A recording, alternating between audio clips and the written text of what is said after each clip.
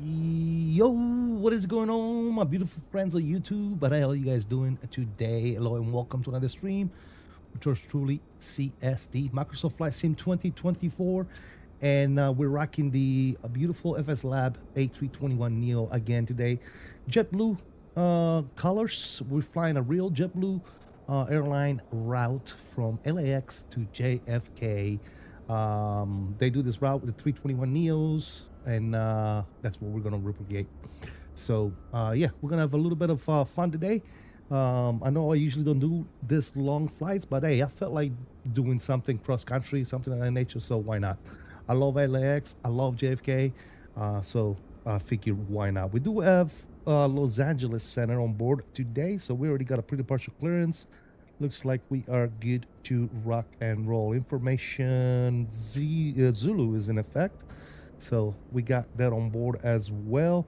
And yeah, today we're looking at let's see what they're giving us here. We're looking at about a 4-hour and 53-minute flight time with a block time of 5 hours and 21 minutes. Let's see if we can beat that. And we'll see. Initially, our cruise altitude is going to be 31,000 feet. We might be able to step it up if we need to. We'll see that once we get to 31,000 feet, and we'll manage from there. Welcome aboard, everybody. Whoever is here, let's see. We got Mr. Fred. Welcome, Dog Tag Gamer. How you doing, my friend? Good morning to you as well. Boy, how you doing, buddy? Welcome.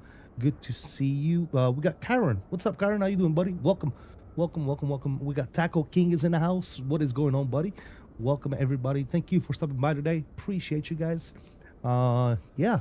Obviously, for those of you that are willing and able, we are going to be on VATSIM. If you want to join us and fly along, you are more than welcome to do so. But yeah, who's ready to rock and roll, guys? You got to start setting some stuff up. Welcome, everybody. Again, thank you for stopping on by. Thank you for all the love in the chat. Appreciate you. Says, good morning, buddy. How you doing? I'm doing good, man. Thank you for asking, Boy. Longer flight today? Yes, today we're doing a little bit of a longer flight. Yes, sir. All right, so we are quickly going to go inside the good old cockpit. Up on the overhead panel, we are going to get our battery 1, battery 2 on. External power is coming on.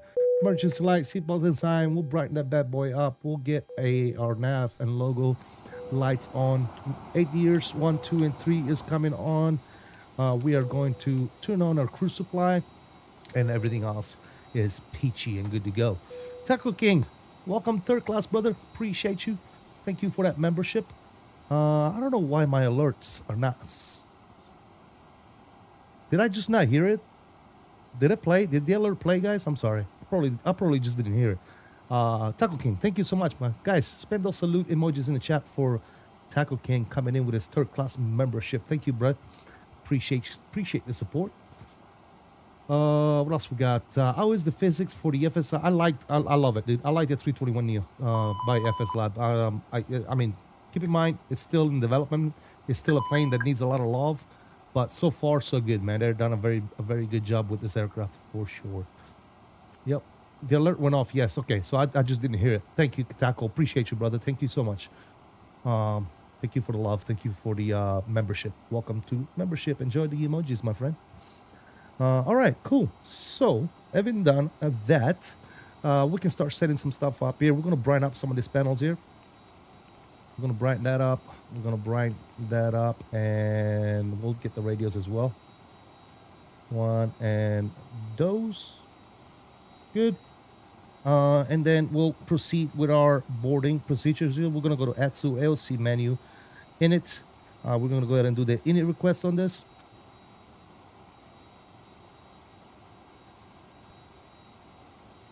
Then we'll buy it definitely because I love the 321NEO and I'm also my body flies them too. Keep in mind, if you do pick this plane up, it is Aviation performance, so you gotta have a very good PC to be able to run this aircraft, man. This is one of those airplanes that's a bit Aviation performance, man.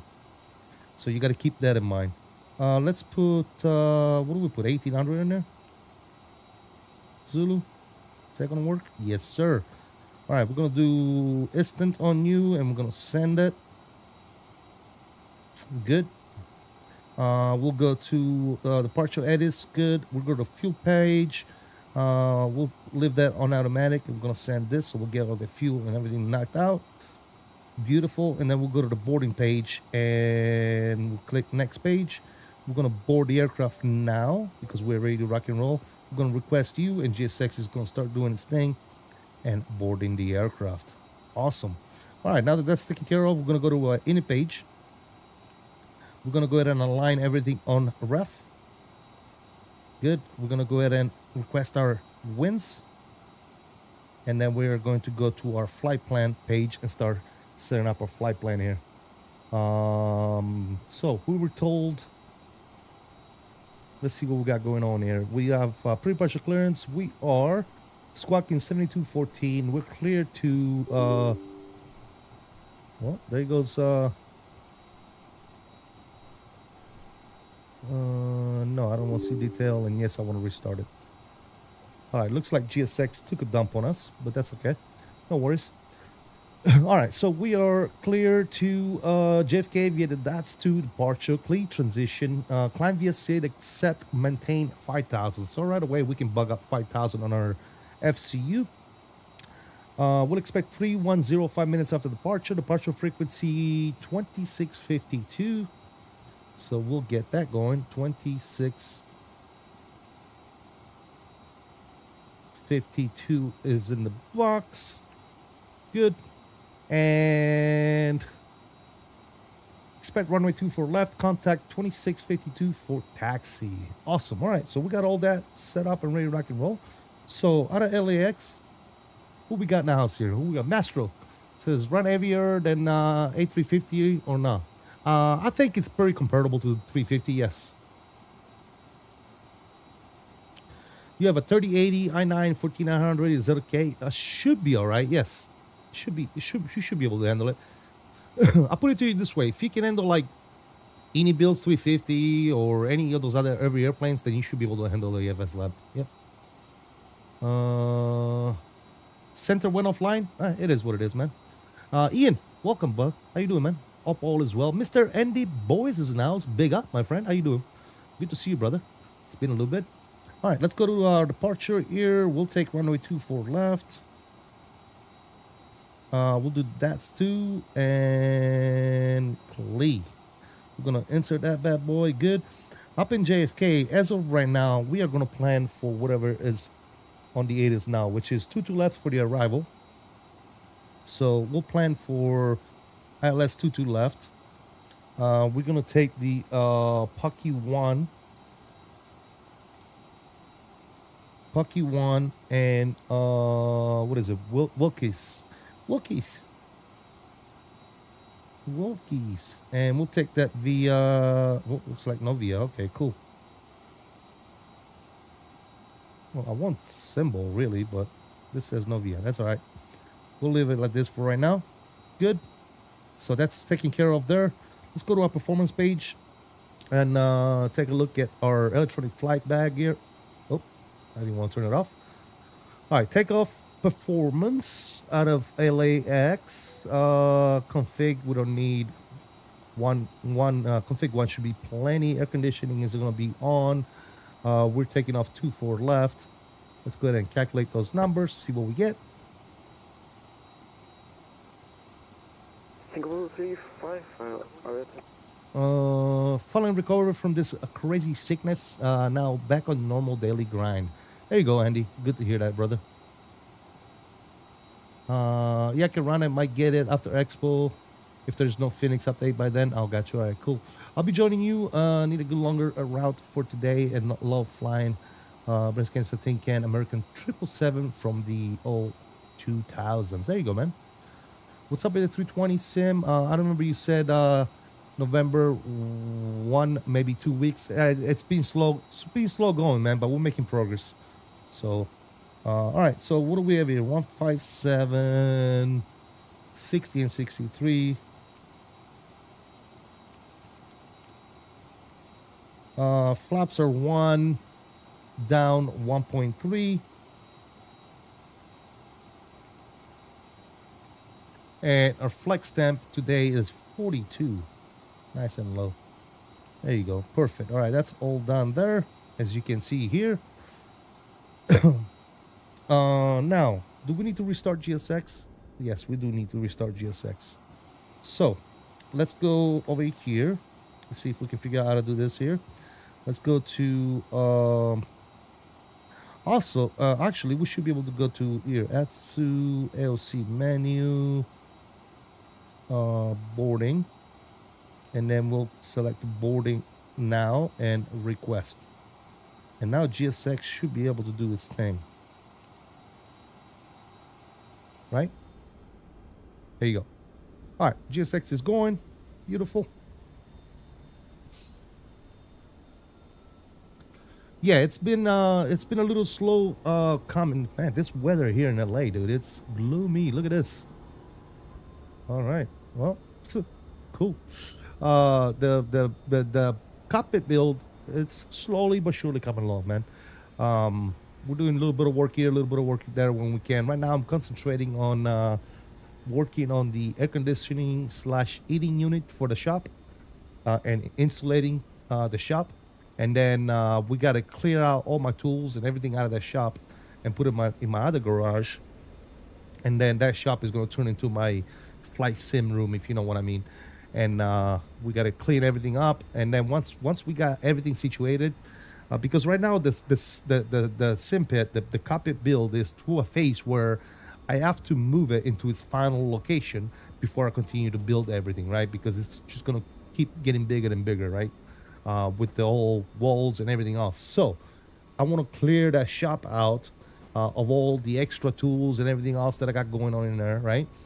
Clean everything up, put the air conditioning unit in there, slash eating, insulate the whole shop, especially the door, right? The shop door, because the walls are already good. The walls are already insulated. So just the door, I need to insulate it and make sure it's all good to go. And then continue to build from there, right? So that's where I'm at with that. Exactly, and the housekeeping items, so the build continues. Precisely that. I don't want to continue building the cockpit until I have, especially now that it's going to start getting warmer outside. I want to get the insulation, the cleanup, insulation, and the air conditioning unit up on the wall before I continue, right? So I can go in there, I can turn my AC on, and I can continue building and do whatever I need to do without dying from heat exhaustion, if you know what I mean. Yeah, BTV's in the house. What's up, BTV? Are you doing a long flight today? It's a longer flight than usual. It's about the same type of stream, right? If you think about it, when I do streams, I do like a couple of flights, and we're streaming for anything between 4 and 5 hours. Today's flight is probably about a 5-hour stream. So yeah. Mr. Pedals, how you doing, buddy? Welcome aboard. Good to see you, buddy. Thank you for stopping by. Hope all is well, my friend. Looks like we got one taker here. Mr. Mastro looks like he's going to be flying with us. He's going to be doing this cross country. Little medium haul, I guess you would call it. Right. Let's get a little bit closer here. Ooh, that's loud though. I don't want it to be too loud. Let's get a different angle here, but I don't want it to be too loud for you guys. There you go. That's probably good. Yeah. But how you guys doing, man? Hope everybody's having a good time. Good day. Oh, let's finish setting some stuff up. Obviously, I can't do this with my controls here, so because I don't have this type of radio. But we need to set a squad code, which is 7214. So we'll click on this. 7214. Good. And they are offline, so we can actually switch back to not 122.8, but what is going to be CTAF here in Los Angeles.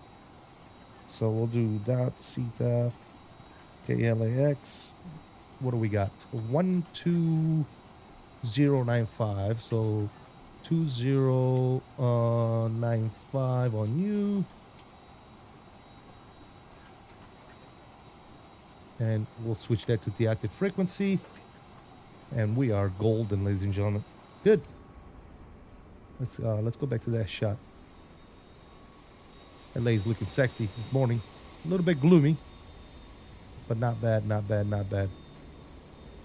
A little gloomy. All right, let's start getting the APU started here as passengers are boarding.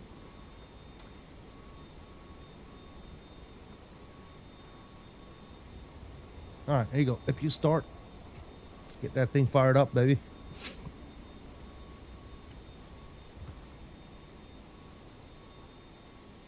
Also, I want to take the chance here because it's already what, April 21st already.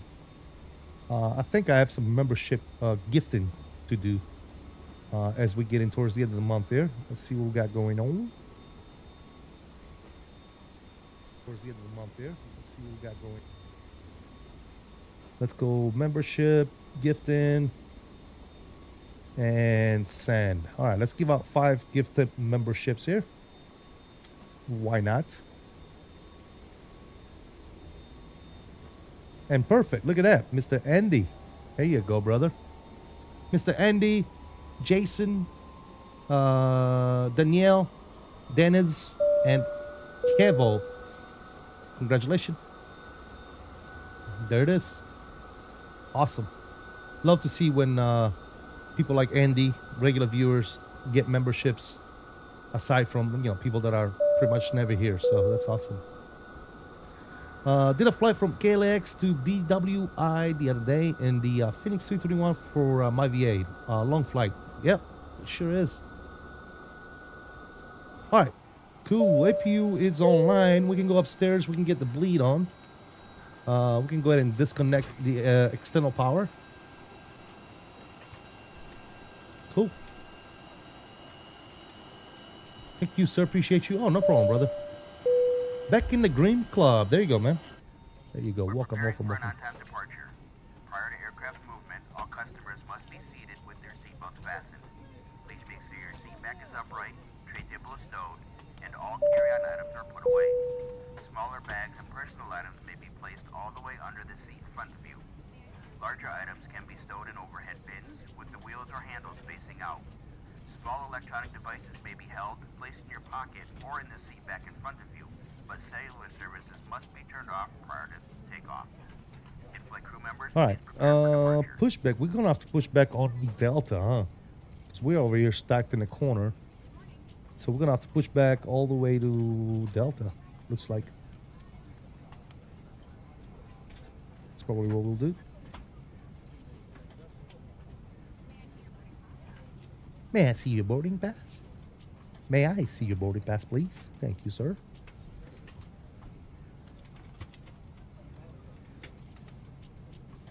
All right, we're almost ready to rock and roll, fellas. We still have a few passengers here boarding. And then we should be ready to rock and roll. Let's go over here real quick. I'm going to go ahead and clear my ACARS messages.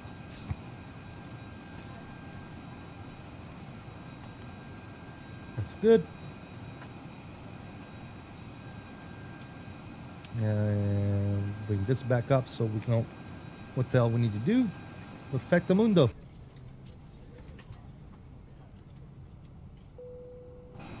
All right. Looks like that's good to go there. All right. Beacon light is coming on. We'll get the fuel pumps on as well. Good.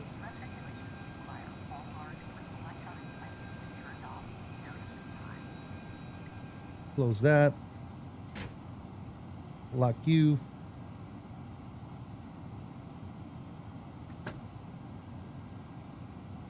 Good. All right, so let's go to our controls here. External GSX request. Let's request pushback here. Prepare for pushback and good old departure. All right, they're gonna start doing their thing. Let's go to our. We are ready for pushback.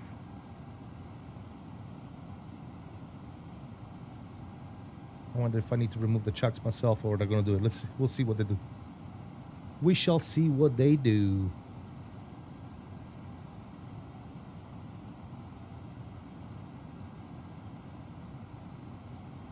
All right, so center went offline. Bypass pin inserted. And Los Angeles traffic American 10 heavy pushing back, stand 43 on Charlie 10, Los Angeles. All right, hooking up the tug. Good, good, good.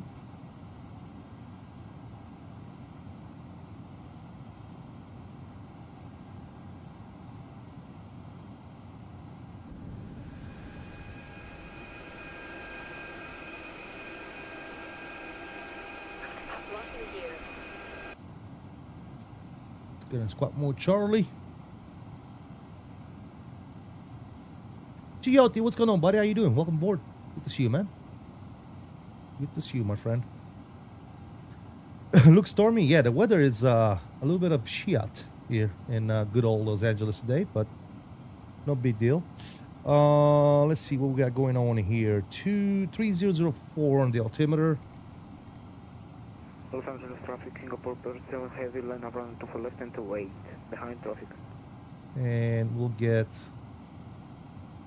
you started. Let's go. I'm gonna go ahead and edit. Facing north on Delta. No, we're gonna do a custom push here. We're gonna do a good old custom push. You guys can't see it because I'm not showing my screen, but I'm modifying the push here. So final location, I want to be on Delta. right here. And then we'll do one of these numbers here. Just like this. Put another one right there. Just like this. And like that. Cool. And let's drag this to about right there.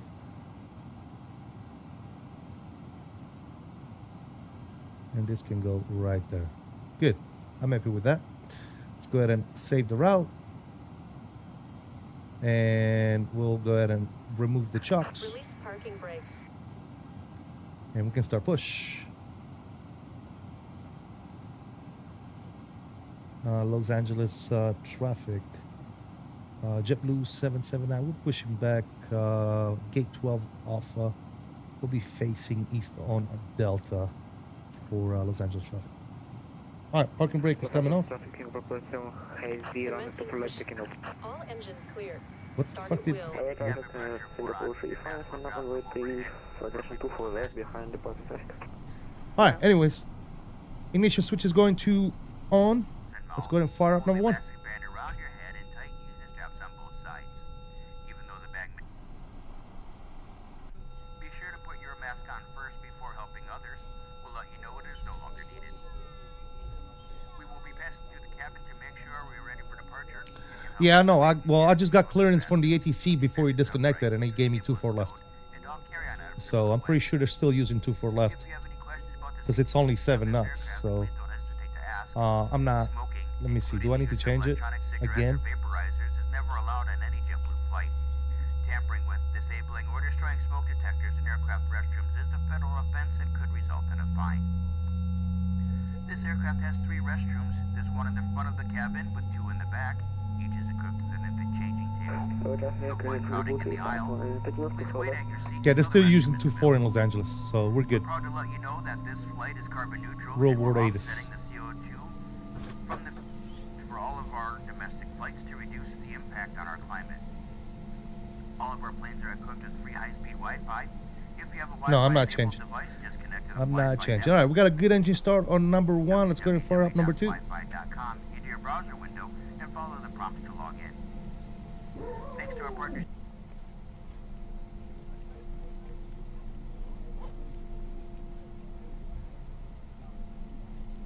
Yeah, like I said, real world ATIS is showing 2-4 left, so it's fine. We'll be alright, guys.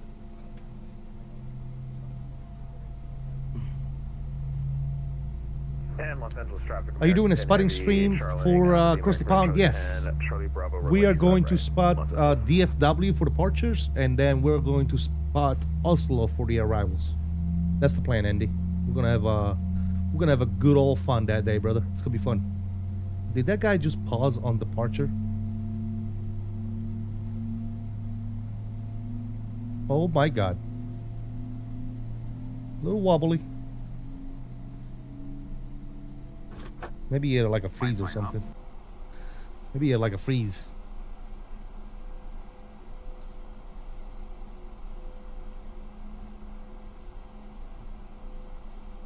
Alright, we have 2 good engine starts. Ignition switch can go back to normal. APU bleed can go ahead and come off. APU can go ahead and come off as well. We're gonna turn our windshield system on.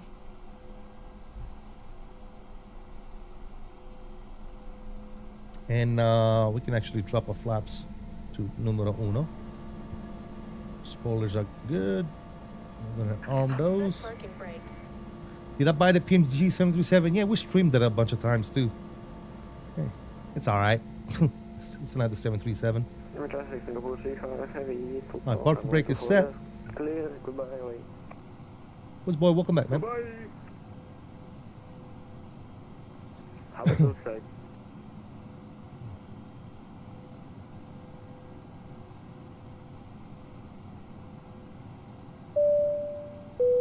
Who that? Gorilla, thank you for subscribing, man. Welcome aboard. Glad to have you, man. Alright, we'll do Delta Echo probably do Echo 7. Unlocking gear. We can probably do Echo 7. Alright, X RTO on the brakes. They're still unlocking the gear, so we'll wait for them to be done. Let's Code go disconnected. here, Bypass pin removed. and we're doing 1.3 down. Left is clear. Right is clear. All right, let's go quick flight control check. That's all free and clear, and 1.3 down on the trim.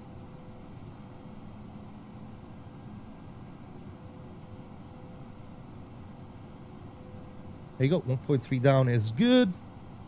There's our pin. Taxi light can go and come on.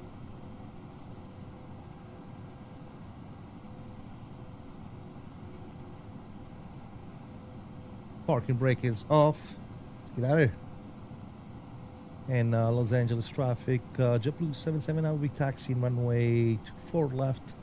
We'll take Delta Echo 7. Los Angeles traffic. Let's go.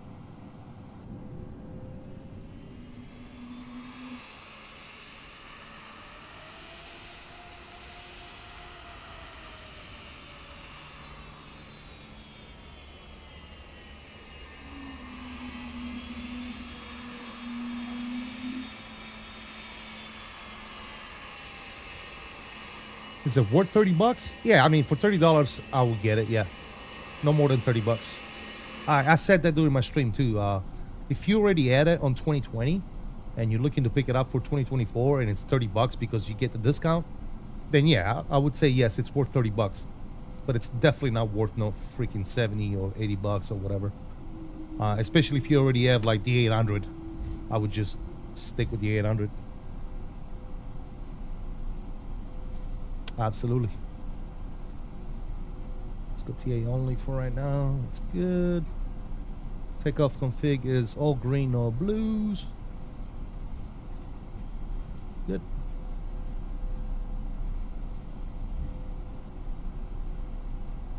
You can definitely take off out of Echo 7 for sure. So we'll take that.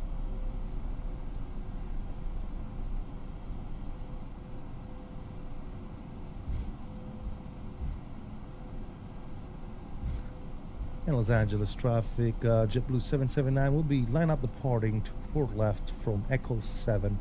That's to departure for Los Angeles traffic. All right, cool. Lights are coming on. Let's be out. All calls. Let's go.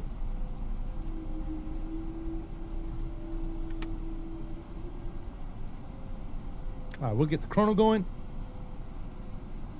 And control cam is coming on. We're going to turn the burner, ladies and gentlemen. Let me see those togas in the chat. Let's go. Let's do it. You guys are ready. I'm ready. Aircraft is good to go. Let's get ready to rock and roll. Get a nice little lineup here.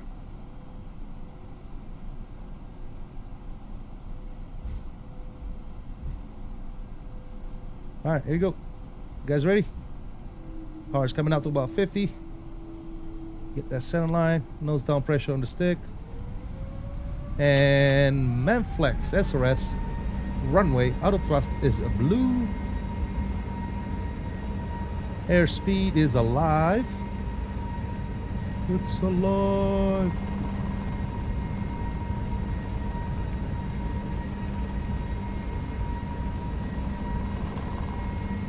We're neutral. A little bit of right rudder here.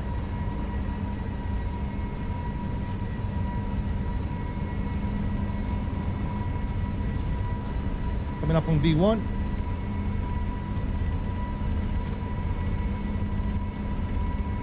Rotation. One nation. Let's go, baby. We out of here. Pause the rate. Gears coming up. Hit me with the flyby, baby.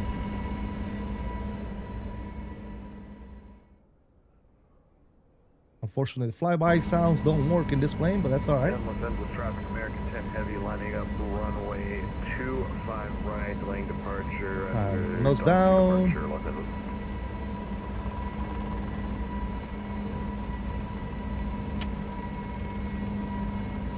All right, what's going on here, guys? Hold on 1 second. Oh, I see what's going on. Damn it. Los Angeles traffic, Clipper 101 is on right now. The dial entry before right approach. Alright, let's get back on course here. I had to fix my weights. Forgot to initialize the weights. You in the 200 Clipper?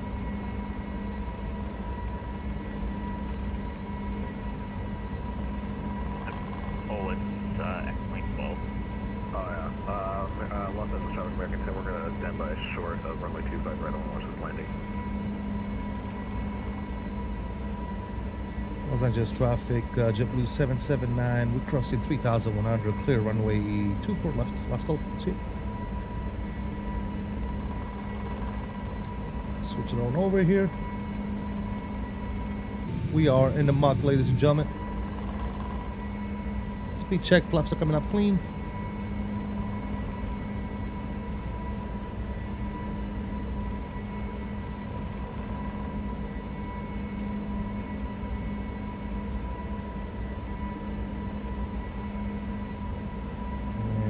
We're all set up here. Go ahead and give it to the autopilot. Bring you guys in, and we'll turn the sounds down just a little bit so we don't go absolutely deaf. And we can continue the climb actually to our cruise 310. Very nice.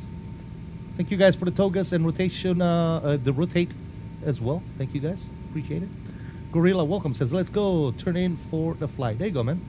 Thank you for joining us, man. Thank you for subscribing. All right, let's see this breakout here. Let's see how cool this breakout is going to be out of here.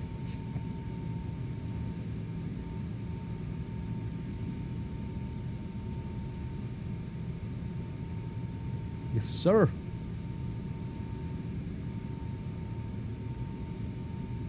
Ian says, maximum toga. What's up, Ian? How you doing, man? I don't know if I said welcome. How you doing, bud? Hope all is well. All right, comes that left turn.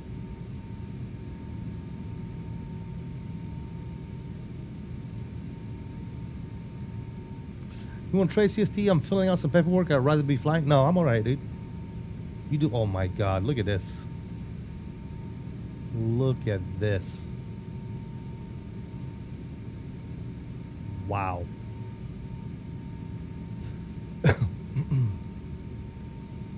Just wow.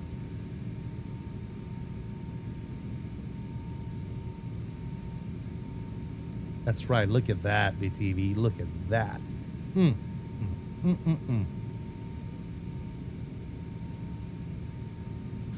Man, oh man.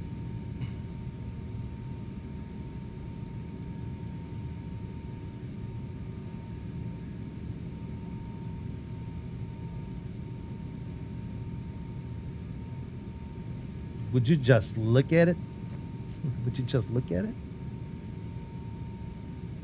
Yeah, that weather was okay when I first spawned in there, but whatever this is moved in quickly, man. This looks, it looks like it's really gonna be coming down there in good old Los Angeles.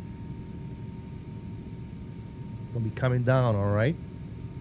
All right, we're up through 10,000 feet. Wing lights and landing lights can go ahead and come off. Oh my God, we're back in it. We are back in it, guys. Oof. Oof. Look at this.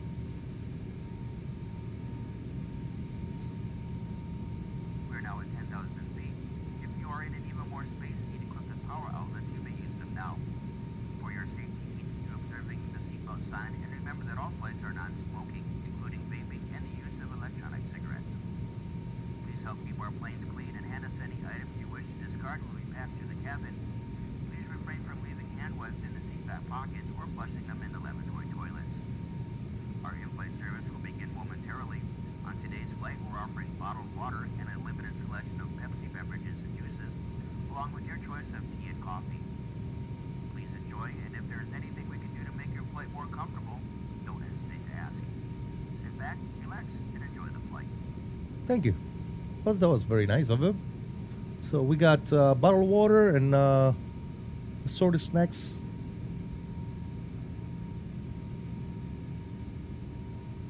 Very nice.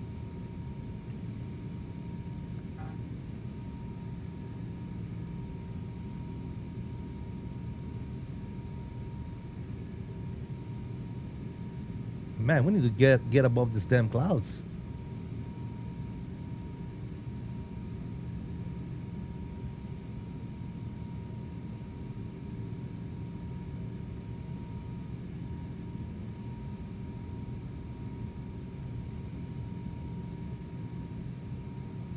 Boy, oh boy.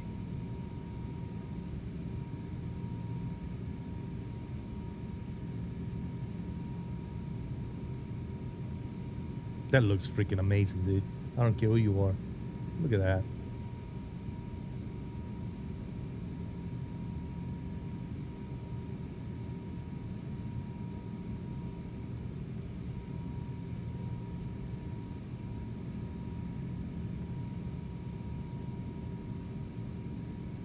Off we go.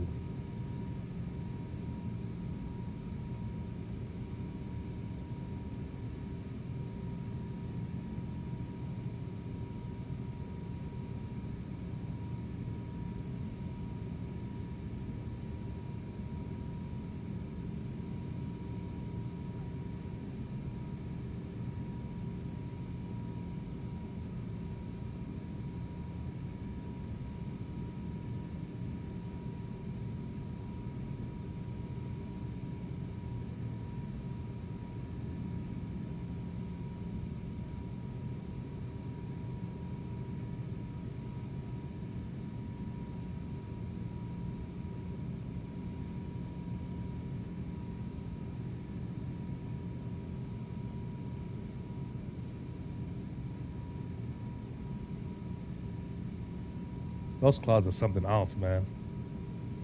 Good lord.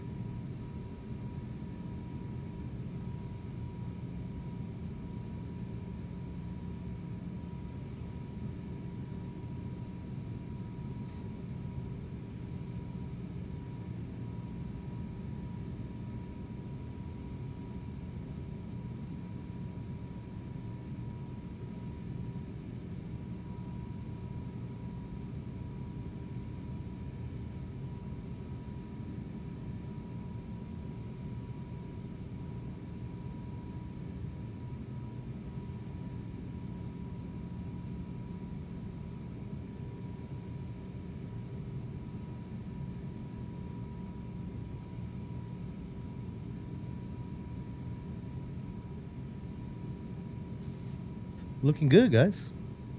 Looking good.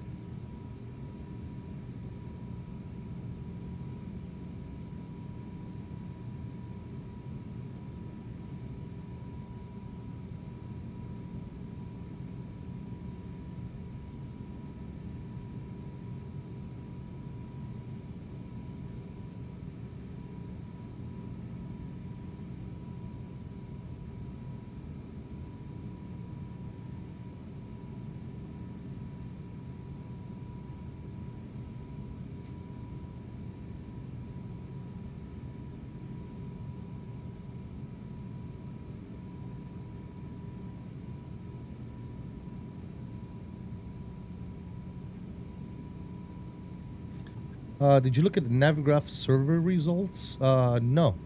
I didn't know there was a... What survey are we talking about? What was that about? I missed that.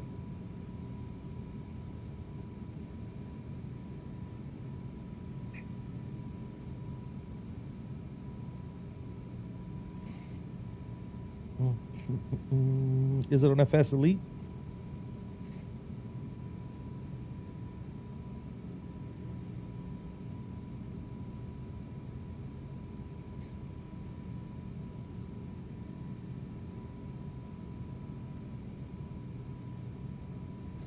The Hurley one they put out that covers all flight sim. I'll send you. Yeah, send me the link. We'll read up on it.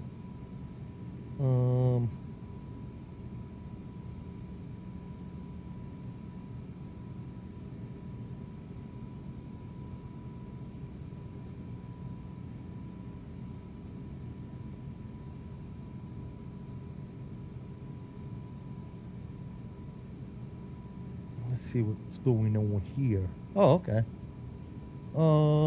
Let's see. Preamble, partners. Flight Community Survey 2026. Elaborate effort conducted. Blah, blah, blah, blah, blah.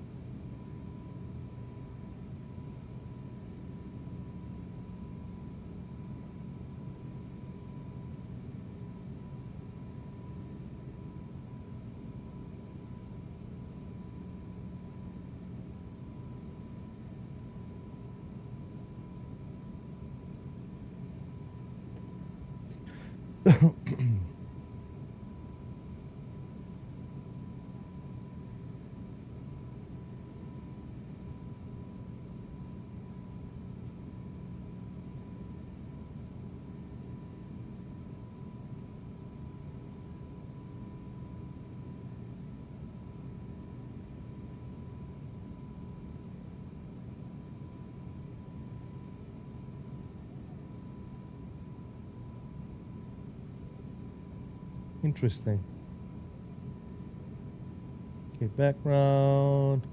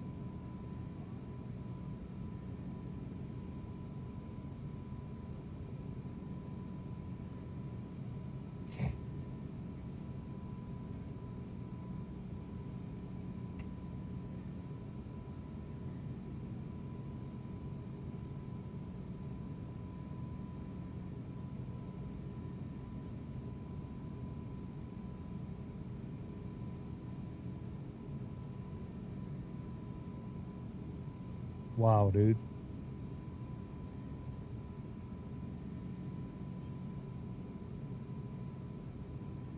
.7% of this demographic flies an X-Plane 12, and the rest are 2020 and 2024. It's insane, dude. The disparity is huge, bro. It's absolutely huge.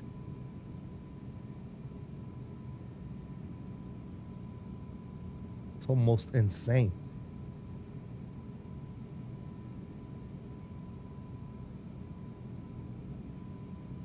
Yeah, see that, Andy.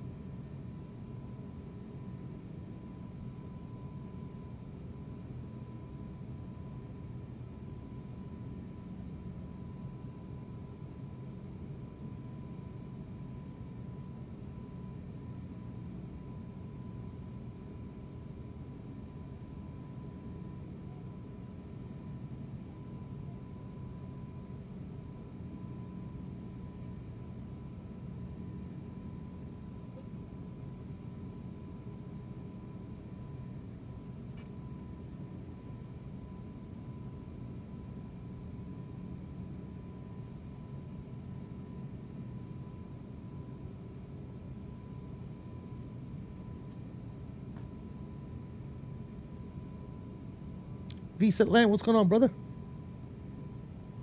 Hope all is well.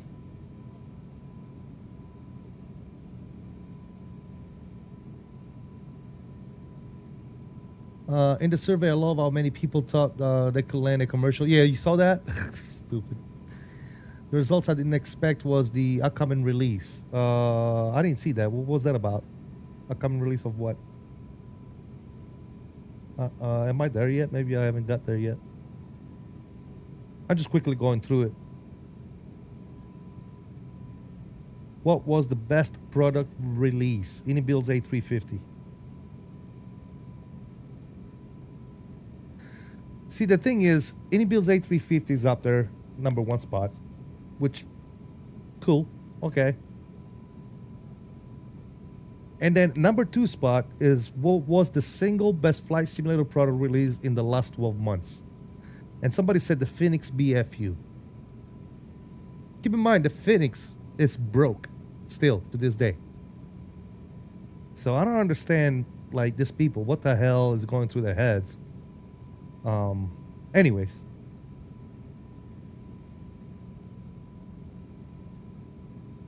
The Black Square Starship is like last place. Obviously, not a whole lot of people fly that plane.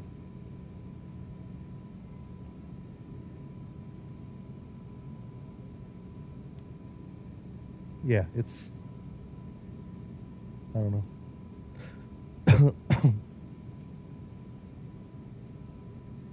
What was the single best flight simulation product released in the last 12 months?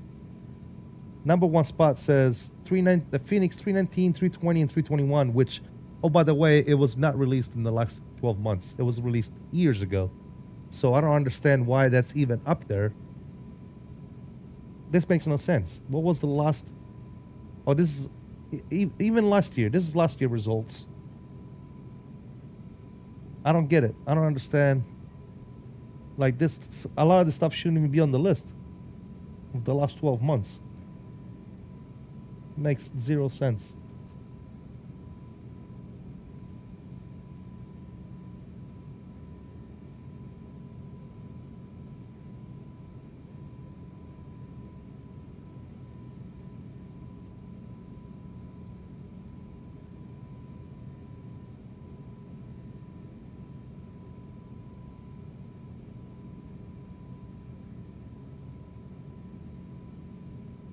And it's funny how, you know how busy Flight Sim Expo is?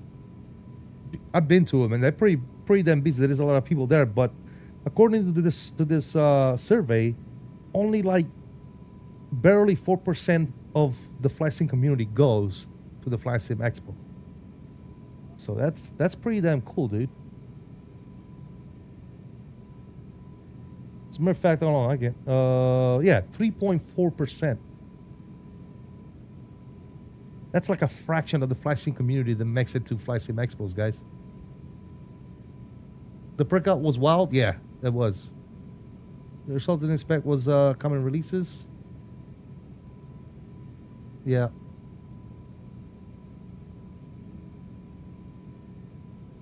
Here comes the Phoenix talk. No, I'm just saying it's not the best release in the last 12 months, first of all, because it was released like 5 years ago.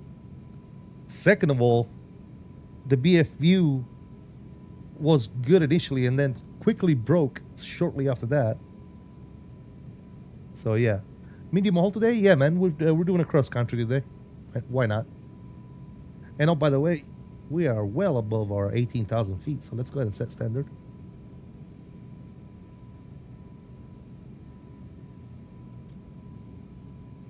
Which flight simulator related product releases are you looking forward to? #1 spot, Bluebird 75 and 76. PMDG 74, #2. 2024 stability updates, #3. PMDG triples. Oh, that's last year. Okay, this year. What do we have? This year, Phoenix Simulations 320, 321NEO, which is not going to happen this year. #2 spot is the Bluebird Simulation 75 and 76. I believe the 75 is coming very soon. And then wind control hardware #3, and then so on and so forth for this year. Yeah, they're excited. This says right here, which flight simulation related product release are you excited for in the next 12 months? And number one spot is the Phoenix Simulation 320 and 321NEO. There is no shot that that thing is going to get released within the next 12 months. Absolutely zero chance. There's absolutely no chance. I don't know what makes people think that that aircraft is going to be out in the next 12 months when we haven't even seen anything about it yet.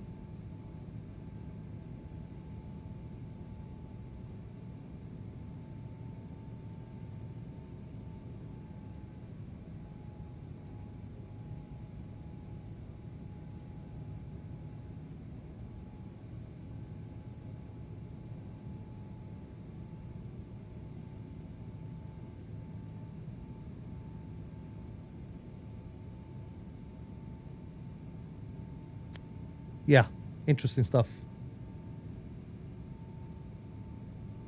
Interesting stuff.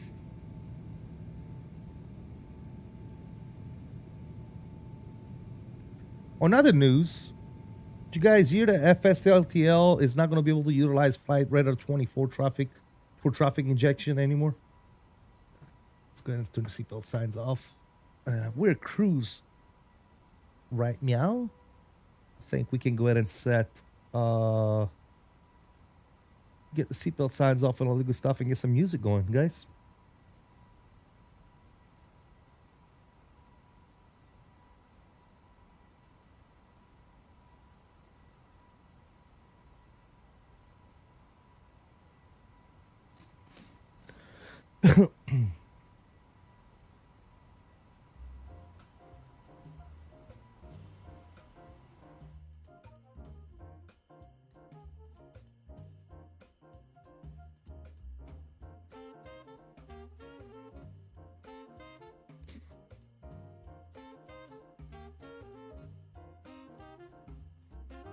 Very nice.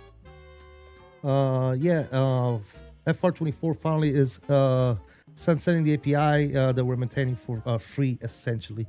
Yeah, it's all gone. I didn't say anything. What am I rocking right now? I'm at 8-0 right now, bro. And that's pretty much, I'm gonna stay just like that too. 8-0 is what I'll probably be rocking right here.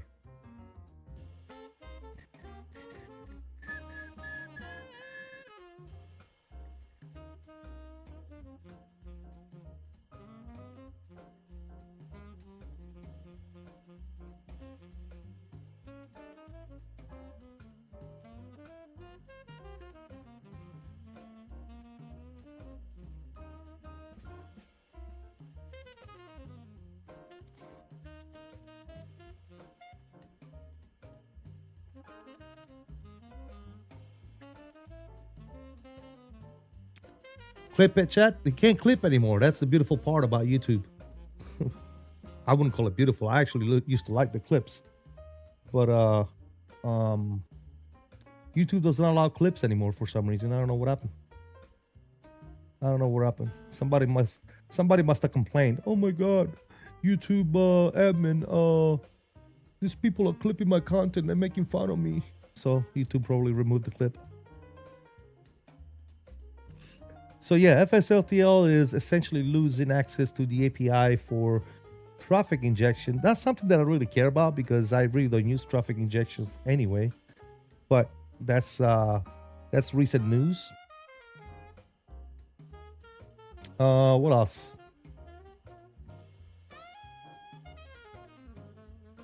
Looks like FS Reborn showcased the Piper M600.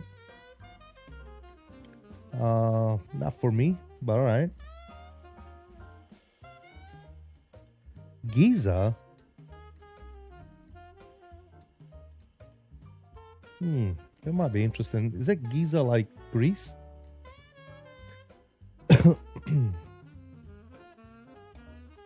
Sphinx International Airport, Egypt. Okay. Interesting.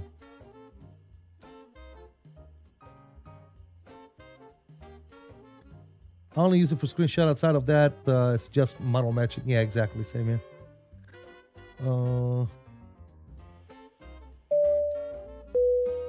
Hey, who that? Man. Thank you for subscribing. Welcome aboard.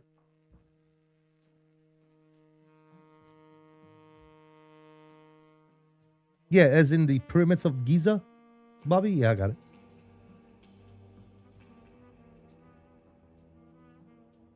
JC, no, this is not the toll list. We don't. Unfortunately, we do not have the toll list A321NEO on Microsoft Flight Simulator 2024. If we did, I would not be flying this plane, that's for sure, or the Phoenix for that nature. I'll probably be flying that toll list. But unfortunately, we can't enjoy the toll list 320, 321, and 319 on 2024 yet. Hopefully soon, we'll see. The only toll list aircraft that we are privileged to be using on 2024 as of right now is the Airbus 340. But yeah.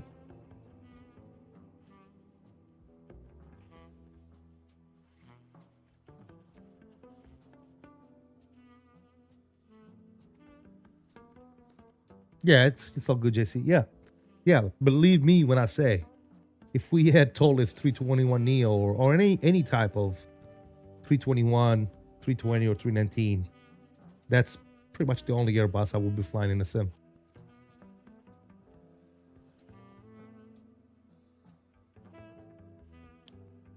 What else did we get here?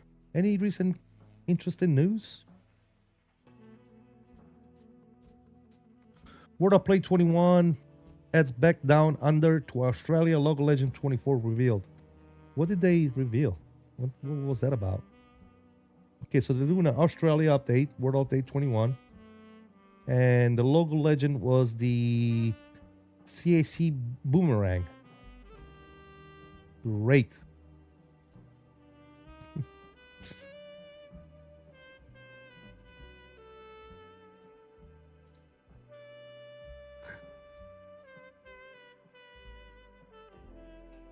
Last week, Wednesday, during the MS Dev stream, yeah, I didn't see the stream, but I'm just now seeing what they put out. New weather radar for 2024 coming with Sim Update 5. Really? That might be good. But you know what that means? If there is a new weather radar API or whatever it is, all these developers are going to have to update their planes. And who knows how long that will take.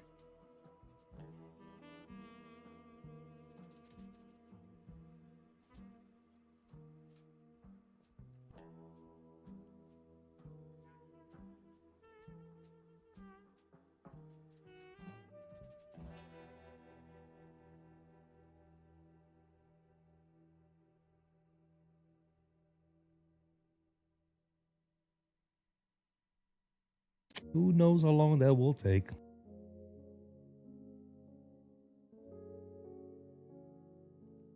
What else? Anything interesting? Anything else interesting? Echo 19 announces Grand Caravan. That's great.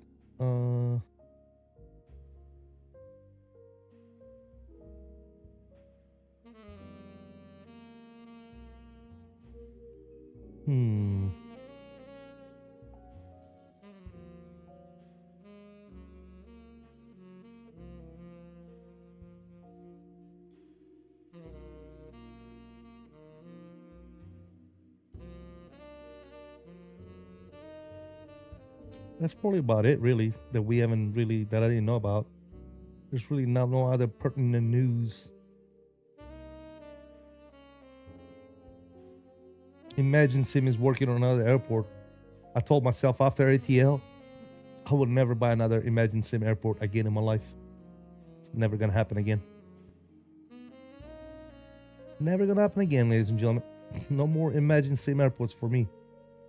I learned my lesson. I learned my lesson, ladies and gentlemen. CC Boomerang, Aussie made piston fighter during the Second World War. Yep. FS Nave, what's going on, brother? How you doing? Welcome. Back to work. Catch you later. All right, Ian, thank you for stopping by, brother. We'll see you later. Enjoy your work day, my friend.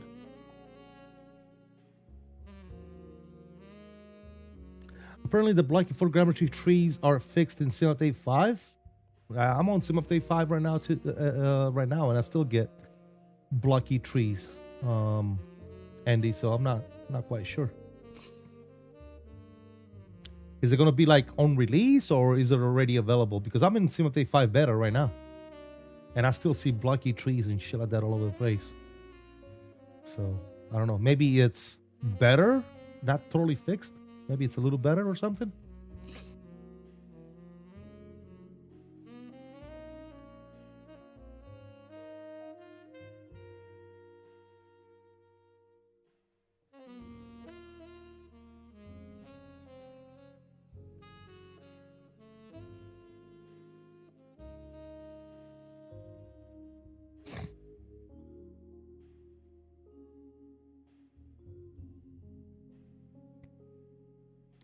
Maybe it's improvements. Yeah, that's what I'm thinking. Maybe it's just improvements because I got to really pay attention to it. I haven't paid attention to it lately. But you know, from glancing at everything, I mean it's the same. Honestly, I would have to look at the whole list, to be quite honest with you guys. A lot of people tell me that there is good improvements between Simulate 4 and 5, but the one thing that I haven't seen, at least for me, with my system, is any type of performance improvements. That's the only thing that I really care about at this point. The sim looks great already, you know, minus the blocky trees and stuff like that that can be worked on. I think they really need to concentrate on making the sim better performing than it is, right? Less depending on VRAM and RAM and less task heavy on CPU, you know, that type of stuff, right? So that more people can enjoy it and have a good performance with the sim. But that's one thing that I have not noticed, guys, between switching from Simulate 4 to Simulate 5 really hasn't brought me that much performance improvement. I was expecting to have some good performance improvement, and to me, the sim performs the same. Like nothing has changed. I still get the same amount of performance and FPS and all that good stuff. I still get the occasional starters. I still get, you know, none of the stuff is gone, right? None of the stuff has been addressed. I don't understand, like, why aren't you addressing performance? Like, the main focus right now with the sim looking the way it does, because it looks pretty damn good, focus on performance, performance, performance, performance. Dude, that's it. That's the only thing I really, anybody, like 100%. I'm gonna turn my camera off, guys. Got my launch here. But I would wager to say that 99.9% of people that enjoy flight simulation, the only thing they care about is performance. Performance, performance, dude. That's it, right? Does Chase Plane work with the beta? Yeah, I got Chase Plane running right now. Yep. That's all I use is Chase Plane and FlowPro. I don't know if you saw my recent video on that. That's two things that I cannot do without at this point, because I'm spoiled. FlowPro and Chase Plane are two of those tools that have spoiled me rotten. Hey, Grumpy Gamer, what's going on, buddy? Welcome. I think the improvements are being seen across lower and mid PCs. I continue to see large improvements, but my PC is more dated compared to launch. Okay, I got you. Yeah, maybe. I don't know. Your PC is too good, which is why. Yeah, probably I don't notice any difference yet. Just finishing lunch and seeing what's going on. There you go, buddy. Thank you for stopping by, man. I really do appreciate you. Said, I feel you. You're just outside the target percentile. That said, I'm curious to see how Simulate 5 affects my PC. Are you in the beta, dude? You should be able to try out the beta right now.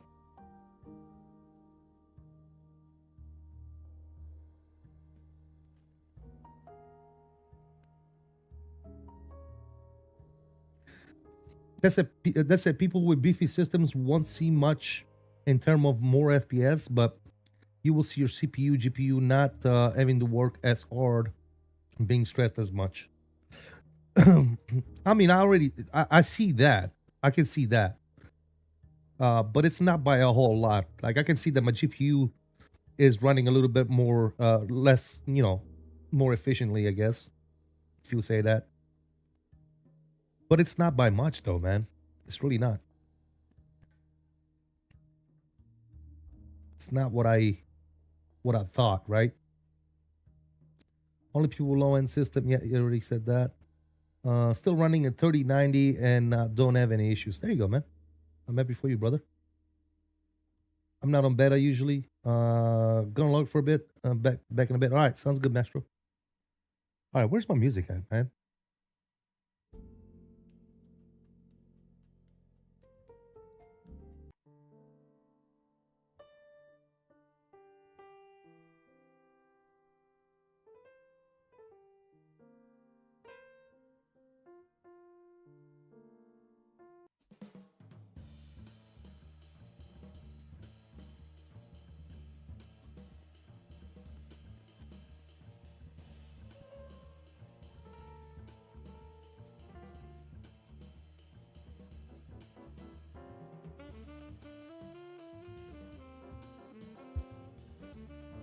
Get this food in my belly.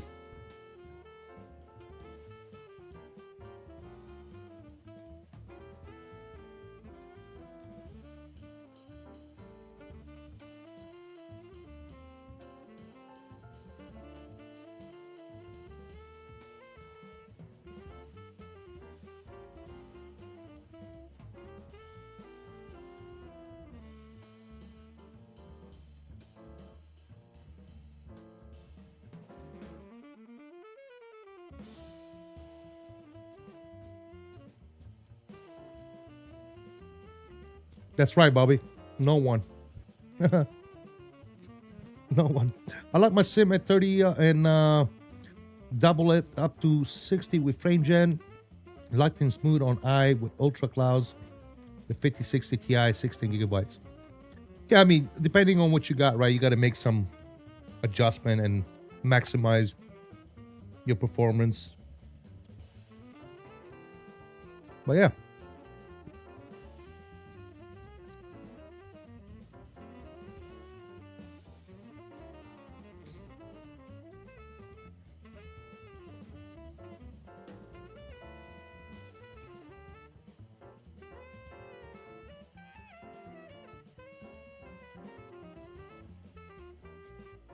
That said, I do run auto FPS. Me too.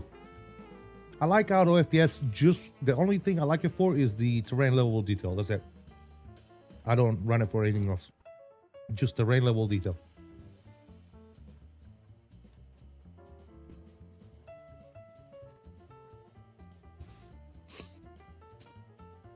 And my terrain level detail is set.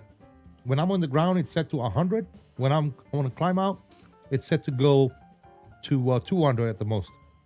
I think anything above 200 on terrain level detail is overkill because you can't see it anyway.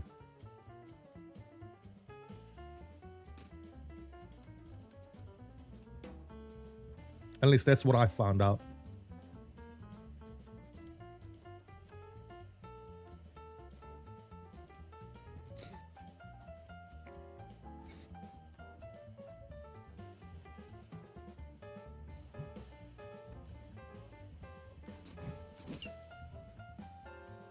Well, there's some people out there that even swear up and down that terrain level detail at 100 is plenty.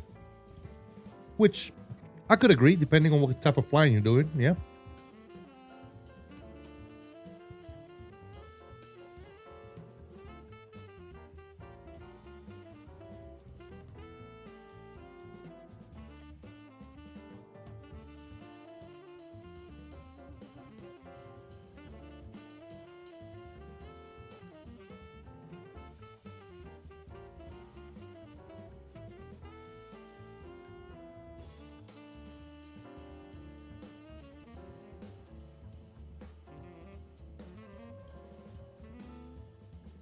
I tried 50 at one point, just like you said, Andy, and I noticed that between 50 and 100, in my case, on the ground, there was virtually no impact whatsoever on performance. However, there was a huge impact on visuals. When you set it to 50, you are able to notice, even on the ground, when you look at a little bit of distance, you're able to notice the effect that, you know, only having 50 TLOD gives to the sim. You know, a lot of the mountains or whatever, just, within 50 radius, they start looking really, really bad. That's why I set it to 100, because like I said, for me, the difference in performance was virtually in existence. Object level detail I have set to 100 on the ground and 50 above 1000. I have it set to 120 permanent for me. No, wait. I'm lying to you. I have it set to, let me look at my thing. I have it set to object level detail base is 120 at 1000 and 20 at 10,000. So once I get above 10,000 feet, it starts going down to like 20. But once I get below 10,000 feet, it starts increasing to 120. That's what I have, yep. And I have my LOD steps set to 5, so it goes in increments of 5.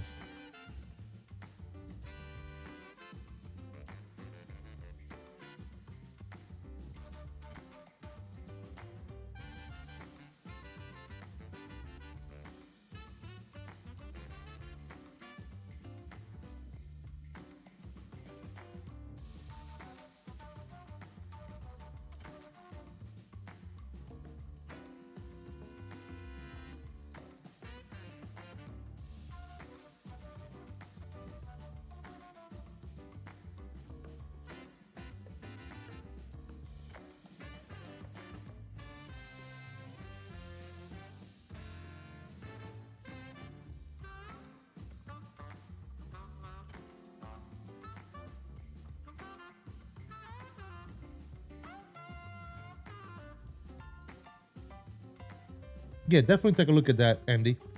Put yourself in the same spot and look away from the airport, for example. And then go to 50 up to 100, and you'll notice a huge difference when it comes to visuals. And then kind of take a look at what kind of performance impact you're taking. But one thing that object level detail is a lot lighter on performance than terrain level detail. The big one, the big impact on performance is going to be terrain level detail, not so much object level detail.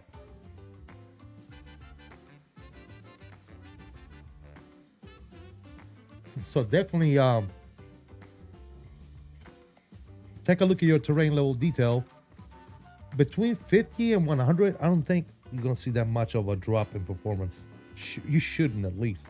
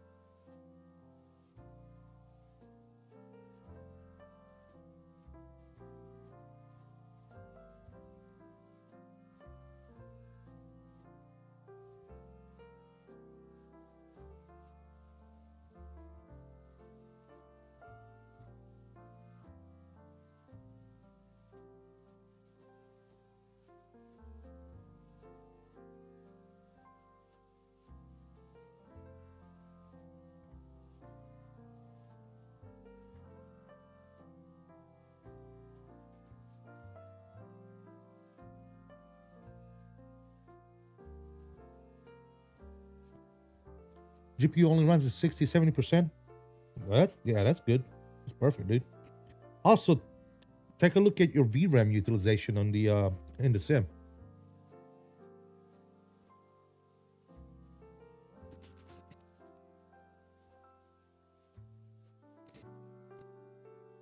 Because believe it or not, VRAM is the most important thing when it comes to the sim performing good.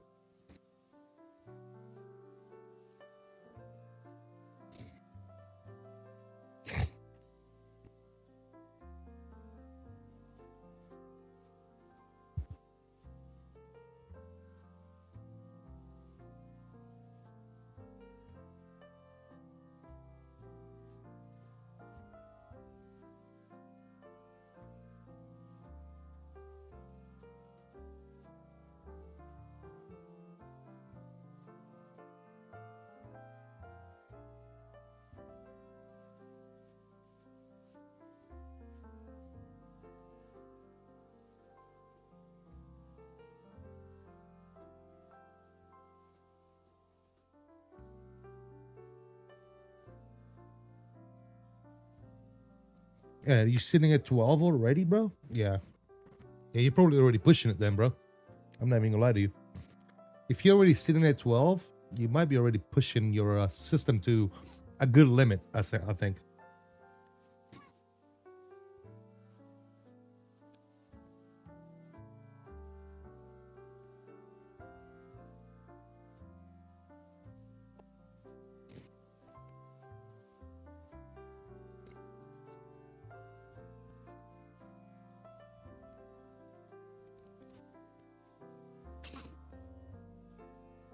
And FS Nave, more VRAM would definitely be better.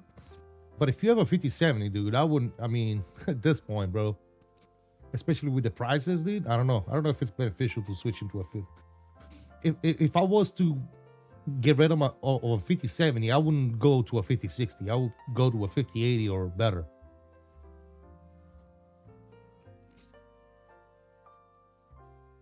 You know what I'm saying?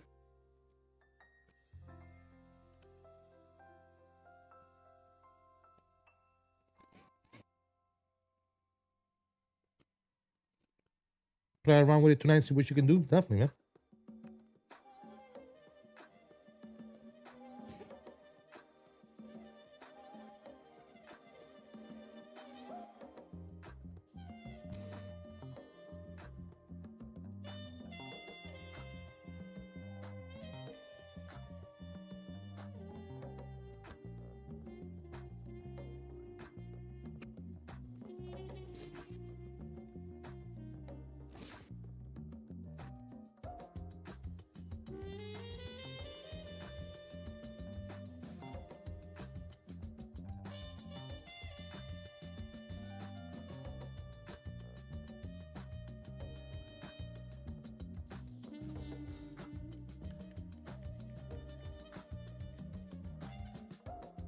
All right, so we're cruising at 310.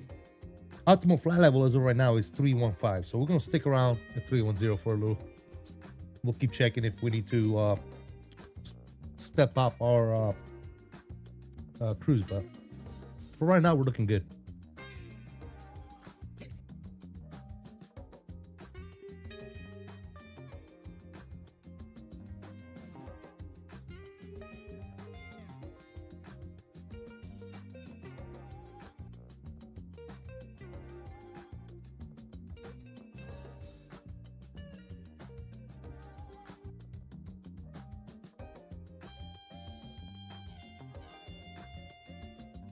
Looking good. Flight sim guy, what's going on, man? How you doing? Welcome aboard.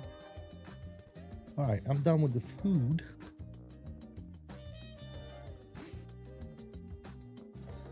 Thank you guys for being patient while I eat my lunch.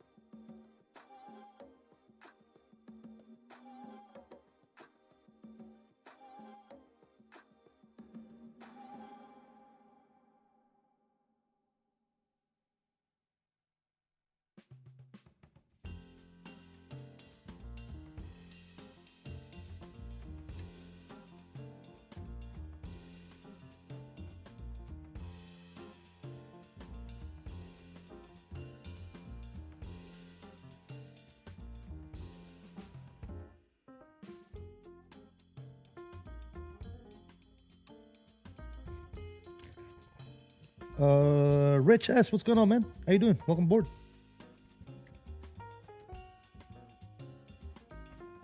Hope all is well.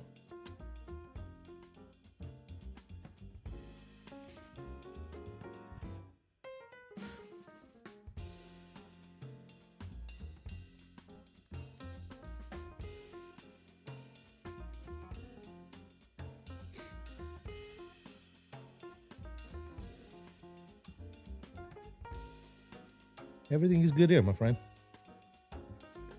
Everything is good. Just got done eating some lunch here at Cruise. Do a nice little JetBlue flight, LAX to JFK. Enjoying some company. Those of you that are here, appreciate you guys for stopping by, man.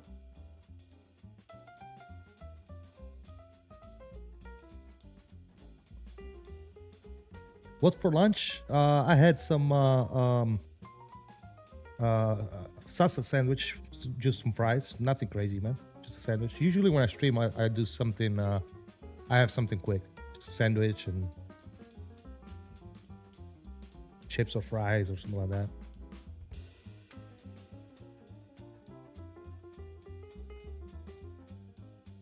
Andy knows you've been flying this bird a lot. What, the FSLabs? It's an awesome little plane, dude. I don't know why people don't like it. I don't know why people shit on it all the time, dude. It's an amazing aircraft. I like it. There's some things that can be improved, obviously. You know, performance, the sounds, but you know, flight model, the model itself, it looks great, man. I like it.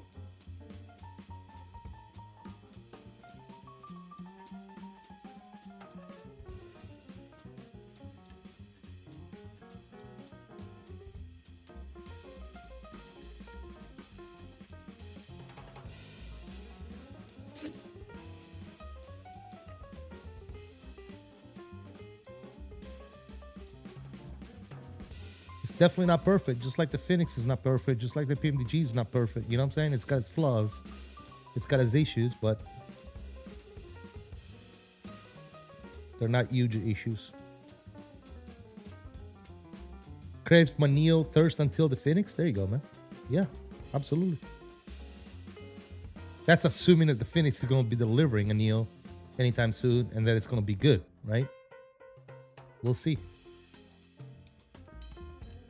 When you think about it, we really haven't had that much of an example from Phoenix. The only thing they've done is the 319, 320, and 321. That's it. That's essentially the same freaking aircraft. So we really don't have that much to go from, right?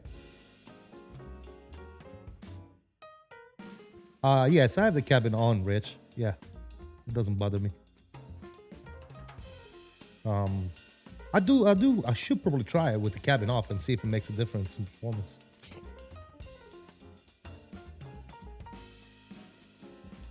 I probably should try that.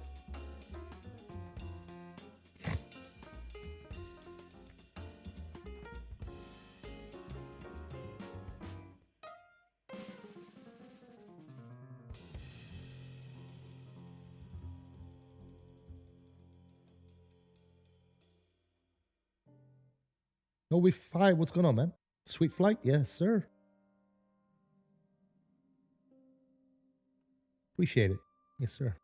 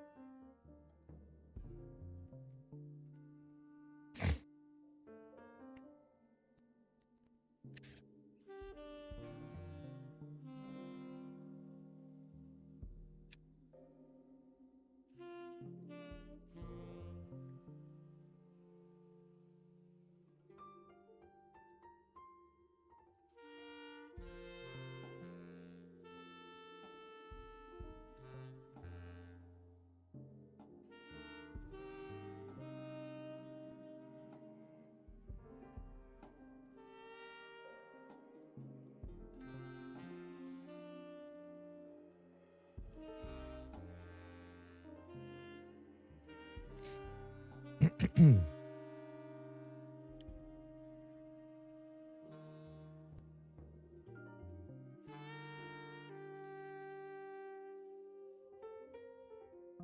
really hope that we see some new releases before the expo.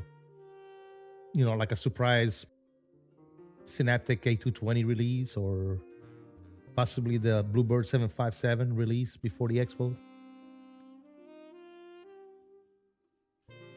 But I have a feeling that for the most part, some of these companies are taking the opportunity of Flight Sim Expo to release their stuff at the expo so they can make an impact, you know? So they can have something to bring to the expo. I think a lot of these new releases, we're not going to see it until then. The iFly should be soon. Oh yeah, that'd be nice. I'm waiting on that, man. I really want. I'm excited for the iFly update with the new tablet and stuff. I think that's gonna be good. That's gonna be a cool refinement to the aircraft, man. The aircraft is already really, really good, so we'll see. I haven't flown it in a while, actually. I should probably make sure it's up to date and fly that soon.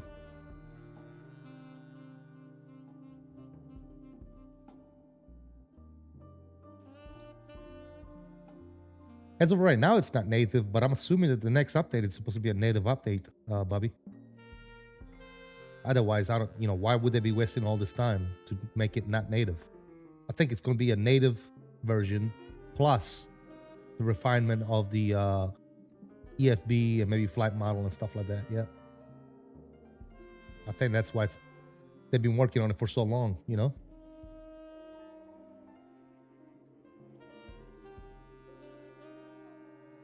I don't think it is. Could be wrong. I thought it was. I thought that was the whole reason of them updating them thing, is because they're gonna be making it native for 2024. But yeah, I don't know for sure though. I'm just assuming, right? I'm just assuming that's why it's taking so long, right? I mean, why else would it take so long? Let's see.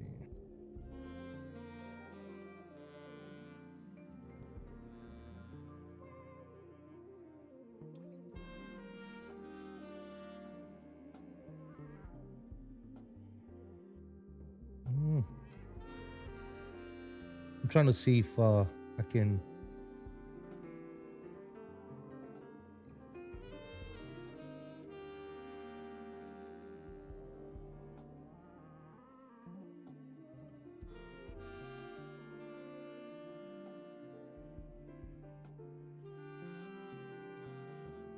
Yeah, maybe you're right, Bobby. I don't know. I would have to ask them. I would have to ask iFly exactly what the plan is there.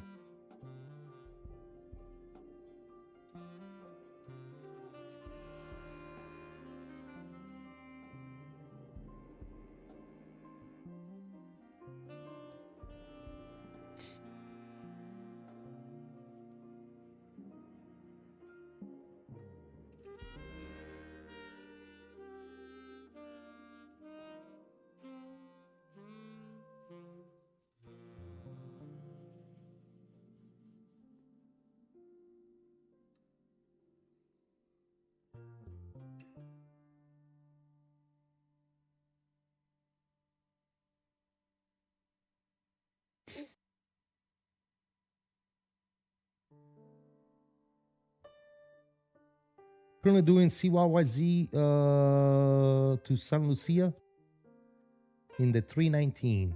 Nice, Camor. That's awesome. Wonder when the new 7.8 will come out. Which one? The Bluebird one or the whatever the other one is? The new company or developers that nobody knows about. They're saying it's supposed to be released this year, but I don't know.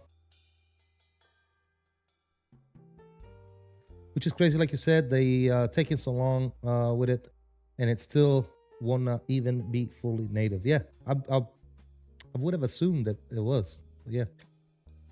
Virtual United Pilot, what's going on, buddy? Welcome. Good to see you, man. The new company, I think it's called Vector or something. Isn't it called like Vector? Yeah, I don't know, man. I don't even know who these people are. They really didn't showcase much of the plane at FS Weekend, so I don't know, man. As of right now, with what I've seen from that company, it's not looking like we're gonna get a 787 by this year, by the end of this year. I don't know.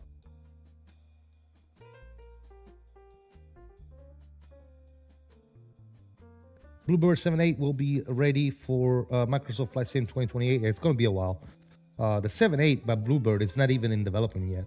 The only two planes that are currently in development with Bluebird is the 75, which should be released soon, and the 76 is coming up next. But we won't even see a Bluebird 76 until next year sometime, hopefully. But we'll see.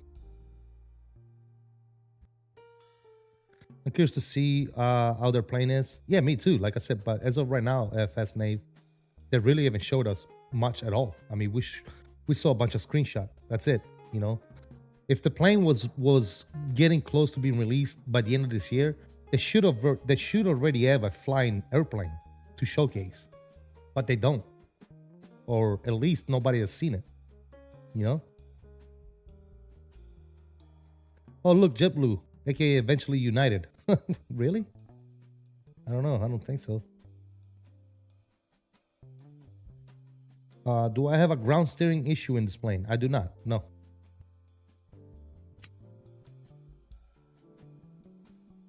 What kind of ground steering issue are you talking about? No Wi-Fi?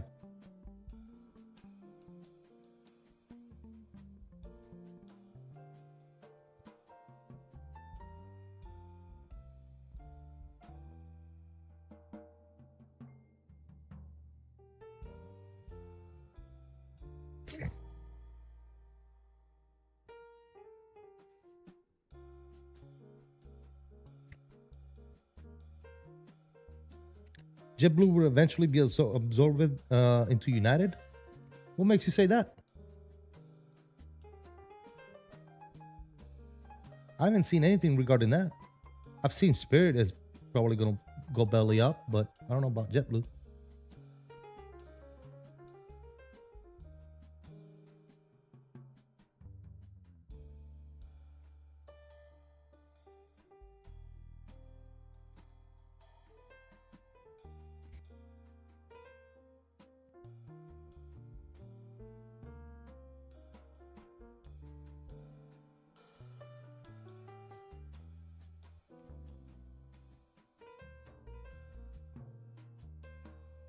You hope Spirit sticks around?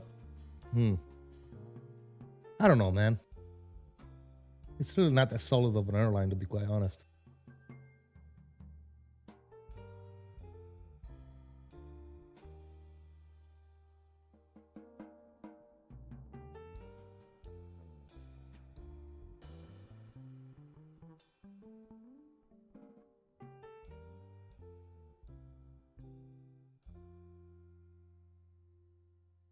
Yeah, I haven't heard nothing good about Spirit Airline ever.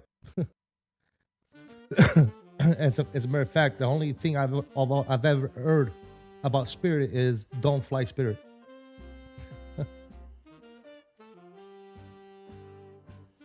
If you can avoid it like the plague.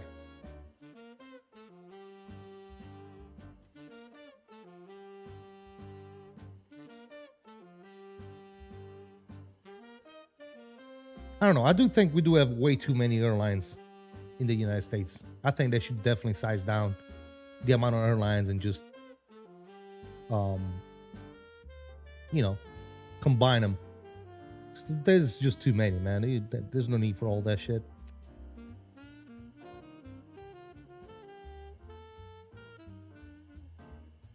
United tried to absorb JetBlue, but failed because the merger was blocked.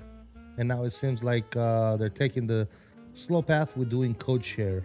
Oh, nice. V1 flew for Spirit and had no complaints. Well, he was a pilot, bro. Of course he has no complaints. He doesn't get to fly in the shitty cabin of Spirit. He gets to fly in the cockpit. Of course the pilot's not going to have any complaints. Why would he complain? Bobby says Trump line. Oh shit. Good luck. Lots of airlines will keep affordable air travel. In Canada, we have two main ones, and we pay through the airs for travel. Well, even with all these airlines that we have, it's still not affordable, man. It's still expensive as shit to travel here in the United States. You go overseas, go to Europe, man. A fare, a two-way ticket flying from like South Italy to Spain is like fucking 50 euro, bro. Now that's what I call affordable. With 100 euro, you can fly to Spain and back, you know? You can't even park at the airport for that much over here in the States, dude. It's insane. A Universal American airline, yep. The more airlines, the better. Not when they all go bankrupt.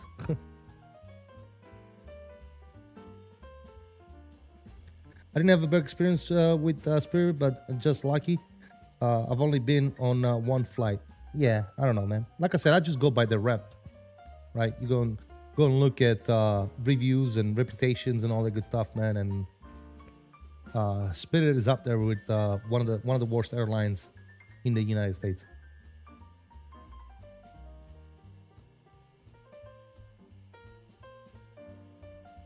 They let's just say that they do not have a very good reputation. That's all.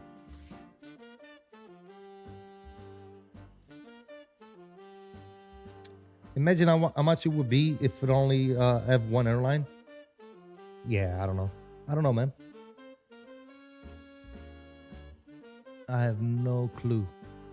When you think about it, that's the way it is right now anyways, right? You have what, 3 or 4 airlines that have the monopoly on travel, and they charge you out the yang, and then you have the airlines, like Spirit and the other low-cost airlines that they stay in operation for a few years, and then they go belly up. They go bankrupt because they can't compete with the airlines that already have the monopoly. So what's the point? They got to go and merge with another big airline because they can't, because they're not charging enough like the major airlines that we already have. So it's never going to be a good thing. They're always going to be going bankrupt or belly up or not being able to compete. So there's absolutely no point, dude. Look at these airlines like Spirit and JetBlue and looking to merge and because they can't afford to stay in business,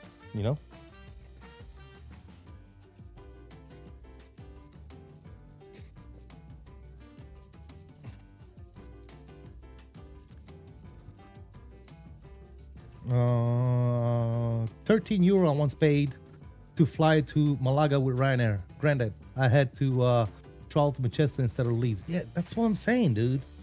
You wanna talk about affordable travel by air, dude? Europeans, dude. In Europe, it's insane how much cheaper it is to fly in Europe than it is to fly in the States. It's absolutely insane. Like, it's not even comparable, guys. It's so much cheaper and affordable. I remember when I was stationed in Italy, man, flying around. It was a pleasure, dude. And not only that, the service you get on the plane is so much better. So much better, dude. It's not even comparable. Over here in the States, they'll throw you a freaking Biscoff and a bottle and a cup of water, and they get mad if you ask for more water. Can I have another cup of water? Okay. Like, jeez, dude. I paid like $900 for this 30-minute flight, dude. Can I get a cup of water, please?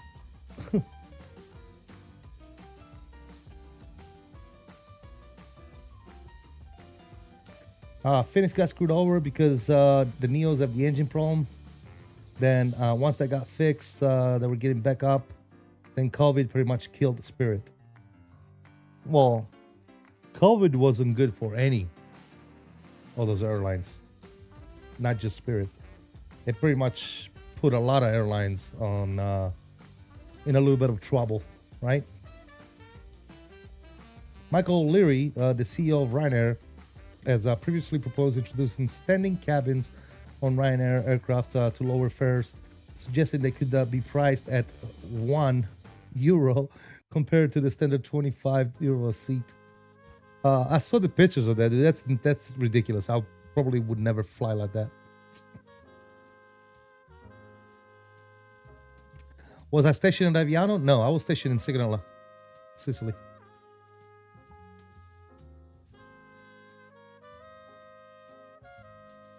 I've been to Aviano though. Been to Aviano multiple times. Not stationed there, but I've been there.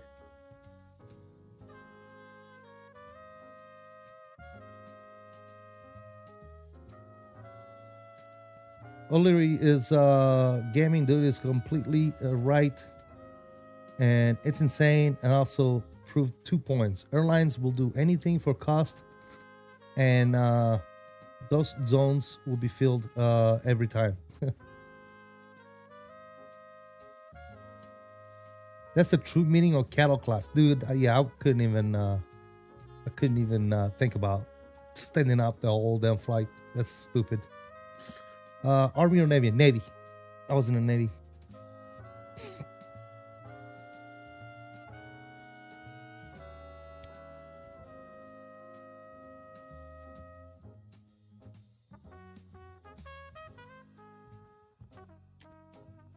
I was in the Navy.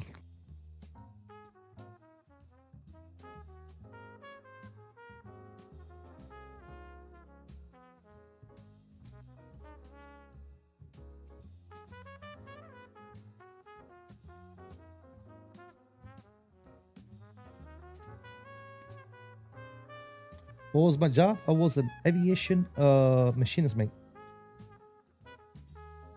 Aircraft mechanic.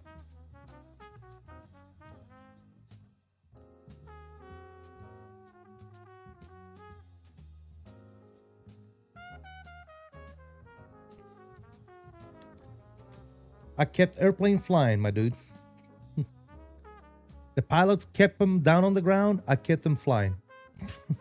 That's the standard definition of my job. Pilots broke them. I fixed them.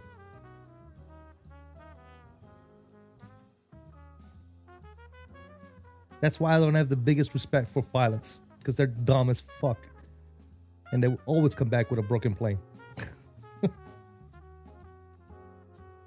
Your crew chief in the Air Force for the F-16. Nice, dude. That's awesome.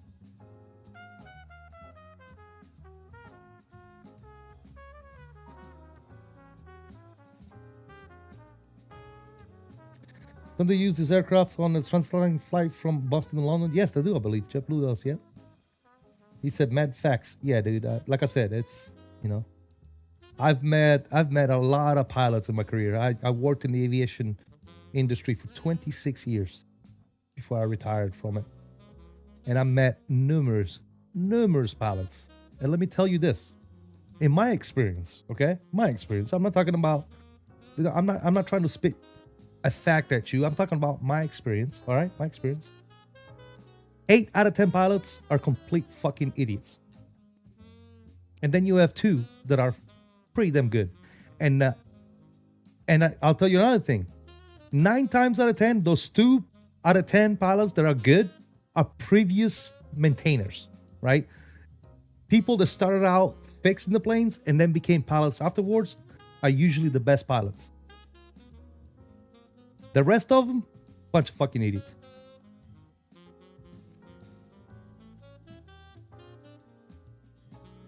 SC what's going on, man? The pilots just borrowed them? Yeah, so real, yeah.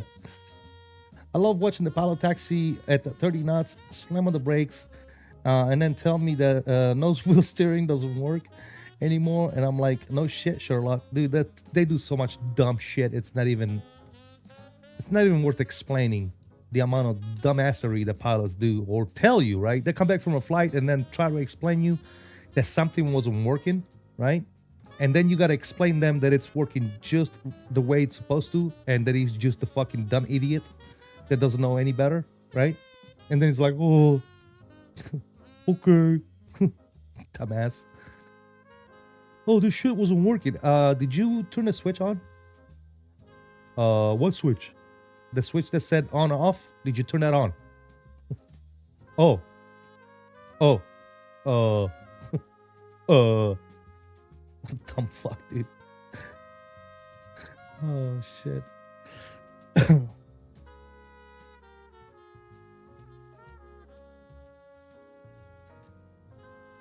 Yeah.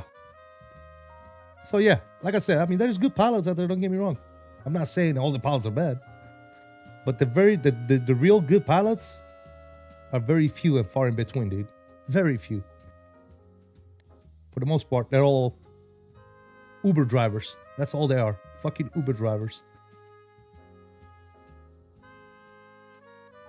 They're the type of they're like the type of Uber driver, right? That knows how to drive the car just fine, but the minute they get a flat tire, they don't know what to do. Oh, I got a flat tire. Oh my god.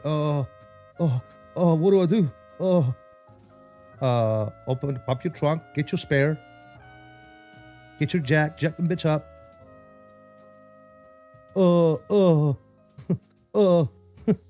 Fuck you. Oh shit. It's hilarious. It's not even funny, to be honest. It's kind of sad, dude, that a lot of these pilots don't know a fucking thing about the airplane they're flying, right? But hey. But like I said, there's good pilots out there. I'm not saying they're all bad. Don't quote me. Oh, CST said all the pilots are a bunch of idiots. That's not what I said. I said, in my personal experience, for the decades that I worked in the aviation industry, most of the pilots are a bunch of fucking idiots. But you do have a few that are really good.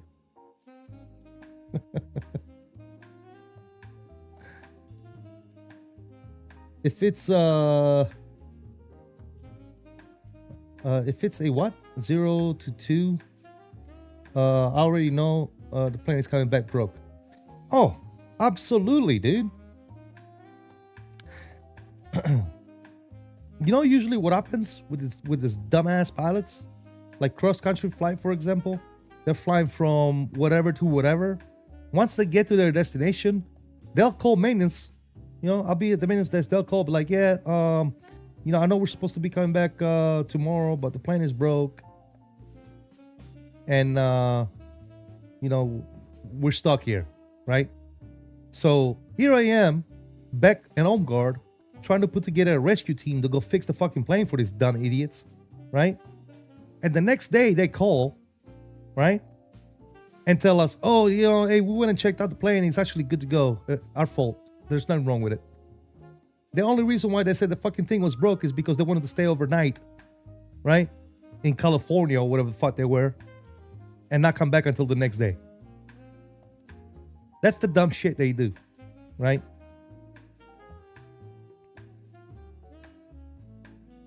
LT love breaking jets? Yeah.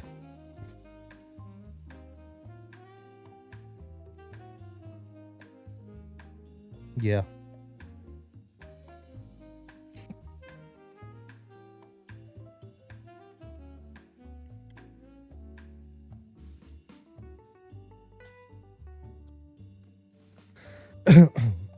Check this out, guys.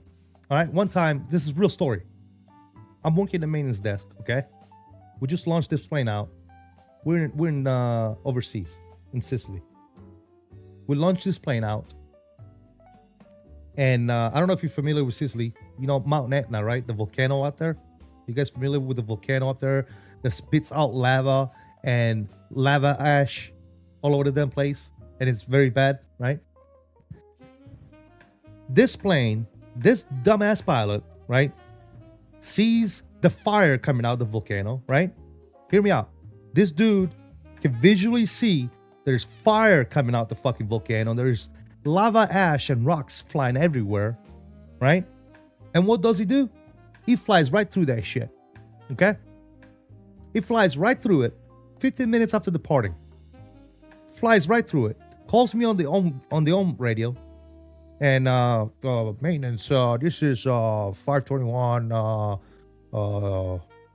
We just flew through a cloud of lava ash, and seems to be okay here. We're just gonna keep going with the mission. And I'm like, hey, you dumb fuck, if you don't want to die, okay, because you literally just flew through a cloud of fucking sandpaper and rocks that's going to degrade performance on your engine slowly but surely, you might want to turn around and come back home. Or good fucking luck.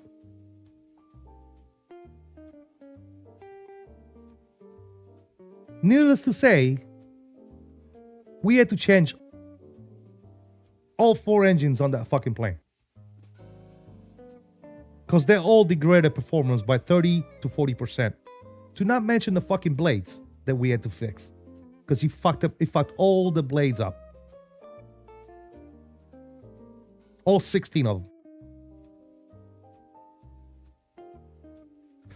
Right? My thing is, if you see a fucking volcano erupting and a big cloud of fucking ash, why are you flying towards it, you dipshit?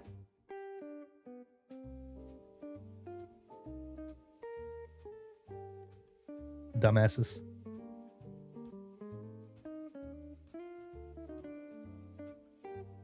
Yeah, I guess not, damn it. You never heard of that one.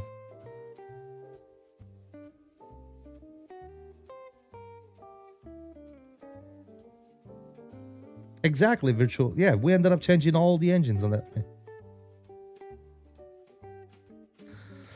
That's like seeing a pothole and driving over it. Exactly. Yes, my point exactly, right? Mm-hmm. Yup. And it could have been avoided. What I'm saying is it could have been avoided very easily. Very easily. Just read the Pyreps. You should have known not to fly towards the fucking volcano, you dumb idiot.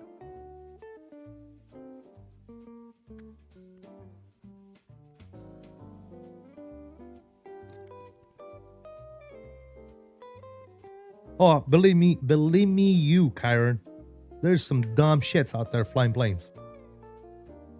There's some really, really, really dumb fuckers that don't even belong in the cockpit of an airplane. That's the scary part. That is the scary part. But hey, I'm just a maintainer, man. Don't listen to me. Don't listen to me, my guy. You know.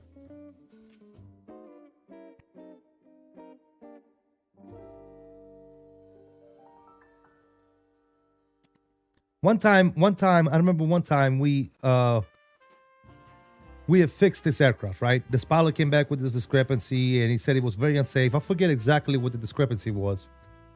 But we ended up fixing the airplane, right? And he had zero trust in the maintainers. So I signed the aircraft, I released the aircraft safe for flight, right? Meaning the aircraft is fixed, it's good to go. I signed for it. Because I'm the motherfucker that's going to jail if something happens, not the pilot, okay? I said that the maintenance supervisor is the person that releases the aircraft to the crew, okay? The crew just accepts the aircraft. That's it. I'm the guy that's telling the world this aircraft is safe for flight, okay? I'm the guy that puts my name on that sheet, on the A sheet, okay? It's my name on it. It's my reputation. Okay? I release this aircraft and the pilot doesn't want to take it. It's like, oh no, I'm very, it feels unsafe. I don't think you guys did enough work. I'm like, yes, we did. We did everything we're supposed to do. The plane is good to go. Well, you just say that because you're not flying in it. I'm like, okay, let's go. I'll go with you. You want to threaten me with a good time? Let's go. I'm down. So yeah, I put my flight suit on and I went flying for about 6 hours. It was great. I was like, I'll go with you, dude. I got no problem flying in it. I got no problem putting my fucking name on it. I got no problem. If I tell you the plane is good, I am willing to get in the plane and go flying with you. That's how fucking safe it is. Don't fucking tell me. The only reason we're gonna die is if you do some dumb shit as a pilot. Not the plane is gonna be all right.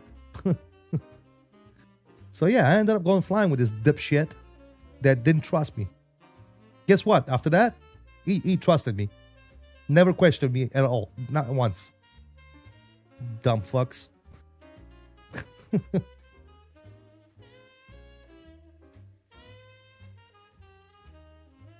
It takes a college degree to break them and a high school diploma to fix them. Yep, exactly.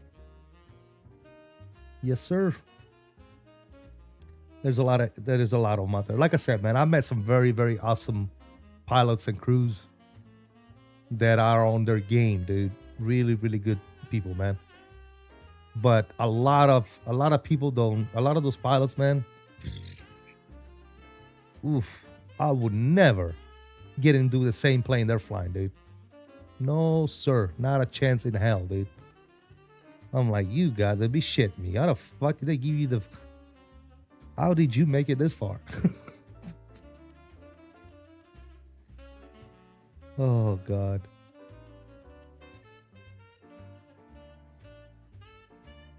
And don't get me wrong, the same can be said about maintainers, okay? There's a lot of people fixing planes out there that have no business fixing planes, if you know what I mean. But those are easier to spot and get rid of, right?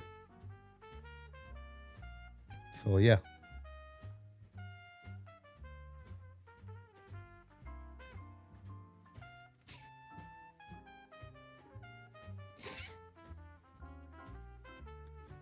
American Airlines 737. What's going on, buddy? Welcome, welcome.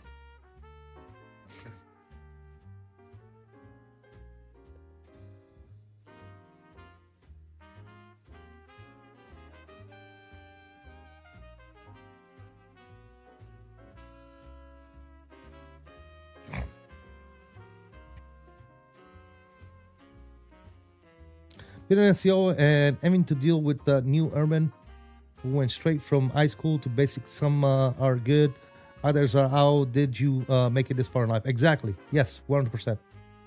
100%. What are you? Are you like are you an E6 virtual United pilot?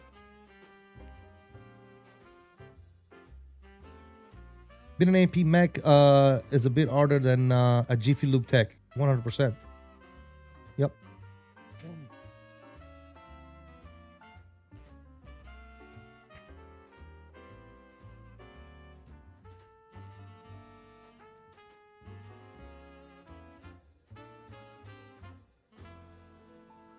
I'm not trying to pat my own back, dude, but AJ, I was really good at my job, dude. I was really good at my job. That's why I lasted so long in it, and I got so high up in the food chain, right? As an enlisted in the Navy, dude. And I could have went more, but I decided that my mind and body were done with it, dude. Because one thing is being a mechanic in the civilian sector, an AMP. One thing is doing it in the military, dude. The military is a lot more arduous, and those flight decks, okay, those flight decks were getting to me, dude. It was getting harder and harder, dude. So, yeah, I was like, dude, I'm already in my mid 40s, and I might as well just chuck it, be done with it. E5, I will test for E6 out of cycles for the third time. Got you. Nice. Nice. What part of the world are you stationed in right now, Virtual United Pilot? If you don't mind. If you don't want to talk about it, that's fine.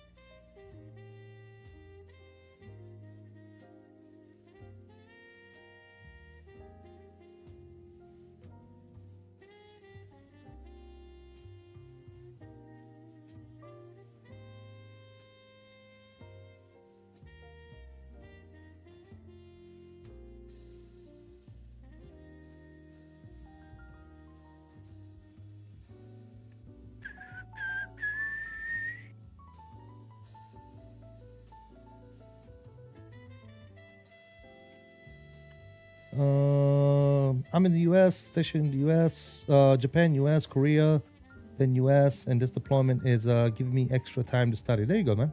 Nice. Yeah, I was in Japan. I was in Iokuni for 2 years, man. Iokuni, Japan. I went on a company for almost 2 years, just shy of 2 years. I spent most of my time on the ship while I was in Japan, but I was stationed in Japan. Deployed out of Japan.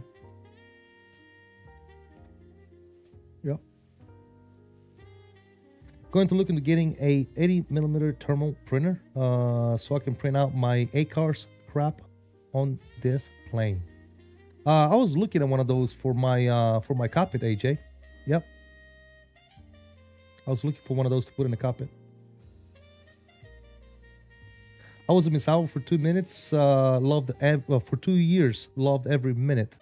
Yeah, I did not want to leave Japan, bro. Japan is probably my favorite country out of all the countries that I've visited and seen. Yeah, it's absolutely gorgeous, dude.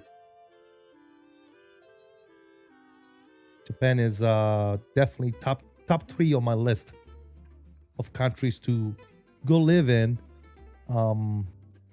If I had to go live somewhere else, it would be Japan. Japan would probably be number 1 on my list, to be honest. It's so nice, dude. Japan is so good in every aspect, literally every aspect. Cost of living, way of living, it's just gorgeous, man. Crime is practically inexistent. What else? Public transportation is phenomenal. The cleanliness is insane. Everybody's cordial. All the people are friendly and cordial, and the food is out of this world, depending on whatever food you go get. Ian, who was that? Bo Stassi? Ian, thank you for subscribing, man. Welcome. Why am I not getting no... hold on, let me check my thing out. Why is Streamlabs being Streamlabs?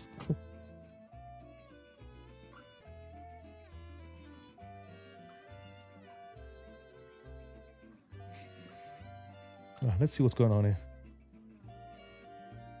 Let's log in.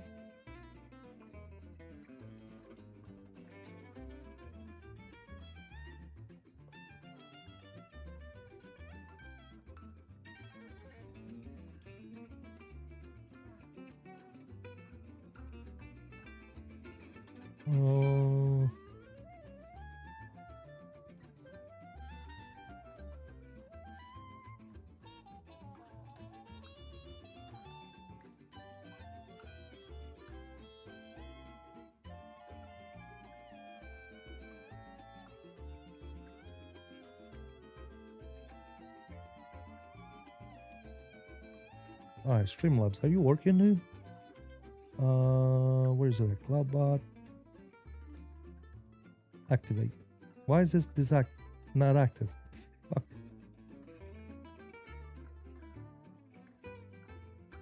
Active. What? There you go. So now if I go here,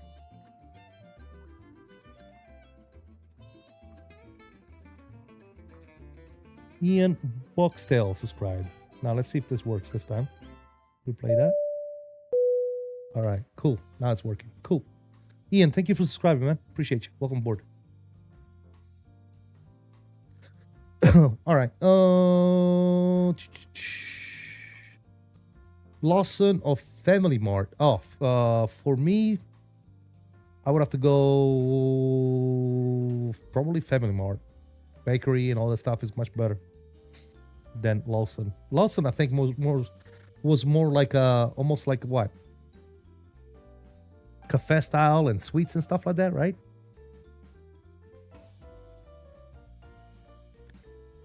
All right. How we do it on this flight? Very nice. Very nice.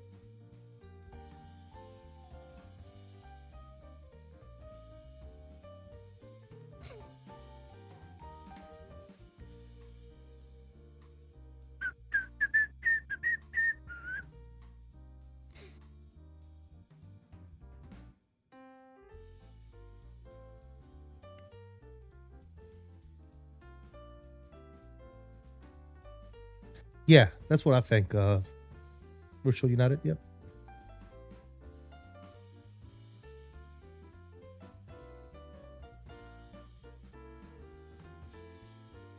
Well, speaking of Air Force Virtual United, my last duty station before I retired was an Air Force base. Believe it or not, I retired out of Tinker Air Force Base. Mm-hmm.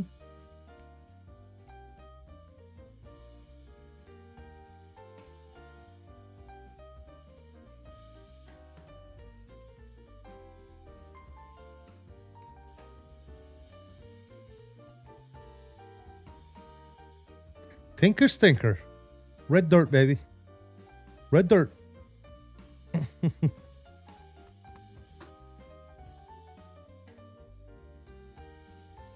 Red dirt.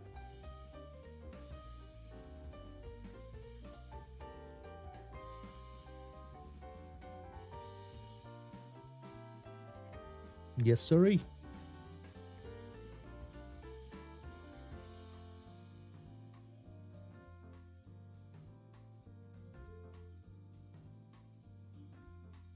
Yes, sir. Big avies. I worked on the Doomsday plane. Yes, sir. Big old Doomsday plane.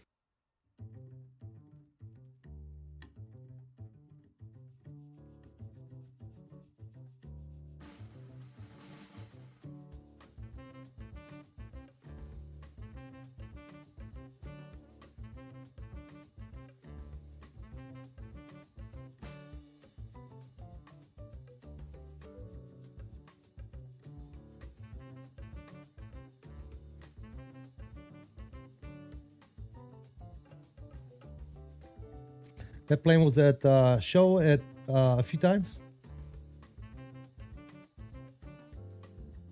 Mm-hmm.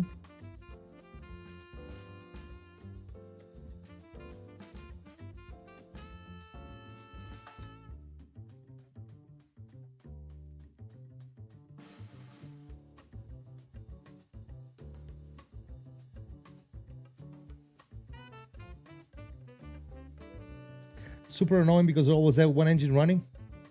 It's gotta be ready to go, man. Gotta be ready to rock and roll. Ready to rock and roll, baby.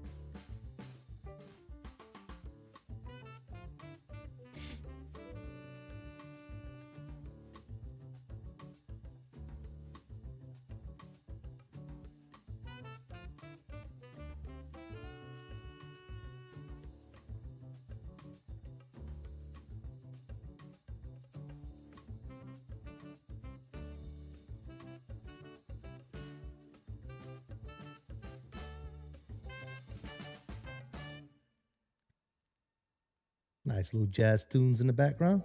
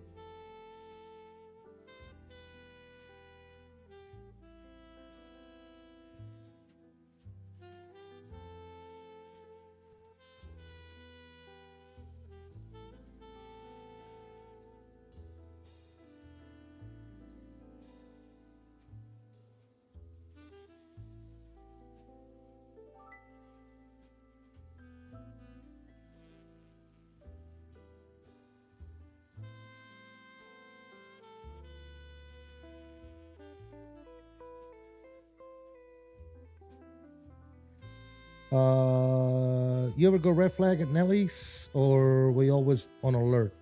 Well, mostly did alert for mine. You're probably thinking, which Doomsday plane are you thinking about? Are you thinking about the one that looks like a 7.4? Because that's not the one I'm referring about. I'm referring to the one that the EA6B, the one the 707.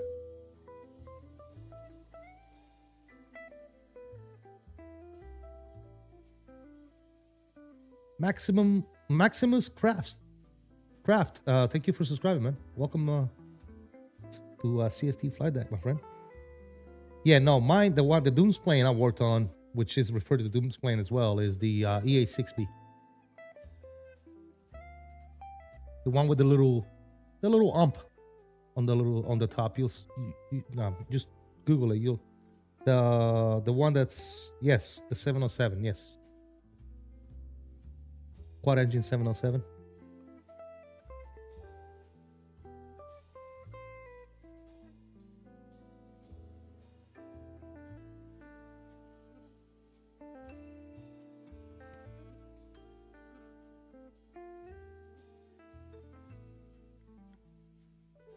It almost looks like the AWAC that you guys have, without the radome, obviously.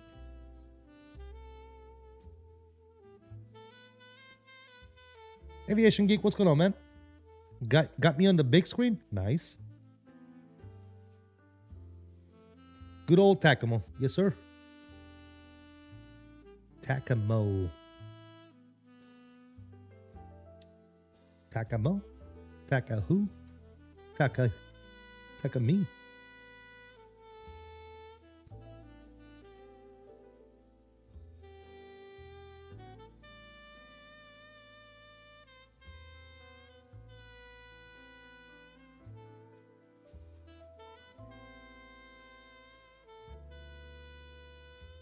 Max 8 737. What about it?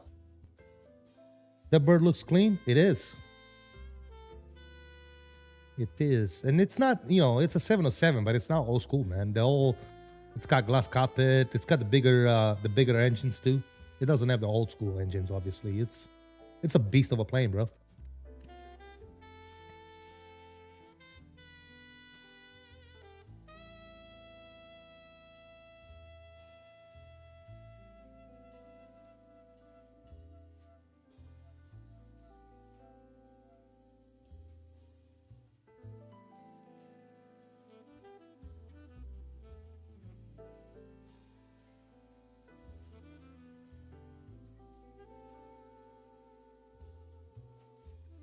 E6B, baby.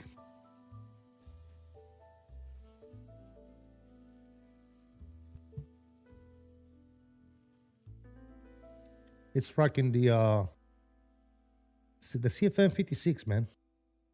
4 of those. Absolutely insane.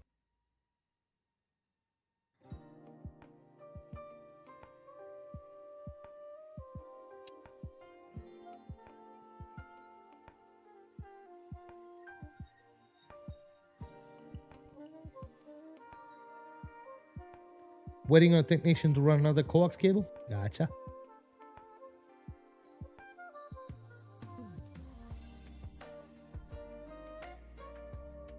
You need a technician to run a coax cable, bro? You couldn't do the shit yourself?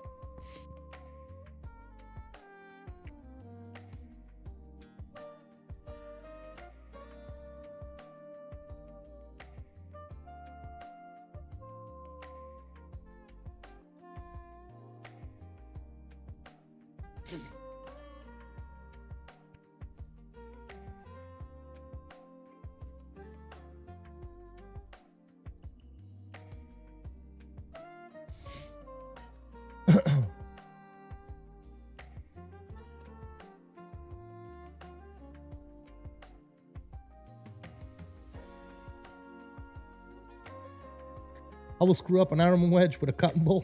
Yeah. I learned how to do other shops jobs because I got tired of waiting on them. Yeah, exactly.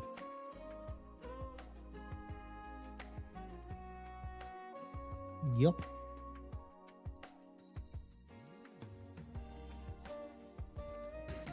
All right, we got contact me, looks like.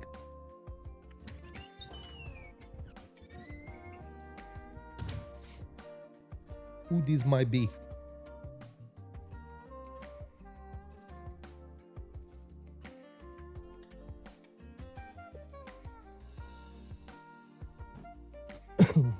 Let's see what we got.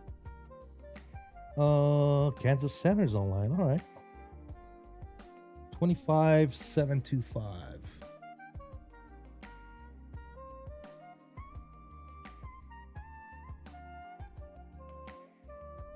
Let's give him a shot. Hey, Kansas Center, JetBlue 779, flight level 310. Checking in. JetBlue 779, Kansas Center, hello, I don't. IDET. Let's go to ATC. And where's the ident right here?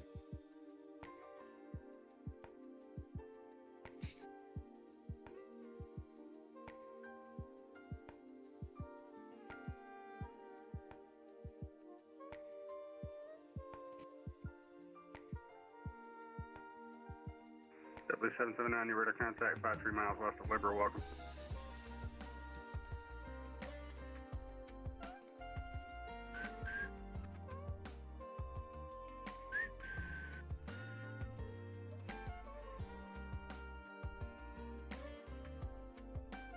All right, looking good. Nick John 41, I'm sorry, Heartland 4154, you can expect the runway 19 right transition. That's 19 right, Heartland 4154.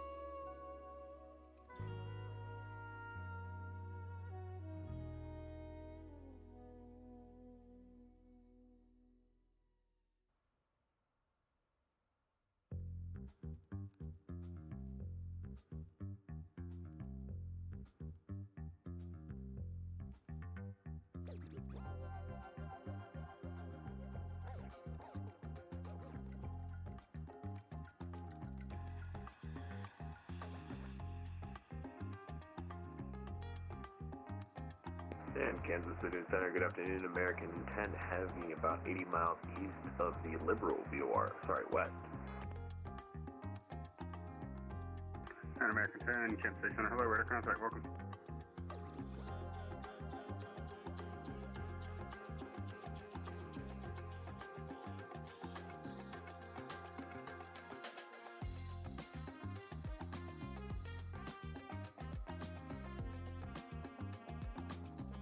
Very nice.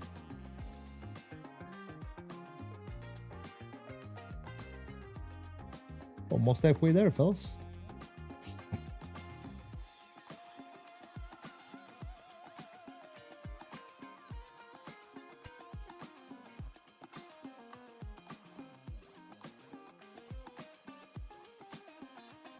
Let's do some domestic NA 777 flights now. Always fun to fly domestic wide bodies in Asia. There you go, brother. Yeah, enjoy, man. 777 is an awesome little aircraft, man, for sure. Good old reliable. You know, when you don't want no surprises, no issues, you go with your reliable airplanes, PMDGs. You know, Phoenix, Cine builds. They're all good, reliable planes.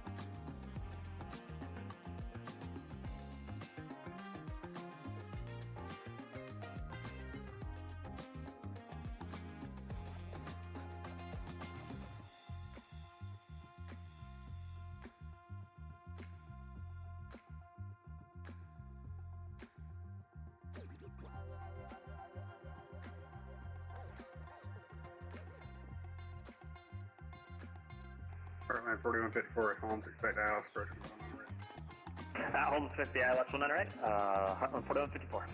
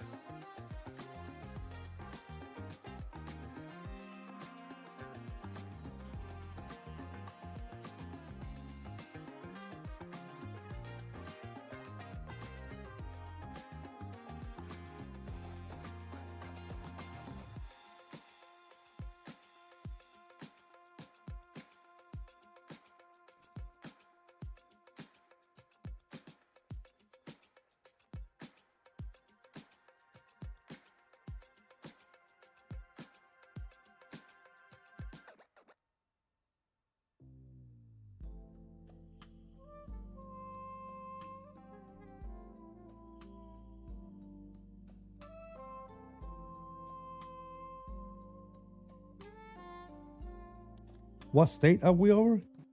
Kansas.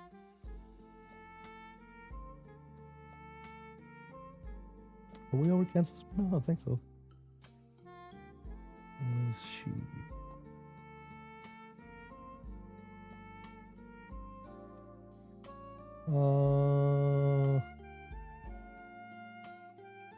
Yeah. Flying over Kansas right now.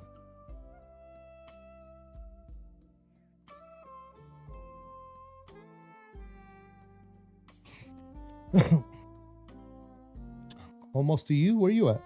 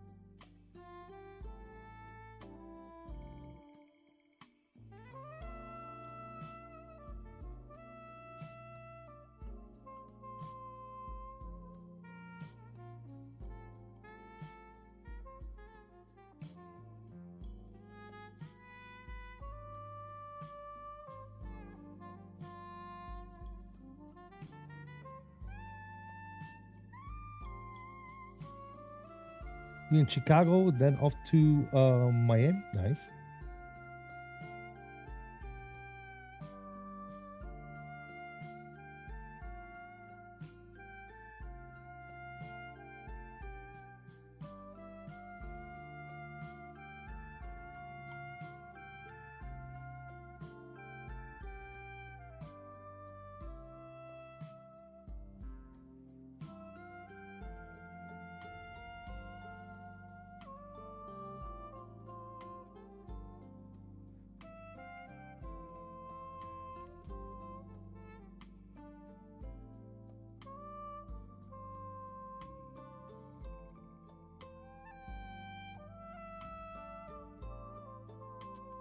Do I have all the Rosefire Airbus panels?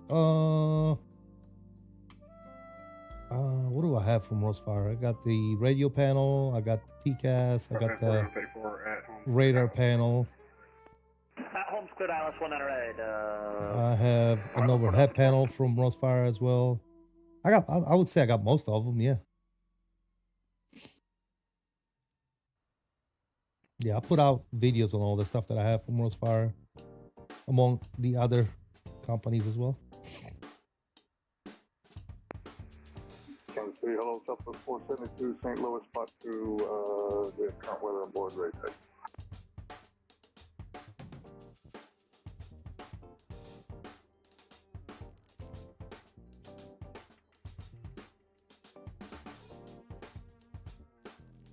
Southwest 4472, you can low, runway 30. How do I like them? I think they're nice, man. Good quality stuff, man. They keep on getting better and better. Rosefire. Initially, when they first released stuff, it was mostly 3D printed, but now their stuff, if you watch some of my latest videos on Rosefire stuff, man, it has gotten so much better with quality, man, and looks and functionality, man.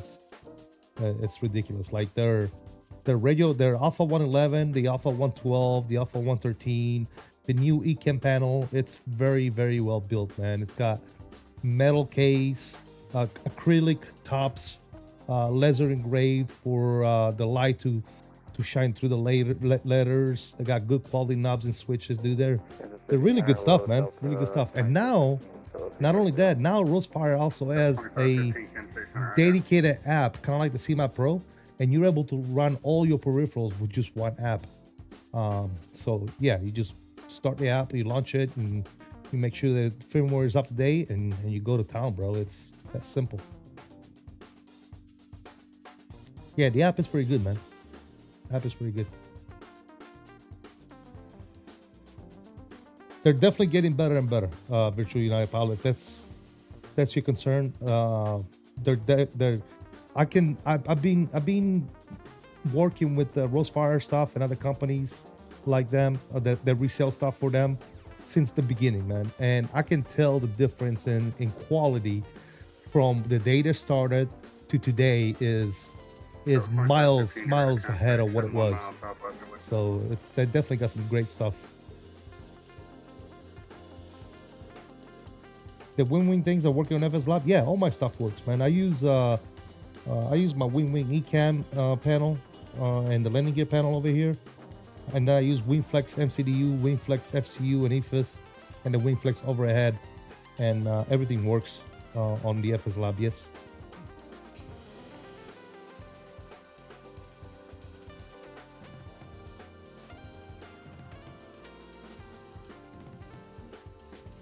Roast fire quality is really poor. No, it's really good. It wasn't that good initially when they first came out, but now it's really, really good stuff.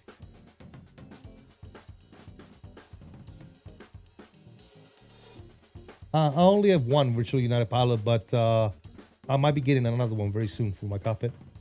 So yeah.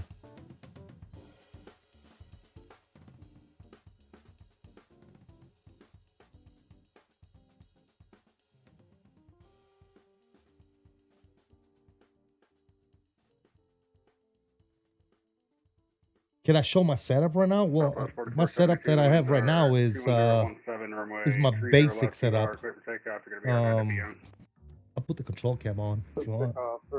But this is what I got right here. I have my WingFlex, my WingFlex glare shield. I got my WingFlex MiG-2. I got the wing control ECAM and AGP panel. I'm running my Moza throttle, and then up above me is the WingFlex overhead panel. Which you can't see in the camera. And then as my flight stick, I use a custom-made side stick with the AB6 Moza base. And then I have my own-made tiller that I made myself. But all my other wing stuff and SL3 stuff is actually on my cockpit build, the full-size cockpit I'm building.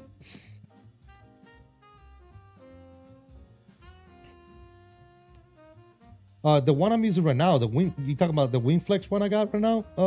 AJ, yes, it works with this radio, yes. With the dreams.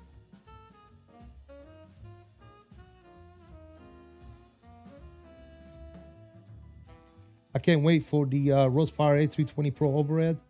I can't wait for the wing control one, man. That one's gonna be a little more affordable, I think. Are you JetBlue 779? Yes, I am.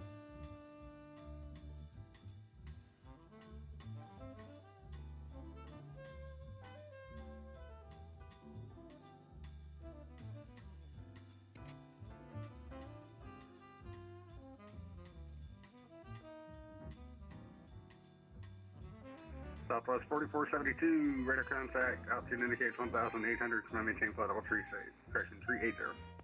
He said, no, I'm CST flight deck. Takeoff 380, over Southwest 4472.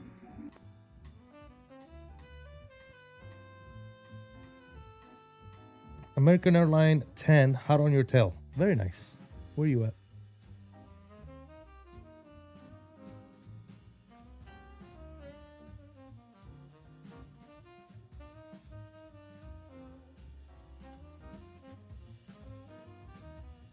Heartline 4174, the winds are 210 at 15, gusting 23, runway 19 right, clear to land. 19 right, clear to land. Please answer. Please answer what? Show your setup? I already showed it, bro. I already showed you my setup. I turned on the camera, the control camera, just to show you the setup. If you didn't see it, go back in the stream, man.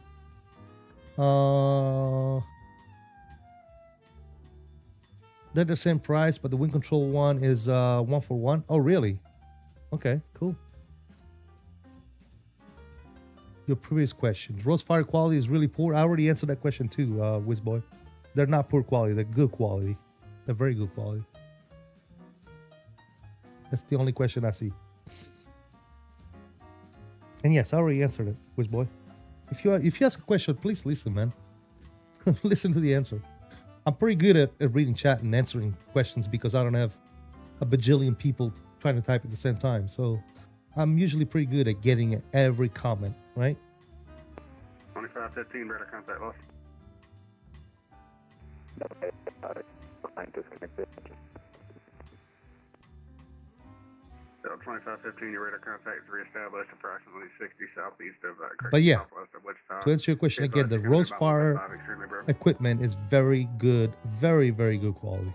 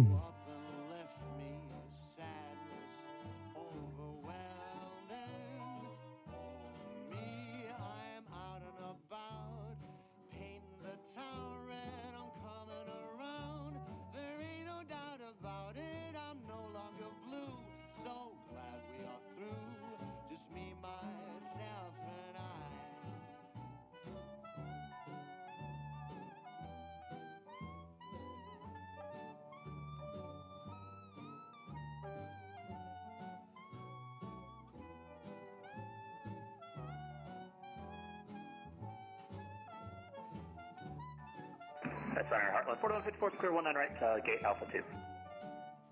Heartland 4154, straight ahead to the terminal. Have a good day. Straight ahead, appreciate the help, Heartland 4154. I think YouTube did not message it, but I typed nice setup, but I would recommend to give an email to Sim Workshop, the best Airbus side stick for AB6. Mine just arrived. Maybe it's a setting for me. Okay, I see it now. I don't contact companies, Wizboy. I don't reach out to them. I only work with companies that reach out to me. I don't like to ask for stuff. So I only work with companies that reach out to me and want to work with me. So if they ever contact me, I'll take a look at it. But if it's, I can tell you right now, if it's more than $100, I don't think it's worth it. I think it's probably way too expensive. I think best bet is waiting for the wing control side stick to come out. It's going to be full metal 1-to-1 Airbus stick, and it's going to be like what, $60? That's perfect. That's going to be the best stick in the market.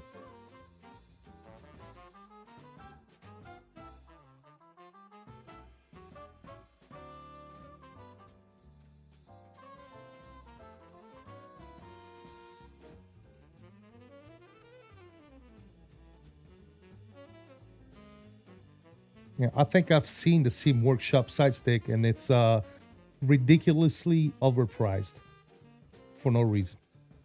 You got to think about it, man. What is it? A plastic injected mold plastic stick with 2 buttons, and they're charging you how much? $200, $300? How much is that thing? Yeah, I'm not interested, man. I'm going to rebuild my sim setup when I get home. Gotcha, brother. Yeah, nice.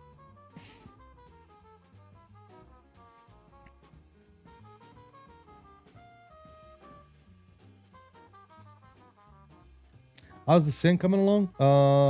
Slowly, man, but it's coming. It's coming along. €289.99 for a stick with 2 buttons.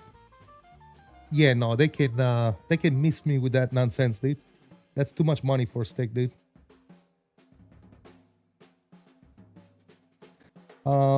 He said, okay, maybe I'll give Sim Workshop to contact you if you want, but I don't want to be the good guy. Just recommend it. I can agree. It's overpriced, but it's fully metal. Okay, still, it's fully metal, but it could be fully gold. I think 290 euro. That's insane, dude, for a side stick. Keep in mind, it's a side stick that you're gonna need a base for. It doesn't work without a base, and it's damn near the price of the AB6. The AB, how much is the AB6? Like $400 for the AB6 base with a stick with the stick. And Sim Workshop is charging you 300 euro almost for just the stick. Jesus, that's absolutely mental. I wouldn't pay no more than $100 for that stick, though.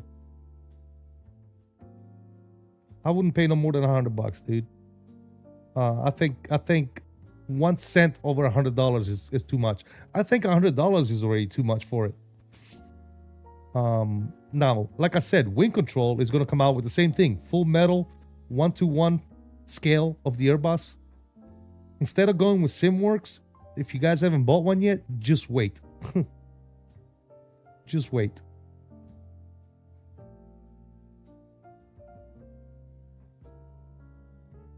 He said, bro, poor tiller. Oh, the SimWorks tiller? I seen that too. How much they asking for that thing? Yeah, that's nonsensical, bro. I don't know. I guess they're trying to capture the people that, you know, are gonna overpay just to have it. But no, You posted your current setup in Discord? Gotcha. Yeah, the tiller should be even cheaper, dude. The tiller should be like $50, if that. There's no reason to overprice stuff like that, man. I don't see them being around very much if they keep overpricing stuff like that. I don't see them being very successful, if you know what I mean. Let's see the setup picture that Virtual United Pilot sent us. See what he's got going on. Boom, shakalaka. Oh, look at that. Ooh, that's nice. Let's see what he's got. He's got the iPad over here. He's got a display for instruments. Nice. Got a little Elgato Stream Deck over here. You got the full glare shield from Wing Control. You got the AGP panel over here. Nice. What do we got down here? You got another screen right here for your other instruments. That's beautiful. You got 2 MCDUs. Nice. Another Stream Deck. Yeah, that Stream Deck galore over here, brother. You got the Wing Control, throttle, speed brake, and flaps, and combo, and all that good stuff. That's an amazing setup, dude. You got another Stream Deck over here for your radios. Nice. Wow. Good stuff, brother. That looks good. That's a cool little setup, man. Hell yeah.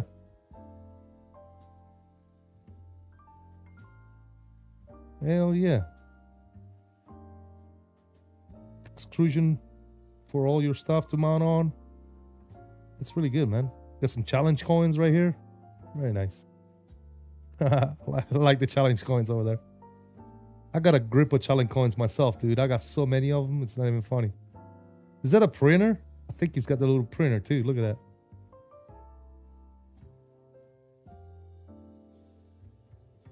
Looks like he's got the printer over here. Where can I share mine? There's a channel on my Discord called Sim Rig Pics. Just put a picture in there.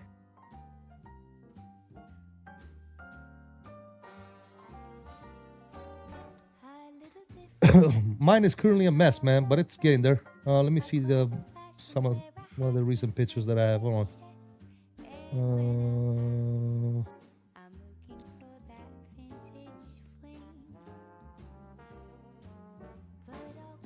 Here's one of the most recent pictures I got. See, but it's a mess, man. It's got to be cleaned up. You can't see the center pedestal because I moved it out of the way because I'm working on it. You can see a little part over right there, but yeah, it's dirty. I need to clean it, but it's coming along, man. That's gonna be my baby right there.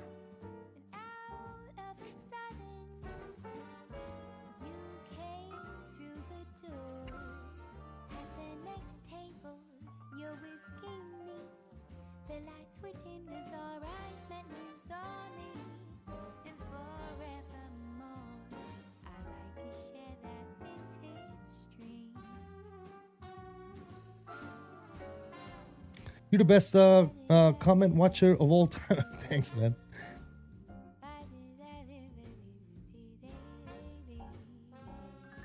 It's coming? Yeah, it's coming along, man.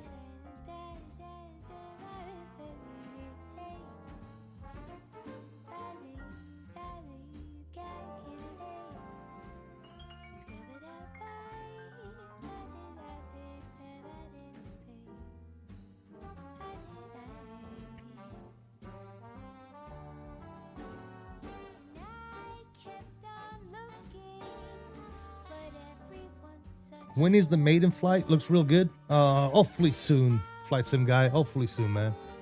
I need to get out on it, man.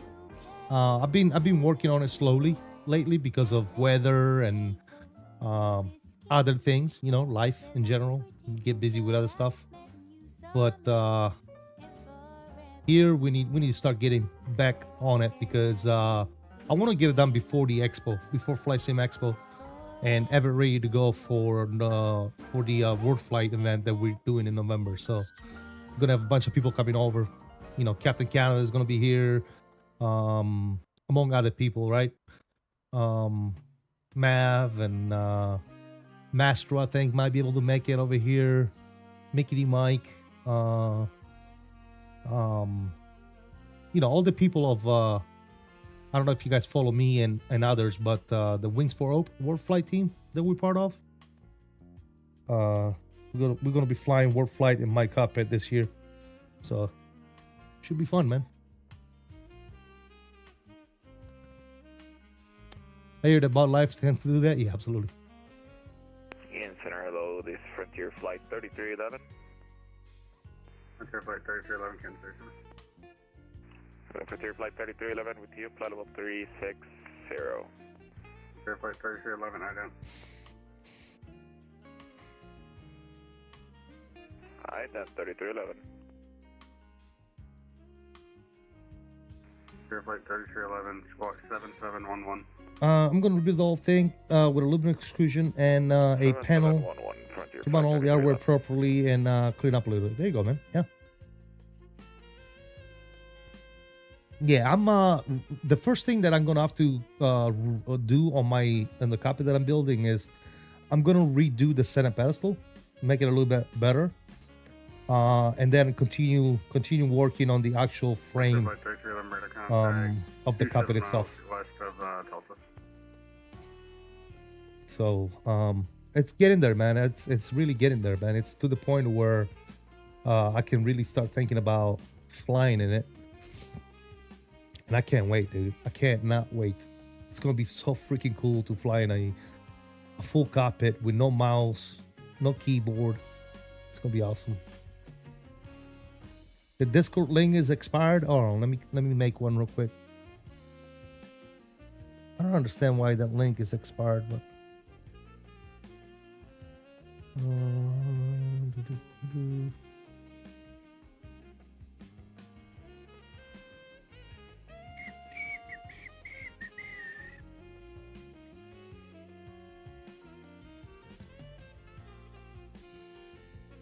I don't even remember how to create a freaking link.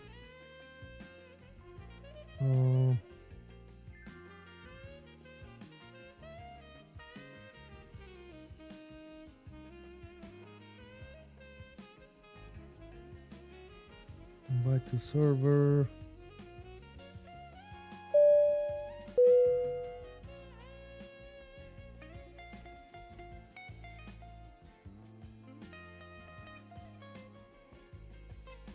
Okay.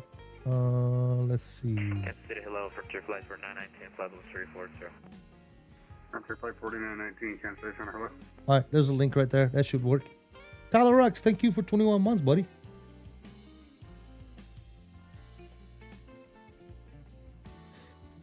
So you think it's best if I have the 800 from PMDG, not need to upgrade for the 700 series? I would say so, GOT. I would say so, yes.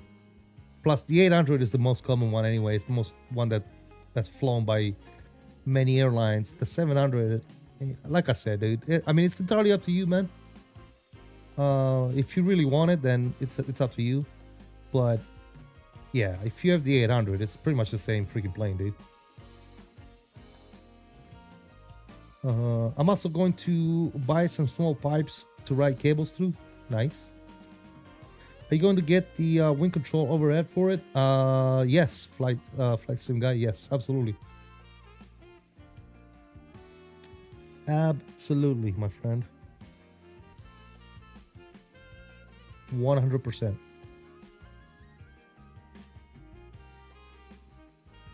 It's been a long time coming, man. I've been waiting on wind control to announce that overhead panel for a long time. And that's a full size, by the way, 1:1 scale. So yeah, that's going to be good.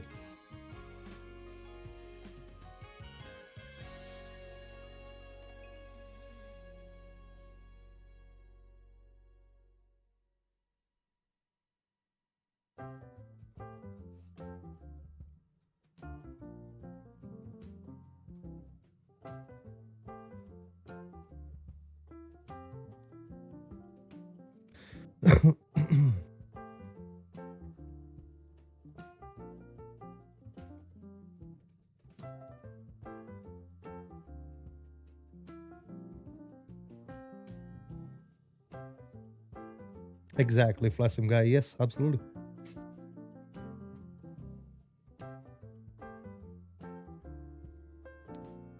Mr. Bill, what's going on, buddy? How you doing? Welcome. Good to see you, man. Hope all is well.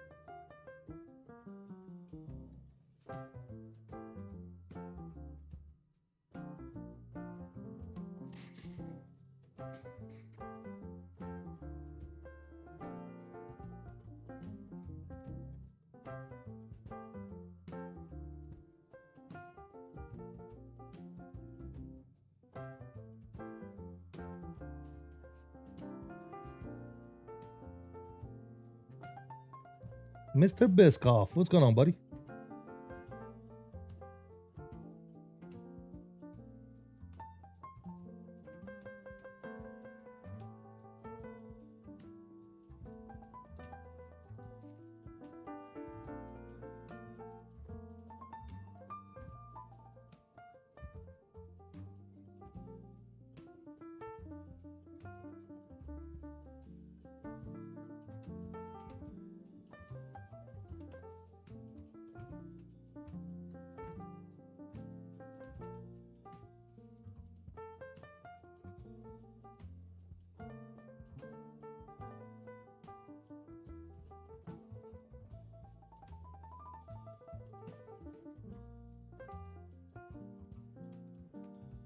You have working Ling? What? I'm sorry, what's that?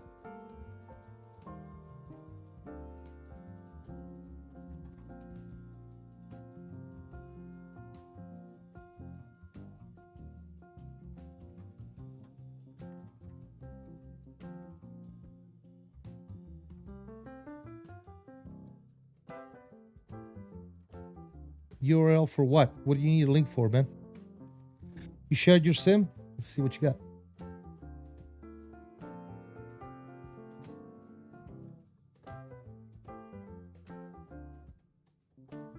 Ooh, very nice. Let's see here. All right, this is Whizboy. All right, let's see what Whizboy is working with over here. Start on the left. We have a little vertical screen here for his instrument. He's got a monitor. It's like a widescreen. I don't know, what is that one? Oh, that's the WingFlex. You got the WingFlex FCU. You got the WingFlex EFIS. Got another monitor for your middle displays. Got a little laptop over there. Probably Navigraph or whatever. Yeah. Are you running your sim with the laptop? Please tell me you're not running a laptop for sim. No, he's got a PC down here. Okay. You got the wing control side stick, right-handed. You got this Logitech auto power panel. That's old school. Make do your ACP panel by wing control. You got the throttle over here on the left side, looking good, man. Looking good. You didn't get the landing gear panel from wing control? You only got the ECAM? Nice. Rocking the Logitech panels. They do the job. Perfect. Hell yeah, man. That's good. It's nice. Good stuff.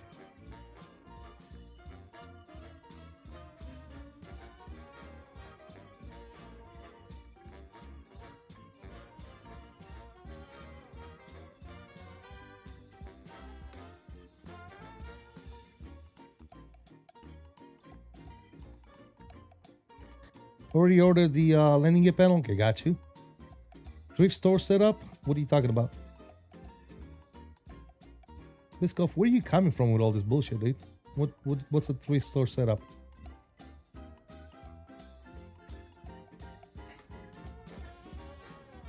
You got the AB6 plus the sim workshop now? Got you. Mini FCU? Nice. And you already got the landing gear panel on order. Perfect, dude. Yeah, man. Does the job.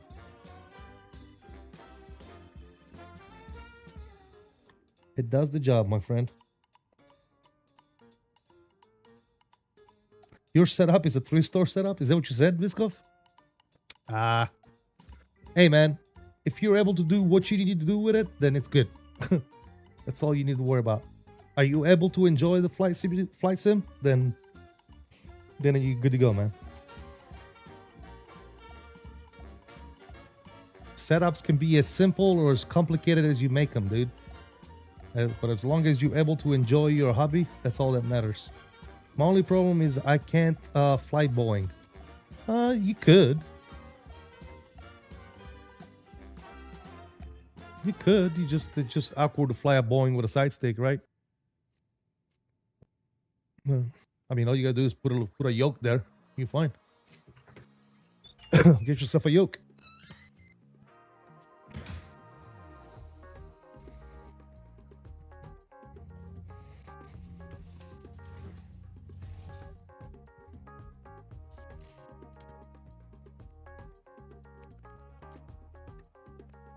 Oh, Bisco, if you want the Discord link, is that the link you were asking for? I just posted it up there.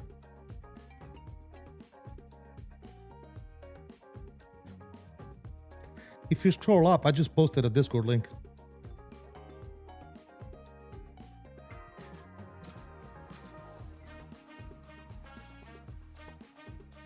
If I get one, it'll be the Moza yoke. I have it. It's nice, but I prefer the Pendula yoke, to be honest. But yeah, the Moza yoke is definitely a nice yoke. Especially if you want force feedback. I think it's one of the most affordable ones out in the market right now. Is the Moza yoke.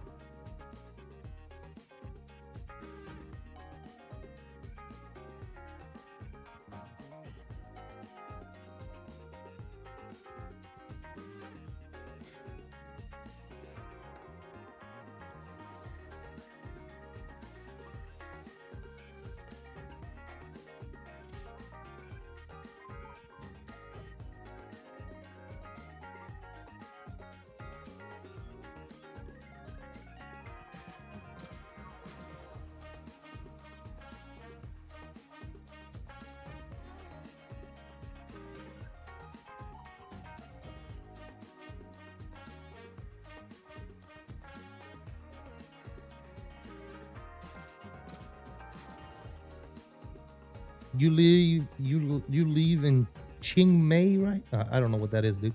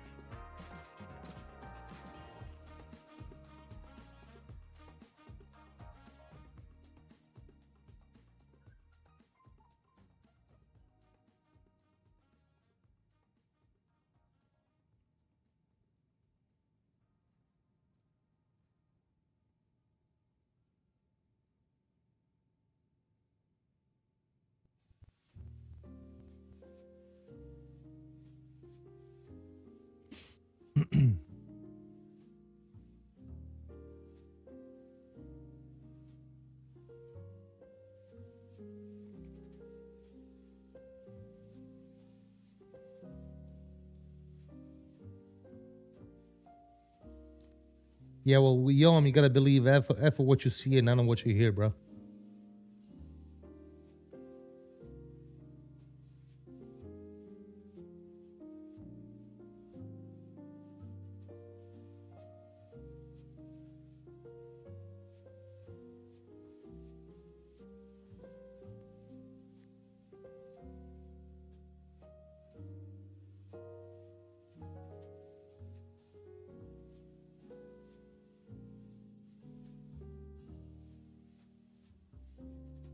Three spatulas. Yeah.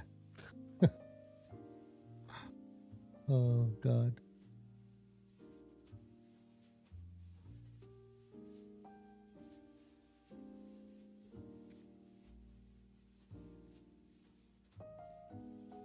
Another Simulate 5 update just came out for the beta.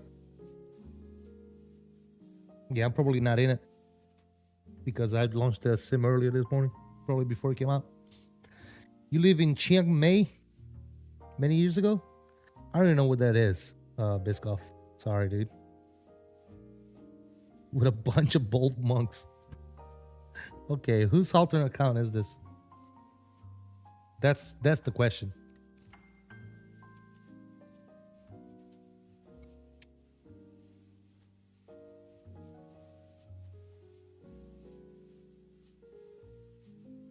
I just wait for the stable? Yeah, exactly. Oh, shit.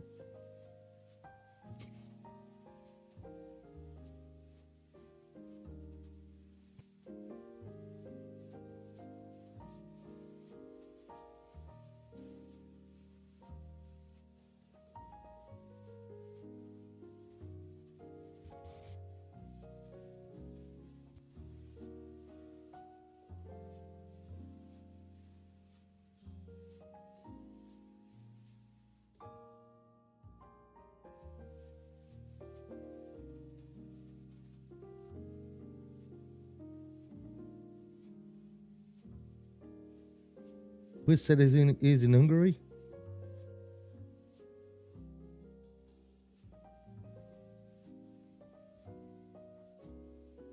Beard nose. Oh, shit. Oh. Goodness gracious. What the hell is beer? uh,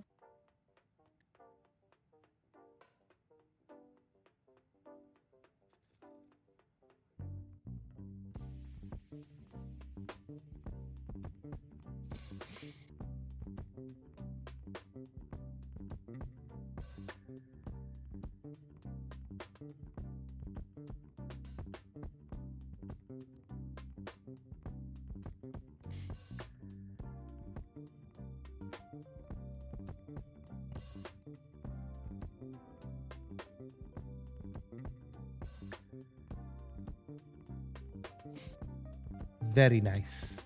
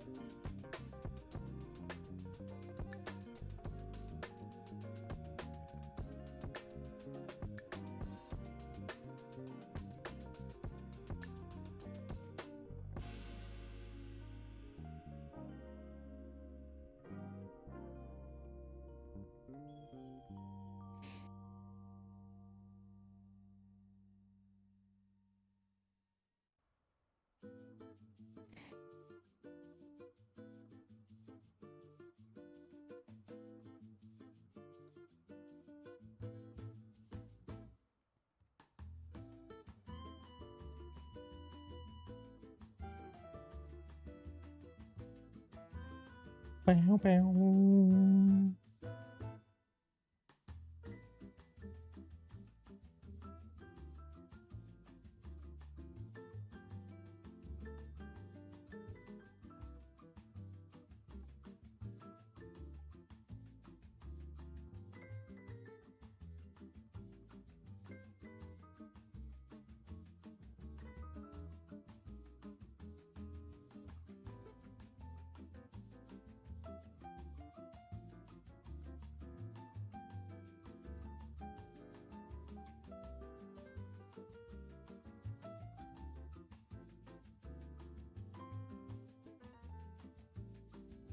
Do I like Sting? Sting what, singer? Not really.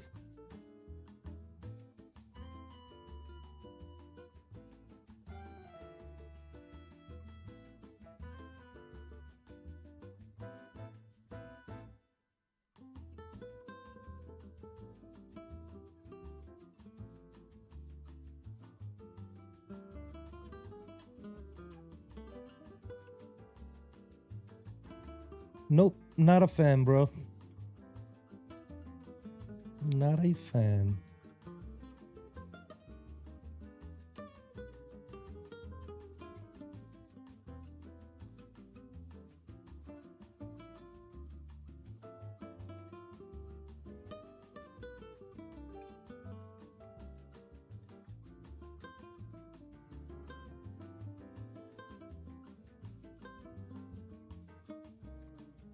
You're a jazz classical guy? Nice. We're listening to some type of jazz right now. That's what it is. This playlist is called Jazz Essentials. But it's, you know, free copyright jazz. It's not good jazz, I guess. The best way to put it. It's all right. Does the job.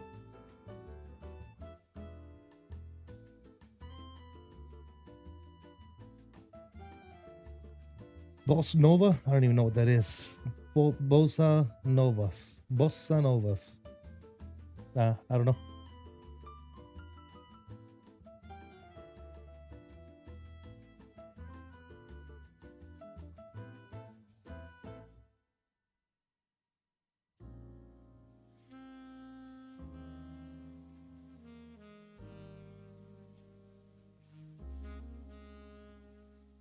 I like to ska. I'm assuming that's music. Ska? I don't know.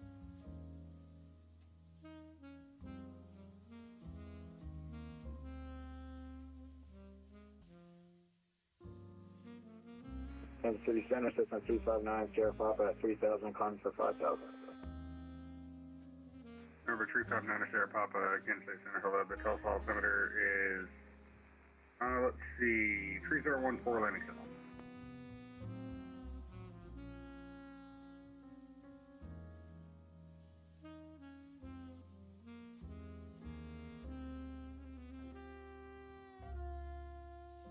November 359 Sierra Papa, the 12 altimeter is 3014 landing south. 3014 for 9 Sierra Papa.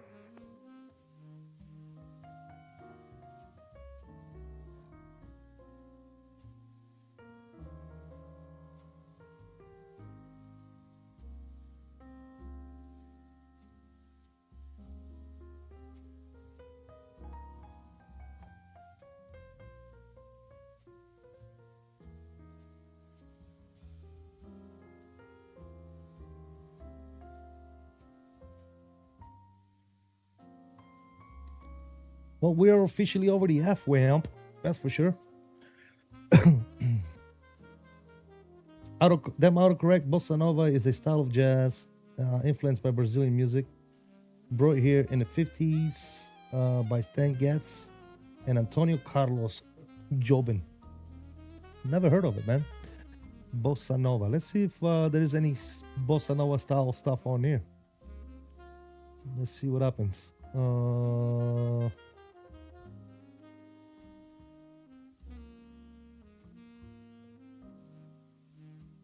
Let's see what they give us. There you go. This is supposedly Bossa Nova style right here.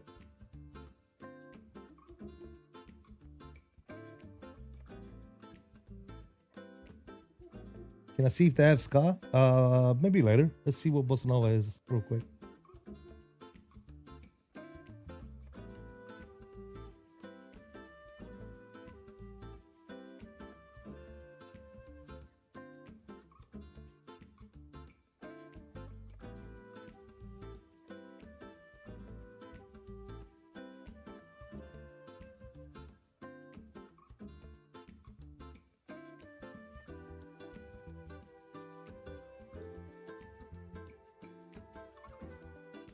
Do you drink mead? No. Kansas City Center, Delta 143, level 35010 miles north of Lamoni. Delta 143, Kansas City Center, hello, radar contact, welcome.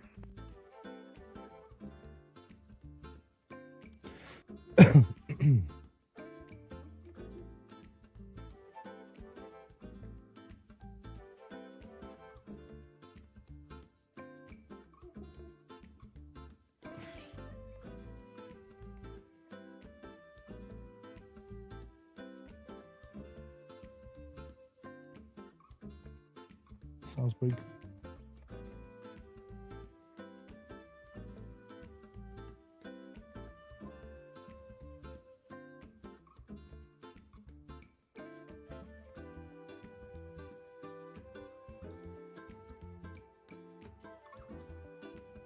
I bought a Mexican passport in Brazil once. Good. Sounds legit.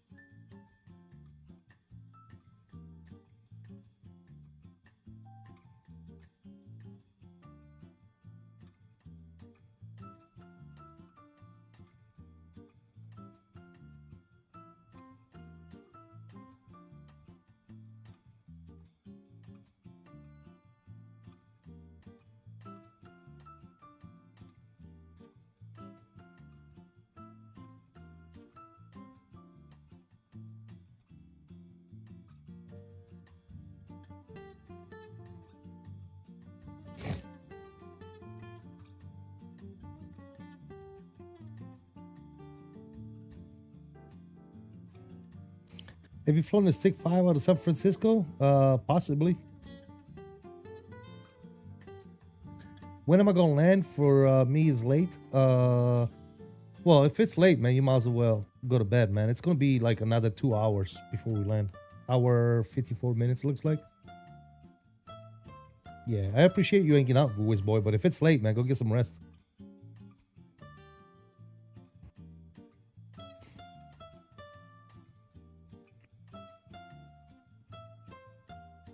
Yeah, we're still like halfway through right now.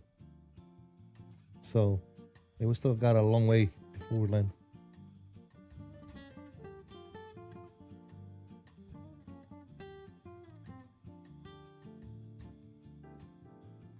Yeah, Wizboy, go get some rest, man.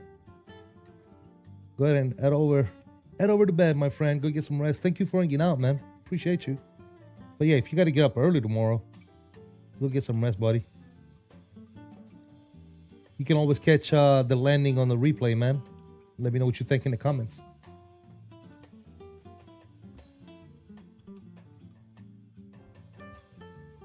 All right, man. Good night. Have a good night, man.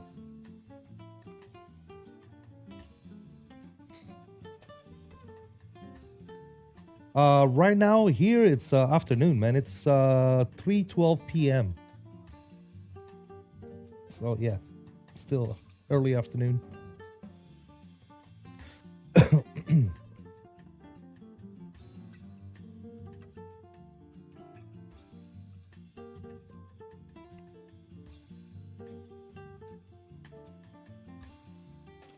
When does the scenery change? The Midwest looks the same for hours. Yeah, I know, huh? Yeah, once we get closer to the coast, I think.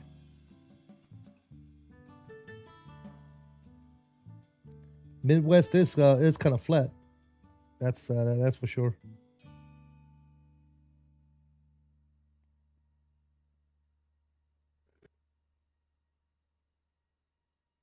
The weather is clear though, man. Not a cloud in the sky, bro. Look at this.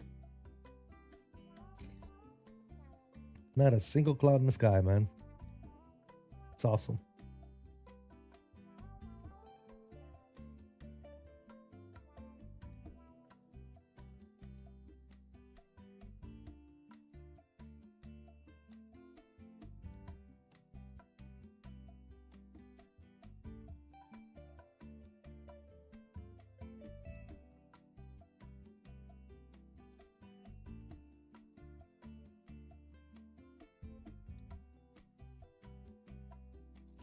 Frontier Flight 3311, leaving my airspace to the west. Denver's offline, radar service terminated. Change to advisory approved.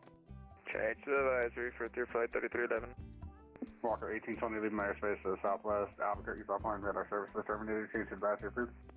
Over to advisory 1820, we'll see you.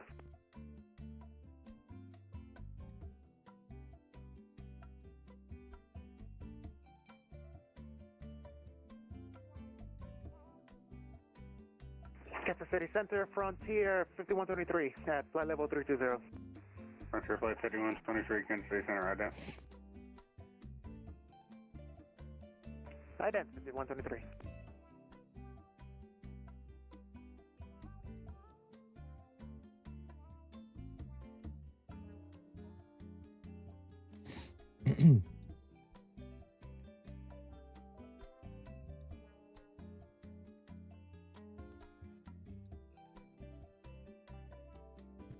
Frontier Flight 5123, your radar contact about 60 south of Albuquerque. Welcome.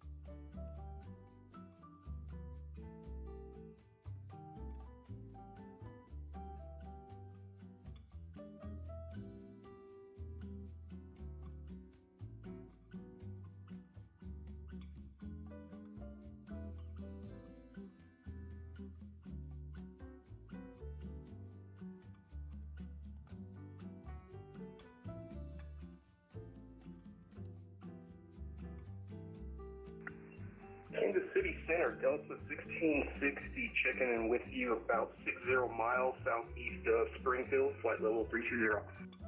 Delta 1660, Kansas City Center, hello, radar contact, welcome. Welcome.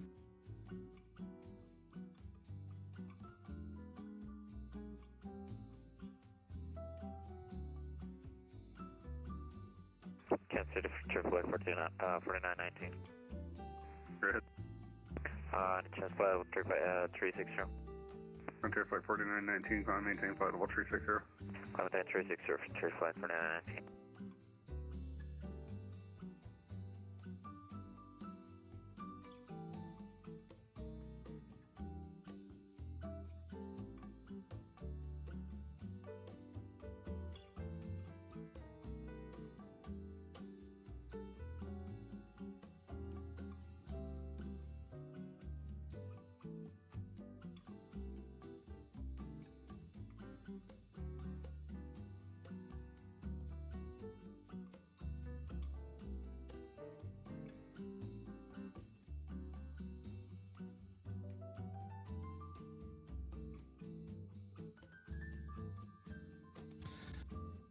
Did you say chicken and whiskey? Yeah, I guess. We're gonna take a smoke break. I'll be right back. All right, Aviation Geek. Sounds good, brother.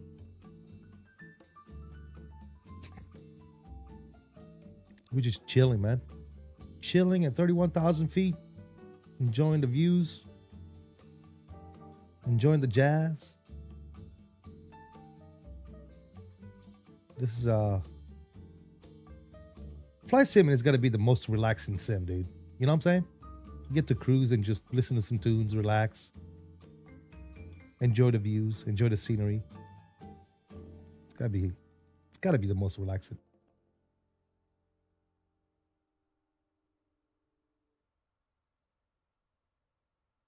Probably the most famous bossa nova song is "Girl" from Ipanema.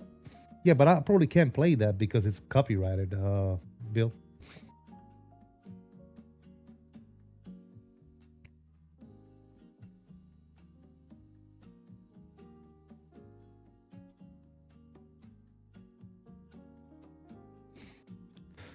I would assume it is, obviously.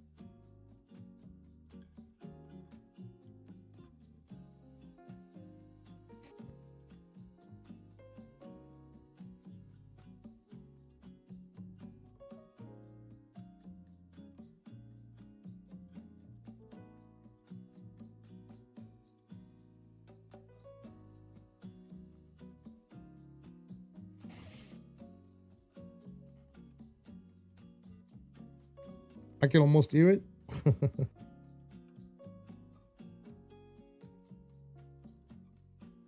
As you might have heard of it, Ipanema. No, I'm honestly, I've never been a listener of jazz, to be honest. Center Frontier 5123. Go ahead. We're going to move out of the cockpit for around 15 minutes, if that's fine. I'm going to run you back. Thanks for calling.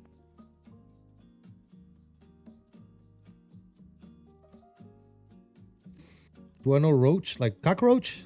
Of course I know cockroach.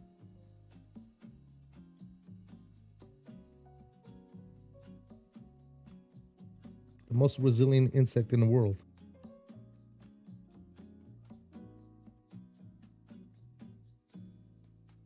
Sometimes we get some cockroaches in the chat. Just saying.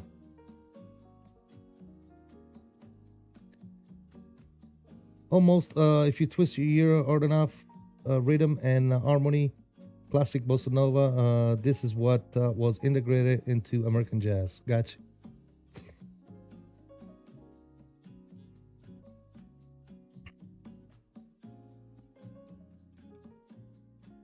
Sounds like you know your stuff about jazz, dude.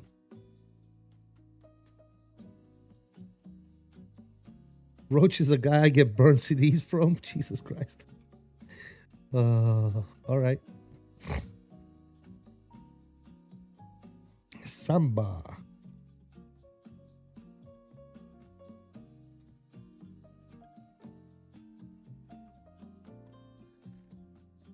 This guy.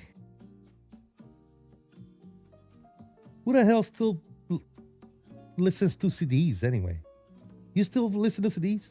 You still play CDs? I thought CDs were like a thing of the past. We still got people listening and burning CDs? Goodness gracious.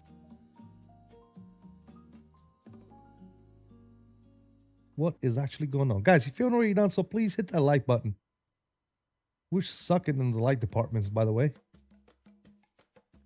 Big time. Appreciate you guys. If you could, please smash that like for me. I still play them. I have a ton of them. Yeah, I haven't. All my CDs and DVDs and everything, they're up, boxed up in the attic, dude. I don't even know why I keep them, to be honest. Oh yeah, that's right. Trust said you did say you were a musician. Yeah, that's right. Sorry. I remember I told you yesterday I got CRS. He said he knows Roach. He knows Roach. Right there. He still has CDs. Oh God. No, I do not know who Roach is. Maybe I knew Roach at one point. Aviation Geek, of course you still listen to CDs, bro. Come on. Everybody knows that.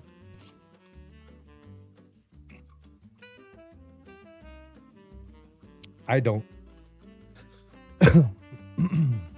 I listen to all that, you know, Spotify, Amazon, music, all that good shit. Just search for whatever song I want to listen to and listen to it. Shit, I don't even remember the last time I bought a CD, bro. Or bought an album for that matter, you know, because you can still go like on, what, Apple Music and, right? I don't think I've done that in a very long time.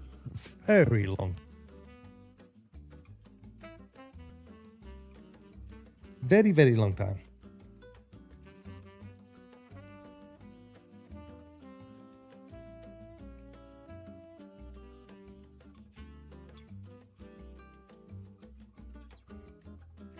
I'm country. I still listen to 8 tracks.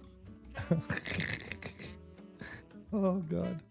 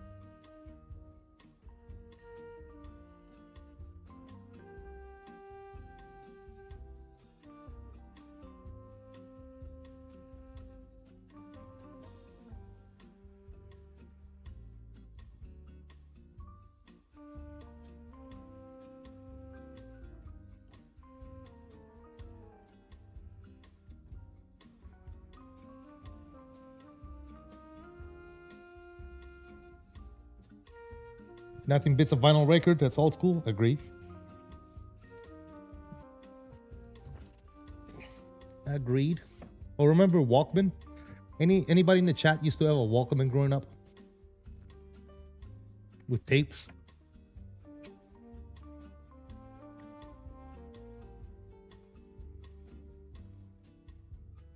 Overhead camera view is sweet. Yeah, top to bottom. Yeah, it's awesome. Cool stuff.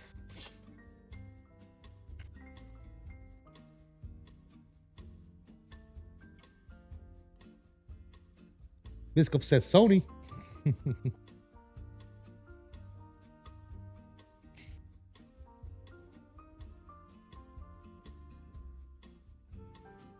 Discman with 3 SEC ESP. Yeah. I had a Walkman CD player. Yeah, I had the tape player, the CD player. I had them all, dude. Remember the old school CD players for your car? Every time you hit a bump, they skipped.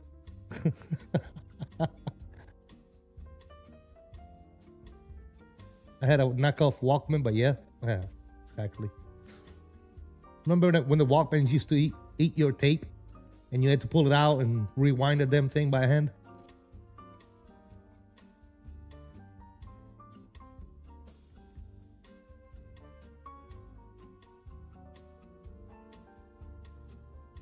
Those Discman always skip and ate batteries like a mofo? Yeah. Oh, yeah, they did. Market 12, Kansas City Center, hello, radar contact, welcome.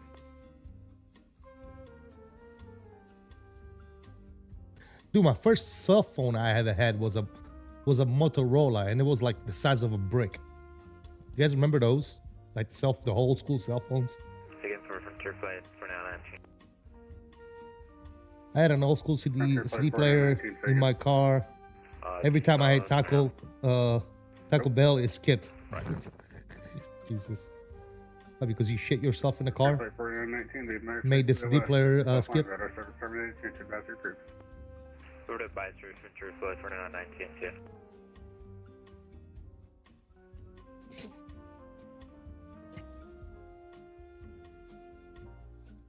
He said, yup, that's it. You got it. Yeah, man. Been there, done that, man. I've had all that stuff. I remember growing up. Had the tape player, the CD player. When I had my first car, I had a CD player in it with a separate disc loader in the trunk, where you could put in like 10 CDs at the same time, and you can just cycle through the CDs automatically. And plan for the 19 right arrival, Delta 1660. Back when Taco Bell was reasonably priced. $2.50 burritos. Nice. Yeah, I remember all that stuff, man. I went through the whole evolution of music players, that's for sure. Just like I went through the whole evolution of consoles, starting with Commodore 64 as a computer, to the Nintendo and the Atari and the PS1 and the PS2, PS3, PS4, Xbox, all that stuff, dude. I went through all the iteration of consoles and PCs and all that good shit. My first PC was a Commodore 64 with the floppy disk, with the soft floppy disk, not the plastic one, the soft one, the one that you can bend. He said, "Look at this baller." Yo, Captain Minnesota, what's up, buddy? Welcome.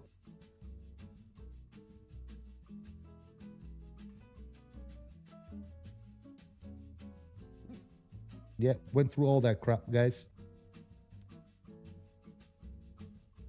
I remember having the very first. Remember when the very first Game Boy came out with the green screen? Yep, remember having the first Game Boy, dude. CST and I are going to be sitting outside the expo, burning a smoke, bitching about how the Intellivision was the best console.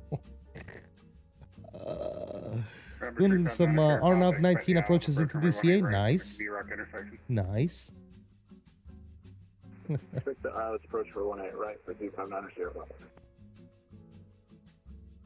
From that's the 18 right from the V-Rock intersection. So I remember growing up, when I was younger. From the what intersection? Sorry. I remember building, because they didn't sell them quite yet, and if they did, they were probably very expensive. But I remember building my very first joystick with my dad.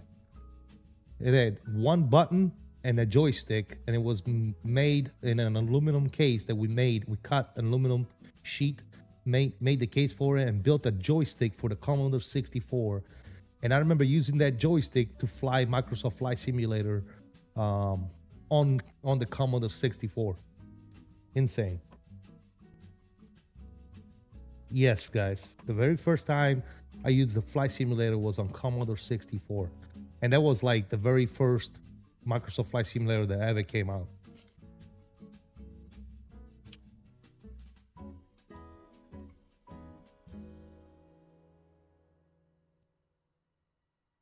And to think back and think of what it was then and what it is now, dude, it is insane to think about. That's how it started, you know?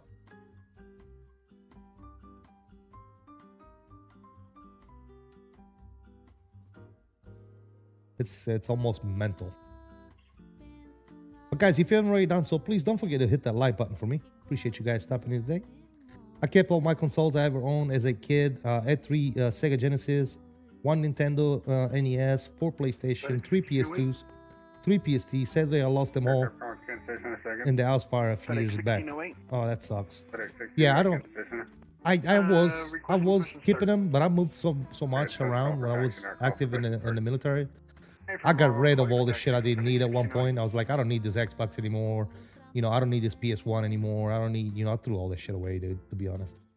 And now it's like people collect the shits, you know what I'm saying? And they're worth a lot of money. So kind of sucks that I got rid of them, but it is what it is.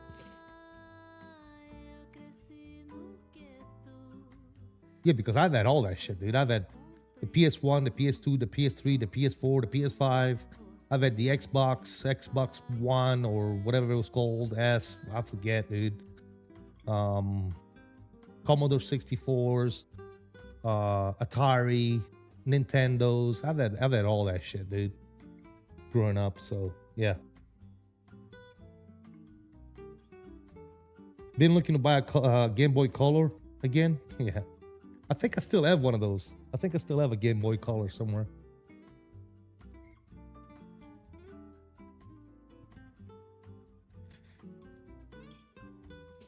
I think I still do. I even have the very first portable PlayStation they made. And I still have that somewhere boxed up in the attic. Remember the very first portable PlayStation? With the UMD discs? I still have that somewhere. I don't know where, but I still have it. Director V-Rock, at or above 3,000, and report procedure turn, clear for ILS 18. Right. For 359 or Sierra Papa.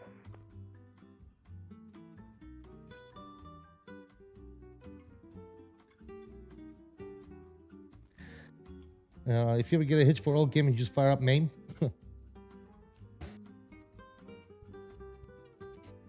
I used to play mostly like remember like on the PlayStation 1 Gran Turismo used to be huge for me on the PlayStation.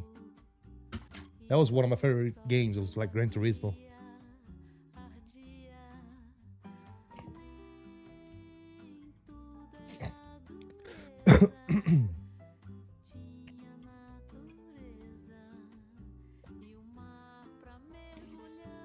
Crap with this SUV5 beta, I get the FSLab data not loaded message on all the screen.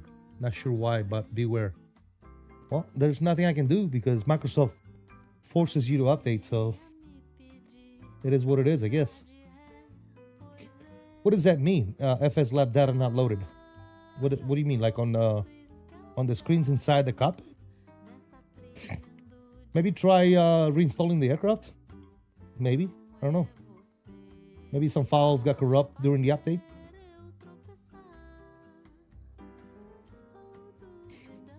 How do you manage precise power settings for what? For the aircraft, Biskov? Just make sure you enter all your information correctly, and you should be good.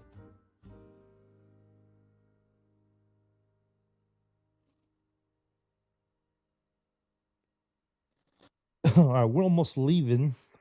Kansas City, good afternoon. Kansas City. 125, Hotel Mike. And then we're going to be on Unicom again until we get to Cleveland Center. Flight level 380.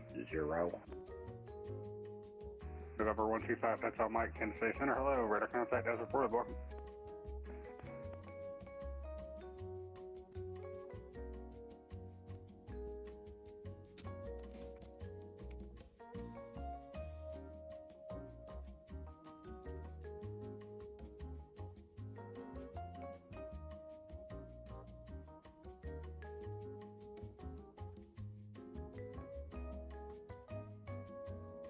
Kansas City Center, good evening. Frontier Flight 87, Flight 1310, descending via the Boosh in St. Louis. Frontier Flight 87, Kansas City Center, hello, Island. Island, Frontier Flight 87.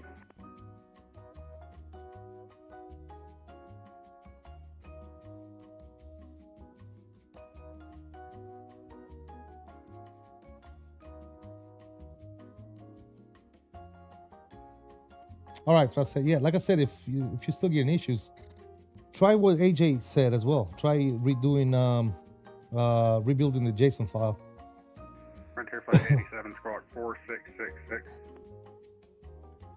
Squawk 4666, Frontier Flight 87.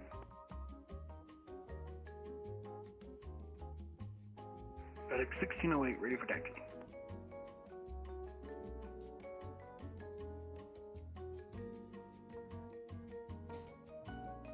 FedEx 1608, runway 30 left taxi via Foxtrot 4, Foxtrot, Hotel, Echo, Golf, cross runway 30 left, correction 30 right at Hotel. The St. Louis altimeter is 3001. Alright, Foxtrot 4, Foxtrot Hotel, cross runway 30 left at Hotel, and Echo for FedEx 1608. Going to be Echo Golf. Echo Golf for FedEx 1608. Frontier Flight 87, you are radar contact 14 miles north of the Cape Girardeau VOR, descend via the boost to arrival. St. Louis is landing northwest, St. Louis altimeter is 3001. Send me the Boosh 3, Frontier Flight 87. JetBlue 779, radar I'm sorry, leave my airspace to the east, Indy's offline radar service terminated, change advisory approved. Or Unicom, JetBlue 779. Thank you for the company. We'll see you next time.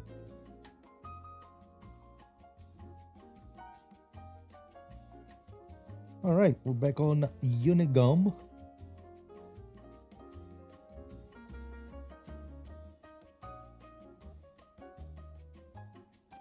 Where will all the flight sim elites be gathering this year? FS Expo, baby. You know it.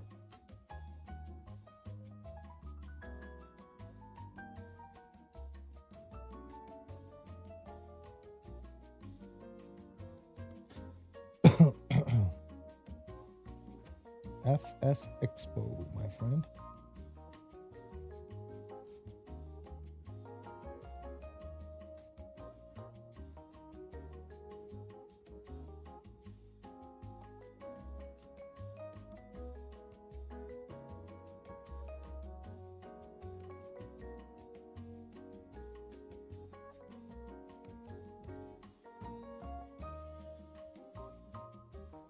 Maybe you should just posted a picture of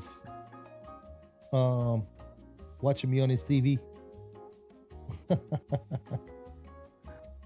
That's awesome. Look at this.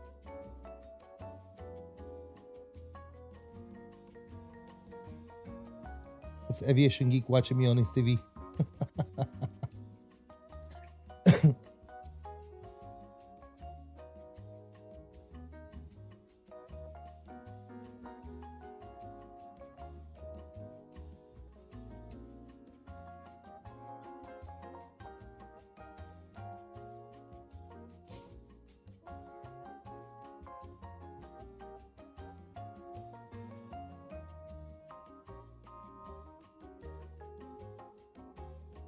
TV, that's right.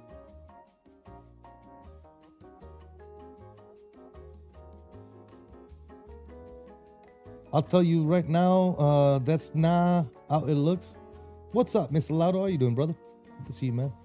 I was lurking the other day watching you do your thing. Hope all is good.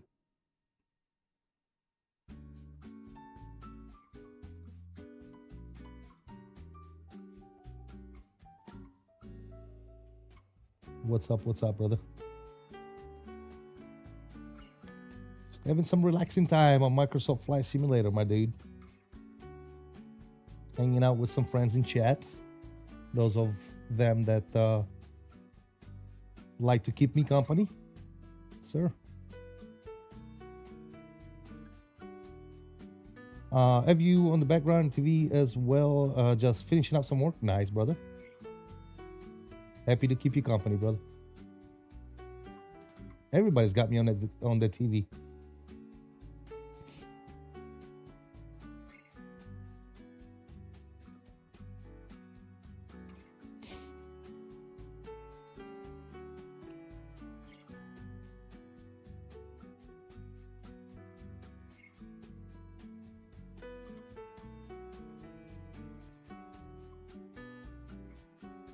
CST is runway model? Jesus. This guy.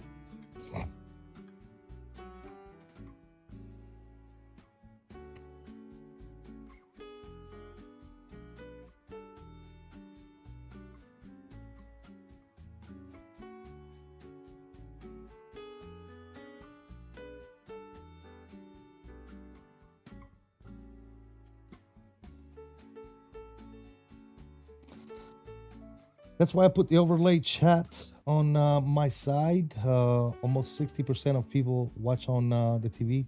For me at least. I got you. Oh, you mean the little chat overlay on the screen, on the popping up on the screen and stuff? Yeah.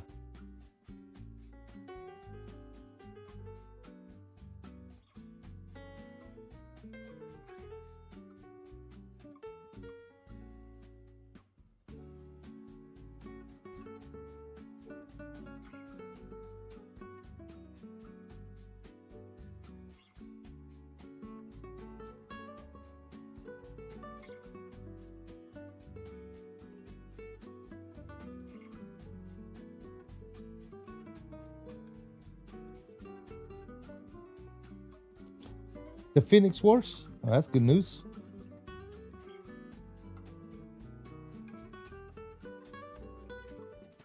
I guess FSLab is going to need to update the aircraft, huh?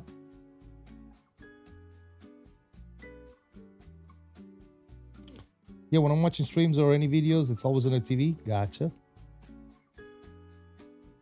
So what do you do to chat, Karen? Do you like chat on your phone and just watch on TV or something?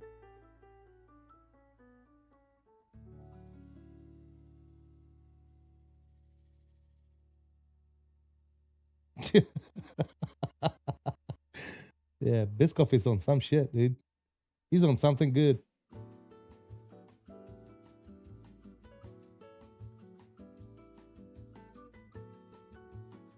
Maybe FSLab needs an update. Probably, yeah. I would assume. Chat on the phone and watch on TV. There you go. Yep. Nice.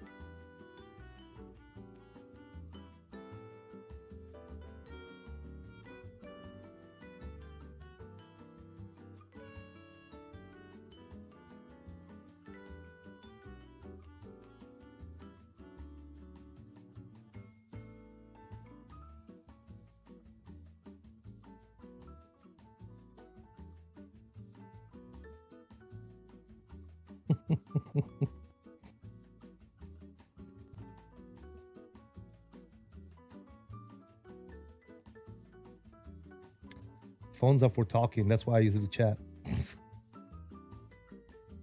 Oh, shit.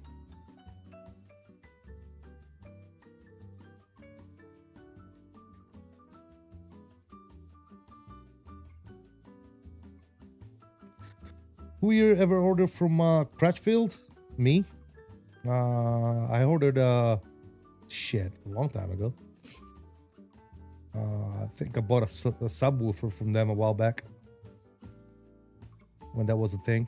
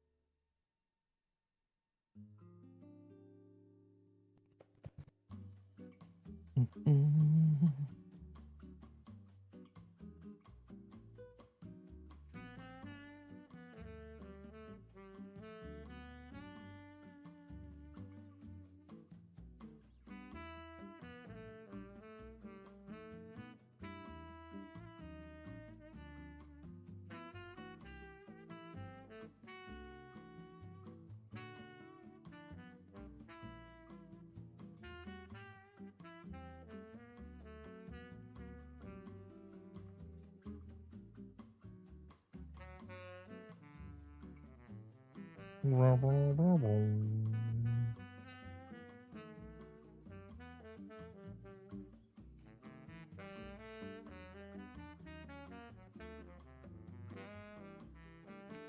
I doing cross the pond? No, I'm not flying across the pond. I'm gonna be plane spotting across the pond. We're gonna do departing airport is gonna be DFW, and arriving airport for the plane spotting for across the pond is gonna be Oslo. DFW and Oslo plane spotting during the cross the pond event. I much rather do plane spotting than flying across the pond, because flying across the pond is probably the most boring shit you could ever do on flight simulation.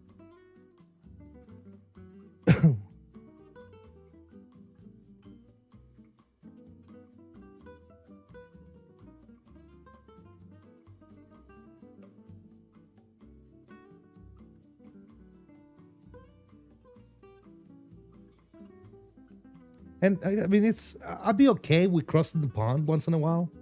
Don't get me wrong. But then to do a 6-7 hour flight, yeah, and having to deal with the actual event to where you have a bunch of people trying to push back and get clearance, and it's just a cluster, you know what? It's just not. I'm not. I don't have the patience for that bullshit, guys. I'm sorry. I just don't have the patience for it. It's too much. Way too much, man. What airport is that we're just flying over?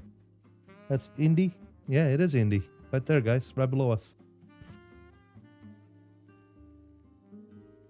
Indianapolis, ladies and gentlemen. Look at that. Good stuff. Ian, welcome back, brother.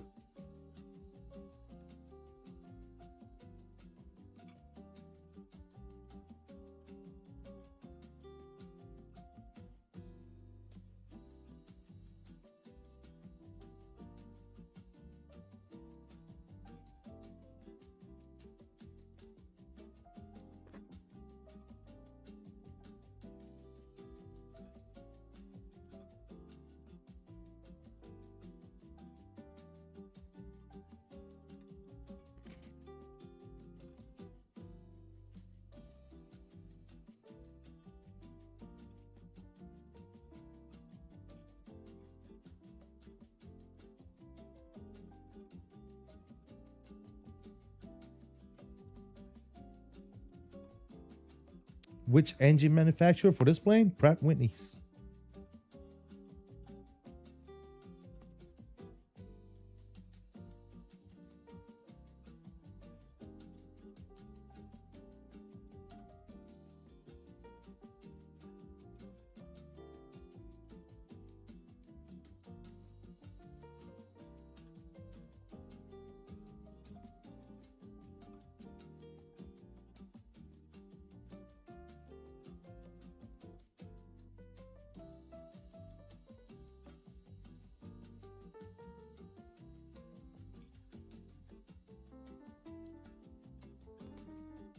Another exciting Tuesday done. Getting closer to the weekend. There you go, brother.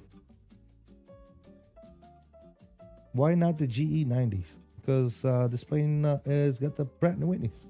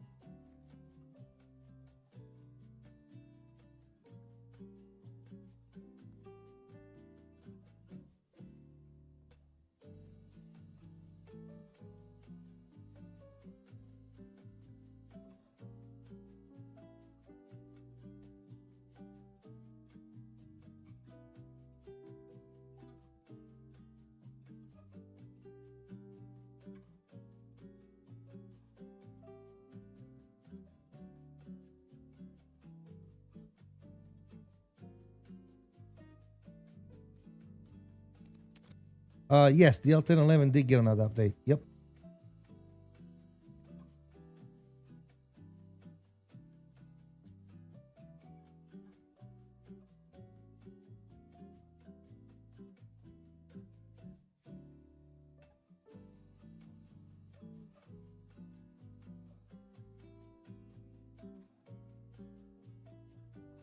They need to update the A350 and get rid of the WATSIM crash. Is it that bad? I haven't flown it a little bit. Maybe I need to fly it soon and see what's going on with that plane.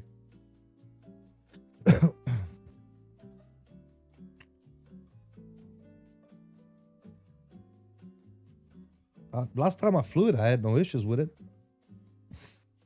I don't know if it's something recent. Maybe with 7.5 beta. Maybe I don't know.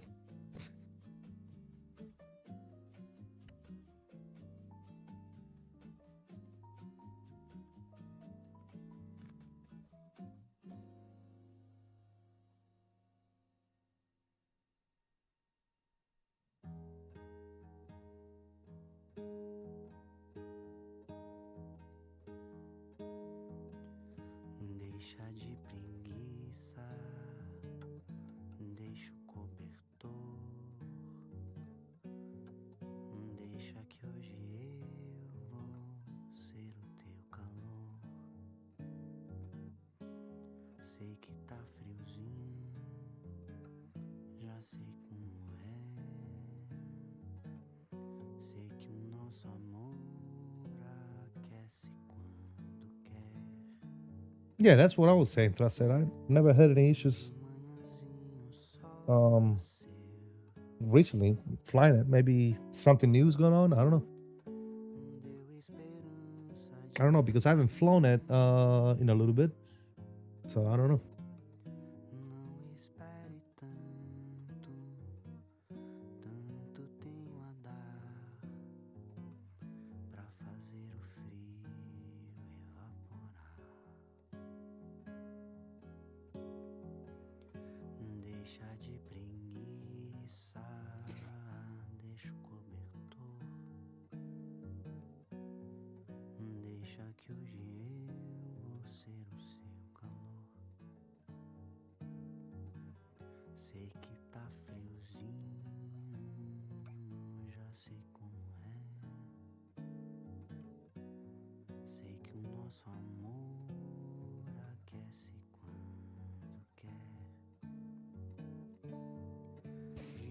This guy singing is a lot like Antonio Carlos, Portuguese language. Nice. Let's see. His name is Luis Maura.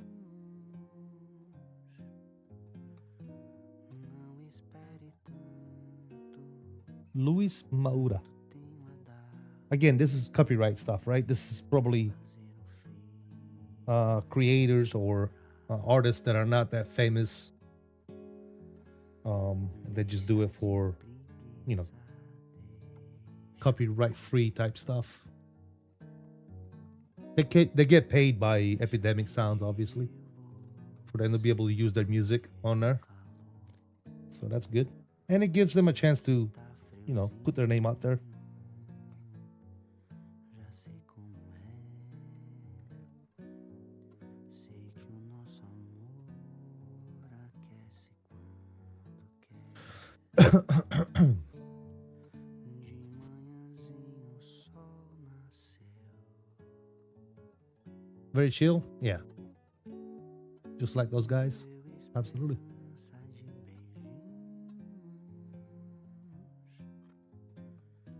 Não espere tanto, tanto tenho a dar pra fazer o frio evaporar, pra fazer o frio evaporar, pra fazer o frio evaporar.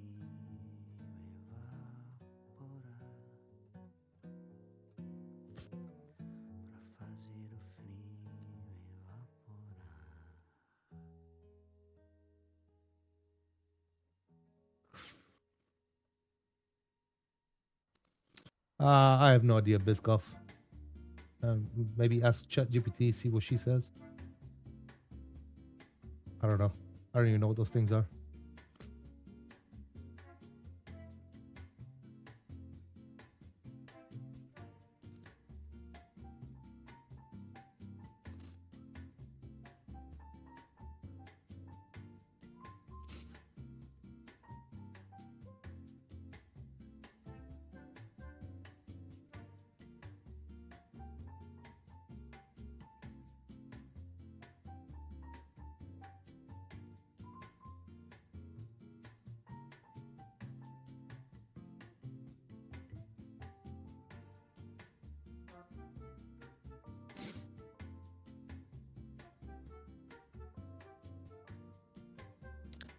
next, I guess, was a very famous just tenor player of the day. He went to Brazil, heard his music, and was blown away. He brought it back to America. Nice.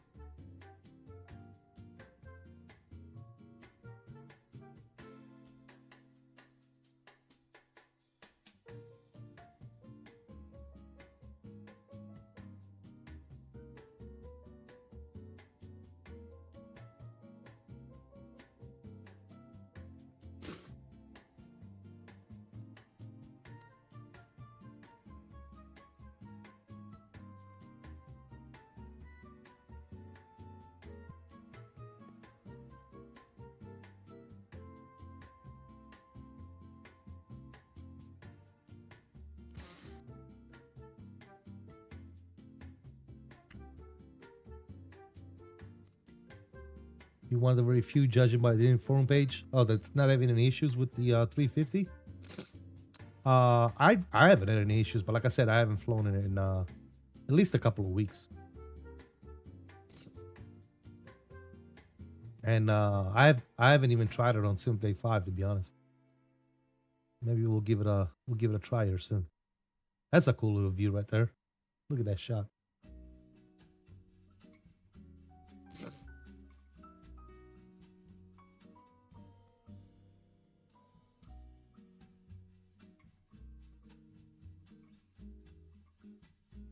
That's true too, Trust said. Yeah, absolutely. Obviously, you're not gonna have the thousands of people that are having no issues complaining about having no issues.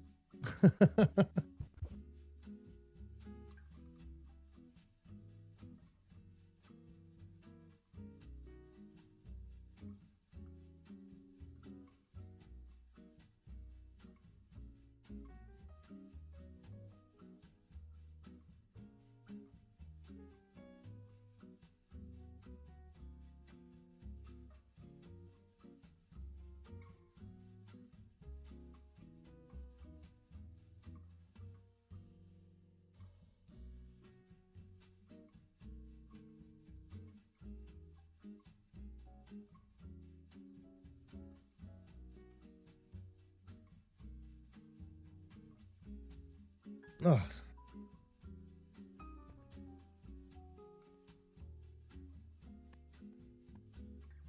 If you have issue and report it on any Discord, you get banned? What? That's how that works?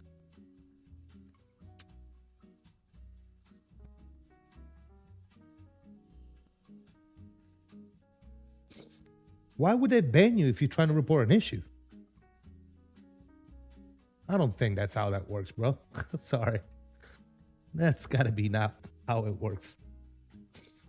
Unless you just going on there to complain and talk shit, then that's a different story. But if you report an issue legitimately, then shouldn't be a problem, you know?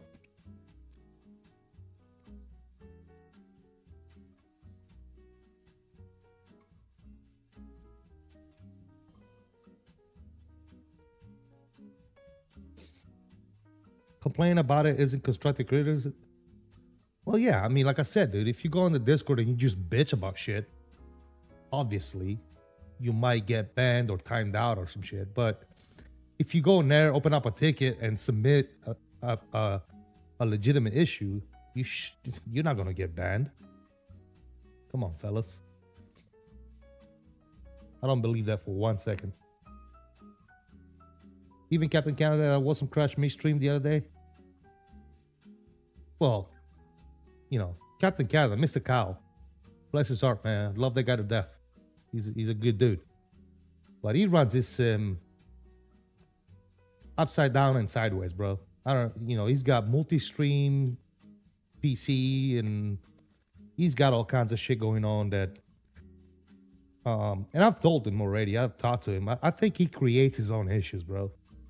Like I was telling him the other day, I'm like, you have a 5080. There's no reason for you to use 2 computers to stream. Like, there's absolutely no reason for that. The 5080 is more than capable of handling OBS and the sim at the same time.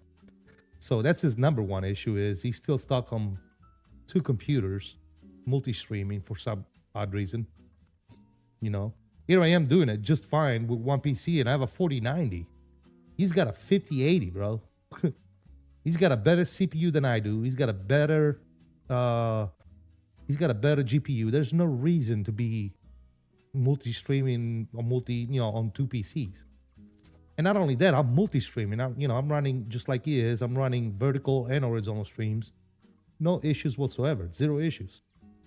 So, I try to tell him, but he doesn't listen. He's stuck in his ways, unfortunately. But a lot of the issues that he has is because he's running two PCs. If he eliminates the second PC and streams with only one PC, he eliminates 50% of his problems.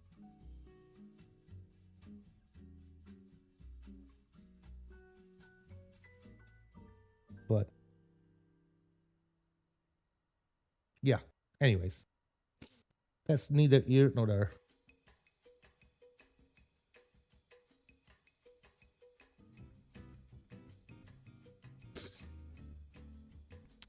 If you don't take the 300 steps to troubleshoot, I avoid the process altogether and don't buy the mid-tier airplanes. Hey, man, if that's what you want to do, absolutely, AJ. I like the airplanes. I like the 350. I like the 300. I like the 340. I love the L1011. I think they're amazing product. Really, really well done. But yeah, to each their own. And if you don't like them, you don't like them, dude. Ain't nobody forcing you to buy them, you know?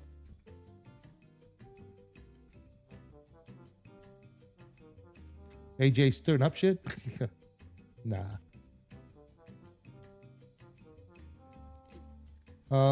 Is it real? If it ain't broke, don't touch it. Well, that's the problem. It's broke. And it's still not touching it. Anyways, I like the 300 touchy subject. Yeah, I mean, like I said, it's some things you're gonna like, some things you're gonna like. For example, I'm not a huge fan of Phoenix, just like everybody that I know that's in flight sim, they love to glaze the Phoenix. I think the Phoenix is beyond perfect, beyond being the great plane that everybody thinks it is. It's just me. I think the VNAV is broke. VNAV path is all over the fucking place. It needs a good update. I'm not a huge fan, dude. And to push out an update or do anything that take forever, we're gonna be waiting on the Neos probably for the next freaking 2 years from Phoenix. So I'm not a huge fan of Phoenix. I'm not even gonna sugarcoat it, dude. I'm not a huge fan. I enjoy the Phoenix, but I'm not a huge fan.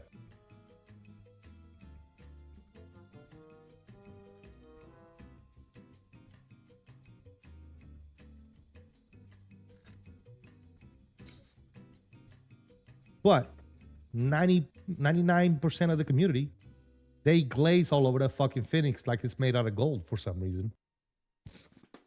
And I still, to this day, I can't wrap my head around on why. Why does everybody think that this thing is so good? It's got to be because of influencers. It's got to be streamers and content creators that are, they have a name telling them that the Phoenix is the best shit since sliced bread, which it's not. But hey, to each their own, dude. Right?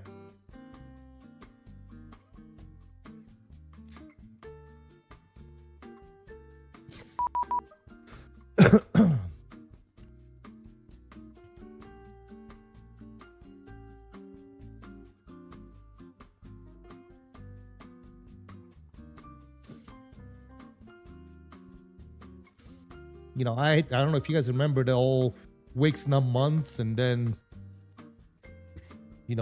how long do we have to wait for the 319 and 321, and how long did we have to wait for the IE engines, and how long do we have to wait after that for the sharklets? Dude, the sharklets alone, modeling the sharklets on those planes took Phoenix, what, 9 months? 9 months to put sharklets on a freaking plane, dude? Are you shitting me right now? 9 months? That's unheard of, bro. I don't care who you are. It don't take that long to put sharklets on a freaking plane. Talk about weeks, not months. Weeks, not months. Get out of here. All right, we got Cleveland Center, 19875.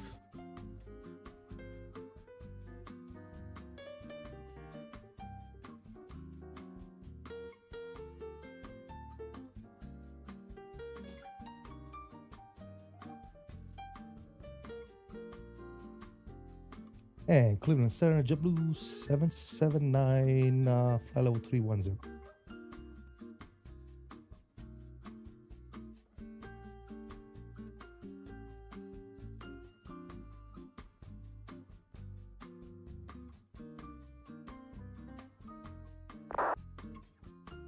I'm inside the lot there for 1 second. That is JetBlue 779 checking in, flight level 310. JetBlue 779, Cleveland, hello. A few weeks. That's it.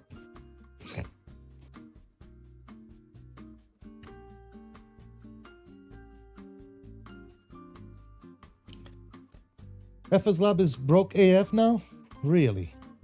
Cleveland Is- Center, Walker is, 862, flight level 200 descending. Is anybody else reporting this this Walker issue? 862, Cleveland Center, hello. Descend via the Falcon for arrival, Cleveland landing south to Cleveland altimeter. Anybody flying along with you today? Yeah, Mastro is flying with me right now. He's behind me. For arrival, landing south. Flying, Walker 862. Looks like it's flying the 777. What is it flying? Yeah, the 777-200. November Delta Lima 138. I'm not familiar with the call sign. If you can receive voice, my apologies. You can descend and maintain 6,000. Which approach would you like?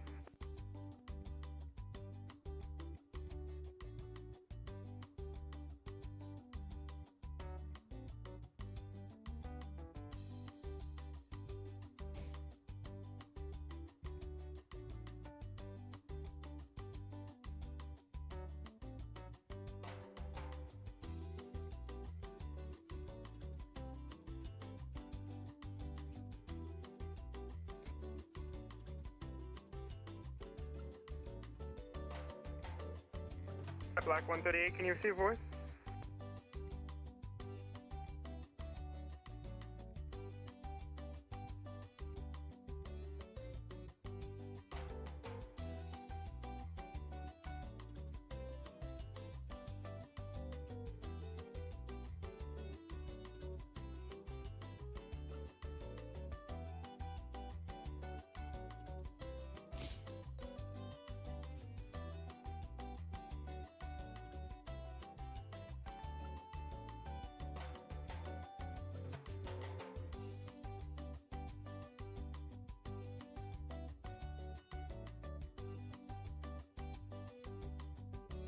Southwest 2737, where are you currently, Director?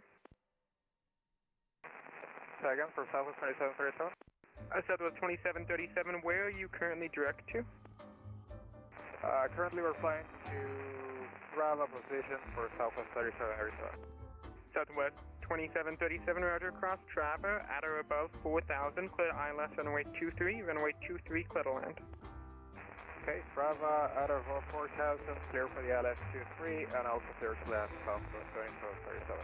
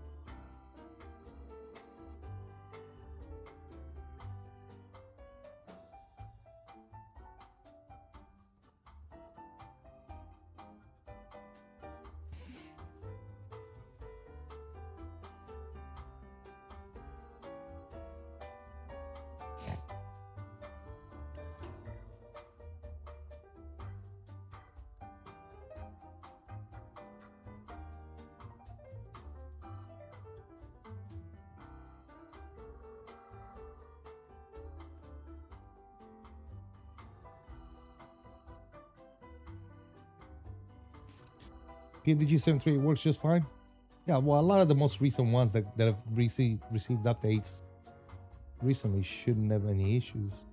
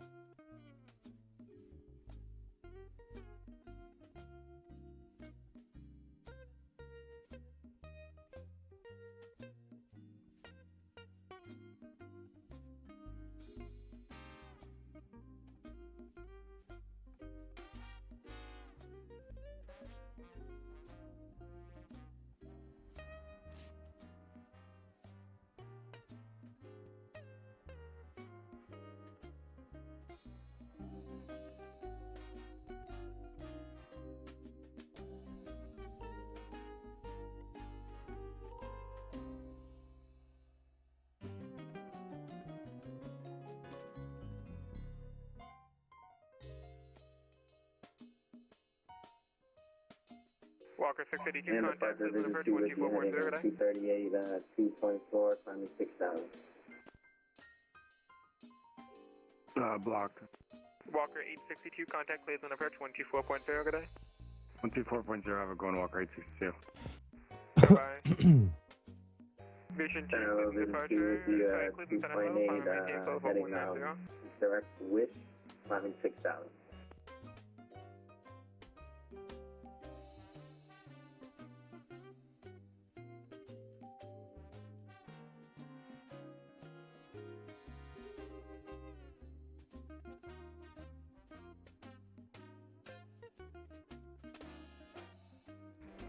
Cleveland Center, vision 2. Vision 2, Cleveland. Yeah, we're at direct wish at 2.5, climbing 6,000. Vision 2, Cleveland Center, hello, climb and maintain flight level 190. 19,000, vision 2.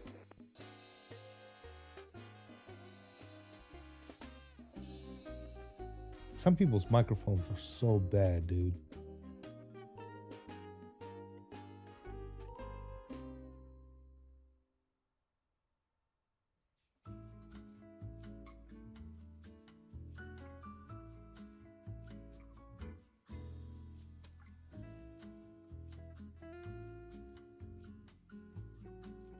That's the risk you take with a beta. Bugs expected to appear. Absolutely, yes, 100%. I mean, honestly, the should be coming out of the beta here soon. I think this week. At least I thought that's what they said. Some either this week or very early next week. It's supposed to come out of the beta. So there's developers that are experiencing issues with Sim Update 5. They need to fix their shit. Honestly, they need to get with the program. If Microsoft updates something and breaks their aircraft or their scenery, those developers should be on the ball game. They should be on top of it. As a matter of fact, anytime they're in the beta, those developers should be in the beta testing their software, make sure everything is running correctly. That's why there's a beta, right? So, yeah, Andy, that's what we were talking about. Yep. Welcome to Buffalo, left when able, taxi to the ramp, good day. Left when able and taxi straight to the ramp, southwest 2737, thank you. And then the goal release is expected on Friday. So by Friday, the beta will be over. That's exactly my point, right, fellas? Like, there's no reason for software such as FSLab or Phoenix or any other developers. There's no reason for these planes to be broke when the Sim Update 5 comes out, because the beta has been out this whole time. They should have been working on it. You see what I'm saying? There's no excuse. You know, you provide a software, people pay for it. There's no excuse for it to be like, well, you know, Sim Update 5 just came out, so we need to fix it now. We need to work on it. Well, what the hell have you been during the beta? You know? You should have been testing your product, make sure everything is smooth and updated if necessary. You know? It took Phoenix damn near, what, 2 months to get those windows figured out? That's insane, right? For the Sim Update Beta 5? Like, it should have been like a day one beta update for the Phoenix. As soon as they saw that shit was broke, they should have fixed it right away, dude. There's no reason to go months with a broken ass plane.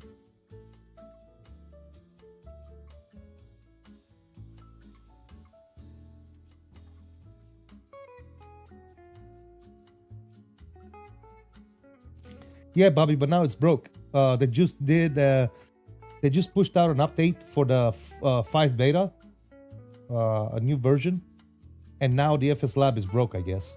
It doesn't work anymore. I'm not on that version yet because I launched my sim before that update was pushed out, Bobby.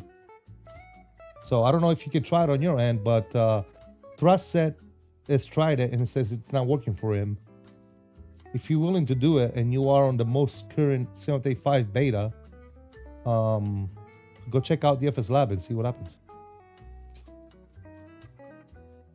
But I don't know if you're are you on the beta or are you still on 4?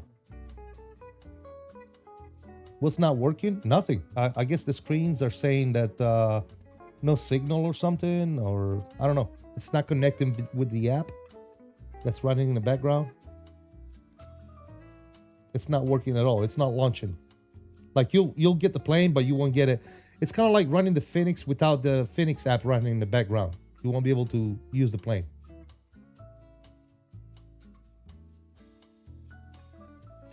Jet 823, you up? Yeah, hopefully they're quicker than Phoenix, that's for sure. FedEx 163, Cleveland. A lot of devs don't support the betas because Microsoft dropped beta version every few days. It's impossible to keep up. And I don't know, Andy, bro. That's exactly why the beta is there, right?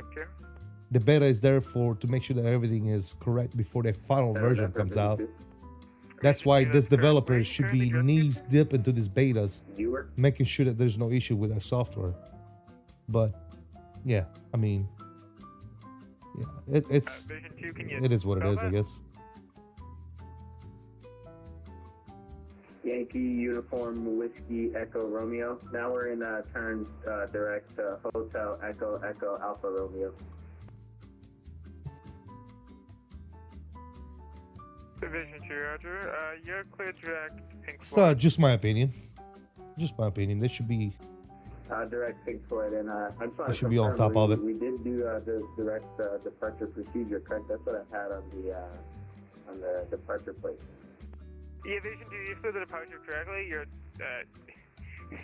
aircraft is just so slow, it didn't look quite right, but you did it correctly. It's not a problem. Got a radio on RX Yeah, 9060 I've XC actually and was- everything has I been was super practicing, smooth except for the some, 350. maneuvers with, Gotcha. slow flight climbing, but I'll get the speeds going up here for Vision 2.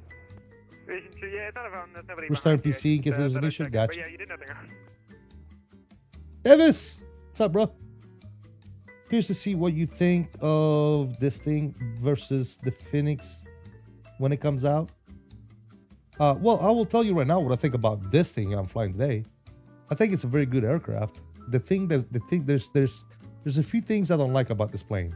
I don't like the fact that it's pretty heavy on performance. That's number one. And number two, I don't like the sounds. I think the sounds are totally fucking horrible.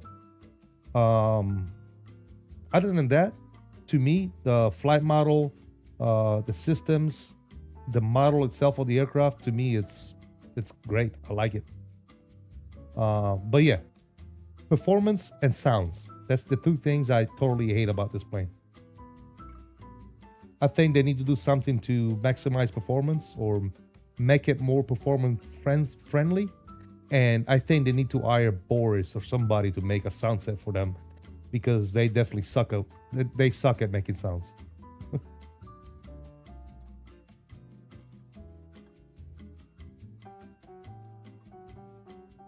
Interesting. I remember when it first came out, people said they didn't like the sounds. I would have thought there would have been an update. No, they haven't done shit with the sounds. The sounds are still shit since the very first day they came out. I think the sounds are horrible, dude.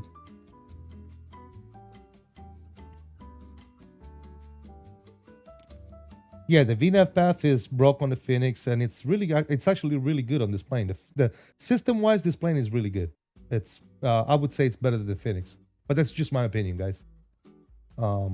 As a flight simmer, right? I'm not talking as I'm a seasoned Airbus pilot. I'm not a fucking pilot, okay? I'm talking as a flight simmer.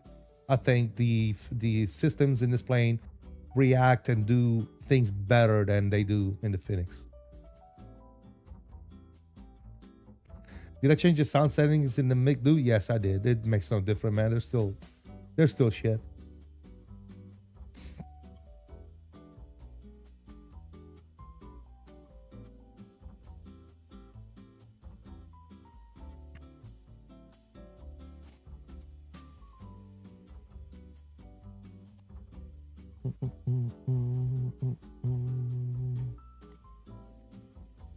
By the way, welcome, Mr. Davis. How you doing, buddy?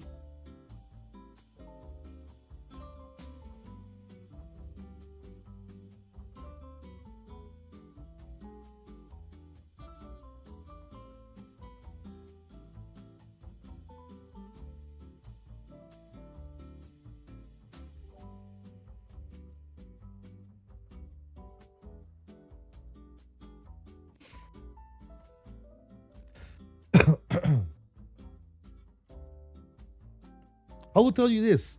One thing that I think, I'm not really sure if it's supposed to be this way or not, but this plane tends to, I would say, float a bit too much. Like if you just give it a little bit of extra freaking flare when you go to land, dude, it just floats forever, dude. So you got to be very careful when landing this plane, not to over flare it too much. Because if you do, you're screwed. It's going to float forever, dude. It's going to stay at for like 10 or 5 feet for damn near the whole damn runway. So, yeah.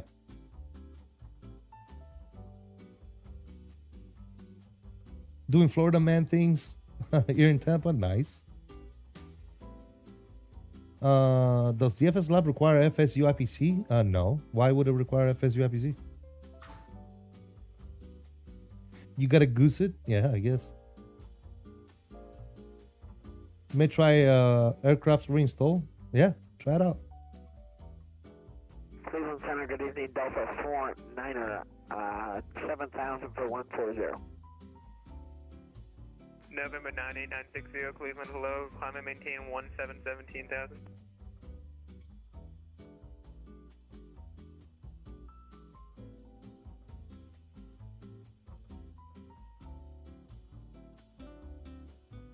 Is that the other aircraft that was calling?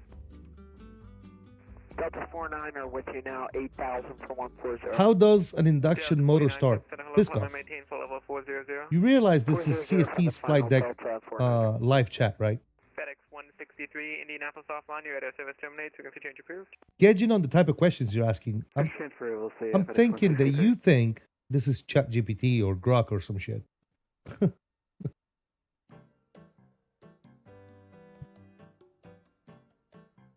FSUPC is running anyways, and it's all good. Yeah, but FSUPC is not required to run anything third party related, unless it's like like my banner up top, the one that tracks the flight, requires FSUPC, and if you want to assign like buttons to stuff, you can use FSUPC, but it's not required to run the plane. Gathering or the wise? Okay. Alrighty then.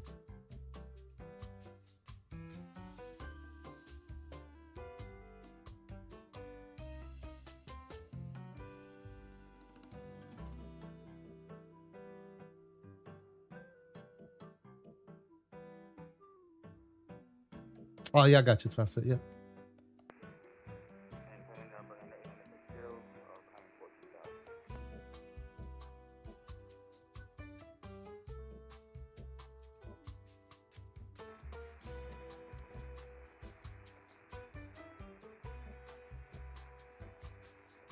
Hot mic.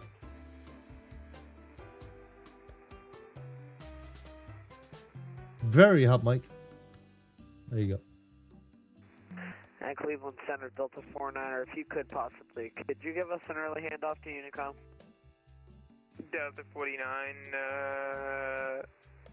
sure. Radar service terminate. So confirm change approved. Good day. Radar services terminate, frequency change approved. 122.8, Delta 49, see it. See it. 98960, Cleveland, hello, climb and maintain 1717,000.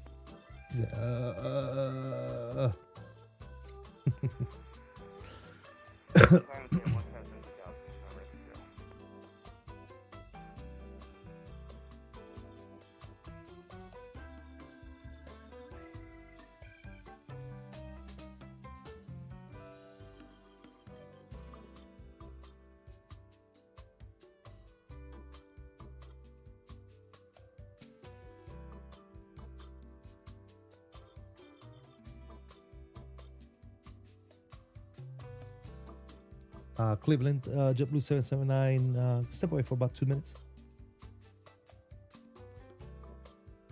I'm sorry, last time from say again? I'll step away for about 2. Yeah, that's fine, no problem. On your back. All right, we're gonna go inhale one real quick. Let's do it. Let me know if you get any luck there, Bill. Let me know what happens. I'll try it out myself after the stream as well, because inadvertently I'm gonna have to update. It's gonna need to update, right? 75 beta. So.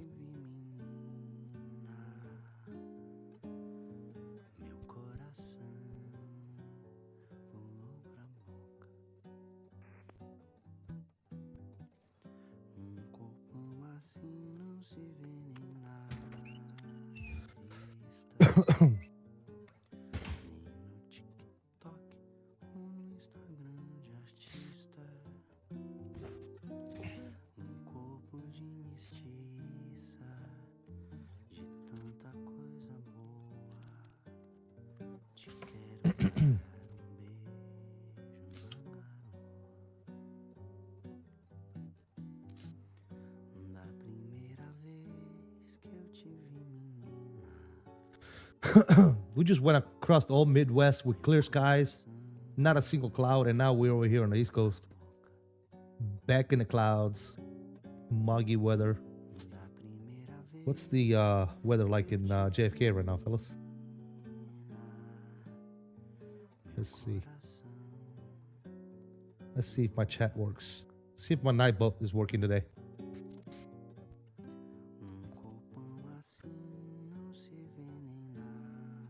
Hey, there you go. It works. All right, we got winds are 170 at 11. 10 touch mile visibility. Few clouds is 6,000. Scatter 13. 25. Temperature 08. 3028.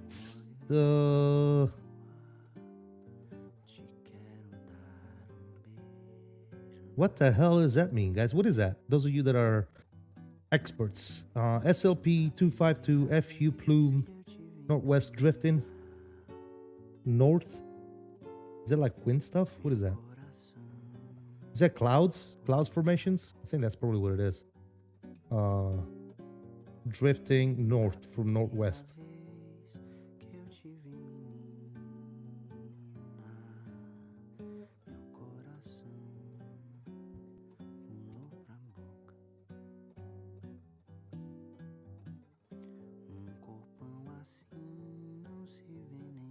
By the way, fellas, if you haven't already done so, please remember to hit that like button for me. Smoke drift. Is that fires up there somewhere? Or is that from the from like the stacks or something? Smoke stacks or some shit in the area.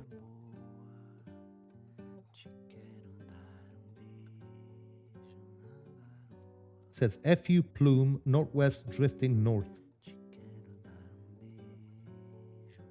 Yeah, I know it could definitely mean something different. FU plume.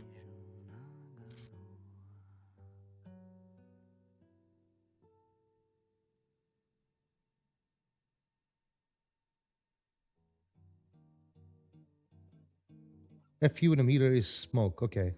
So smoke plume, northwest drifting north. That's probably what that means.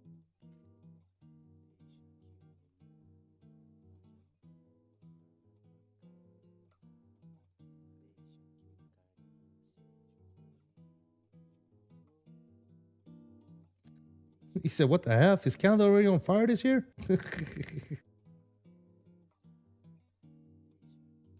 Could also mean the meteorologist is sick of your shit. Yeah, possibly. It's telling you to go F you. F you.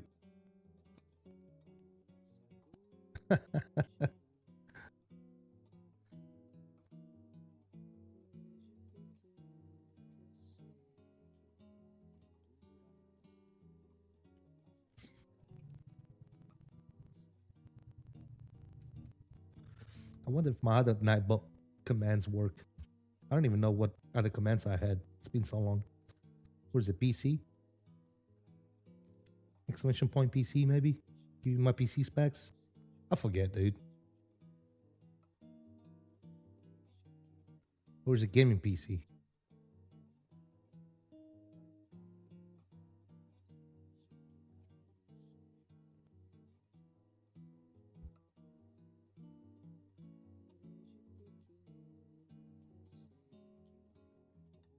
Oh, yeah, there you go. It's gaming PC.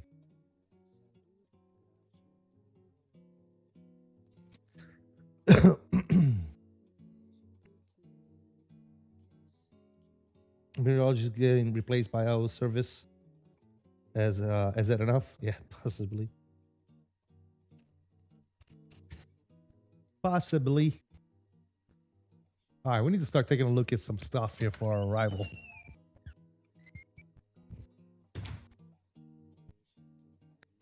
That's what we need to do.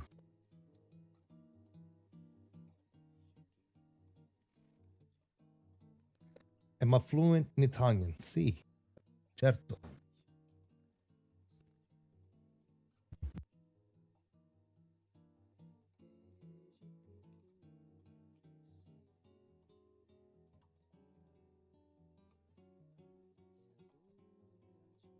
I hope so. That's what I was born. All right. Let's see what we got going on here. So we're going from Newton. I want to take it straight to symbol, actually. So from flight plan, let's go inside here. Is my music done? What happened to the music, fellas? What did you guys do to the music? Oh, there it is. Plane. All right. Do I want to do that? Newton straight to maybe Pocky actually. That's what I'll do. Pocky to Symbol. So look at this.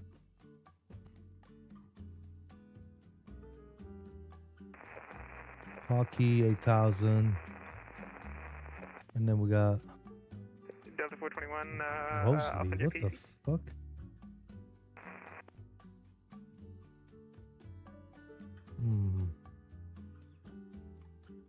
I guess I could do that. From Vader, we can just turn north and vector to final at Rosalie. Yeah, that's what I'll do. Yeah, we'll do that. So Vader is gonna be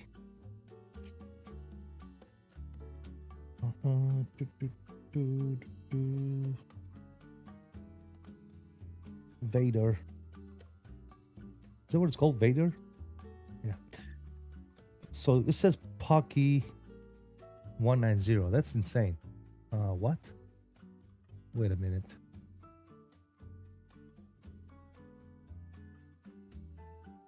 Module.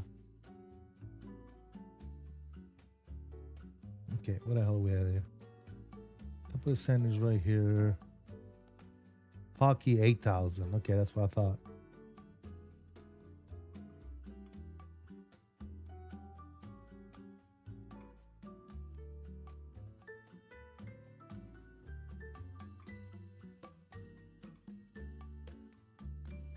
Okay. So we're going down to 4,000 and better. Yeah. That's what we'll do.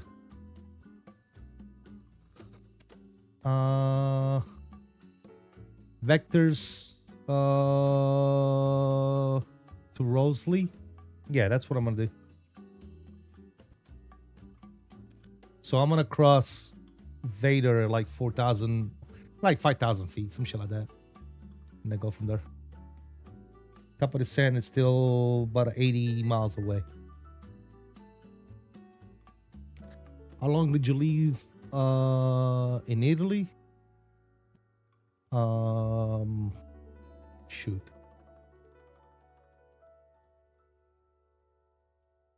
My whole young life, I lived in Italy. I grew up in Italy. I didn't leave Italy until I joined the military. You're gonna fly 2,000 feet over New York City in an airliner? Dope. 2,000 feet? No. I said 5,000. Around 5,000 feet at Vader. That's what it's calling for, at least. Because at Rosalie, we need to be...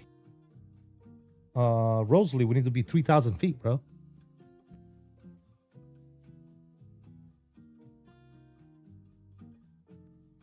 JetBlue 779, New York offline, the radar service terminate, circuit change approved. Apologies, I totally forgot to report back, but thank you so much. We'll switch it over to Advisor 779. We'll see you later, American 10. Bye-bye now. See you, advisory.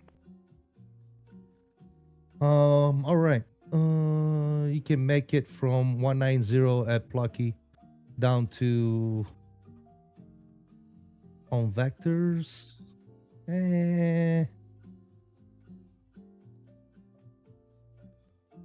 Right now on my flight plan, I'm expected to cross Pocky at 8,000 feet. Even though my arrival says I should expect Pocky at 19,000. But that's 13 miles. Yeah, I guess I could do 19,000 at Pocky.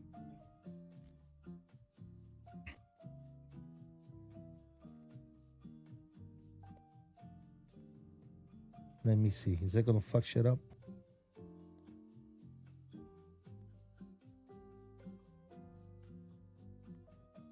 That's going to push out my top of the sand. Okay, that's good. That'll work.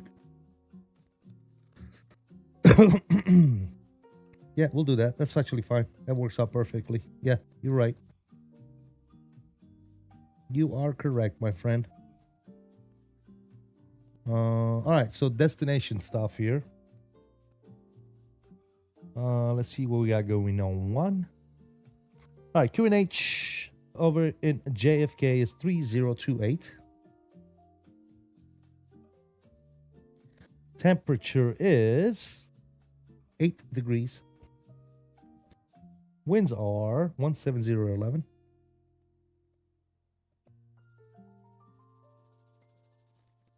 And our barrel is 212. Planing 22 left. We can start doing some calculation here. Doing a little bit of calculation. Let's see. Reverse all. AC is on. We're doing 22 left. We'll calculate that. And a runway is 2516 meters. Brakes on low give us 2260. Full 2599.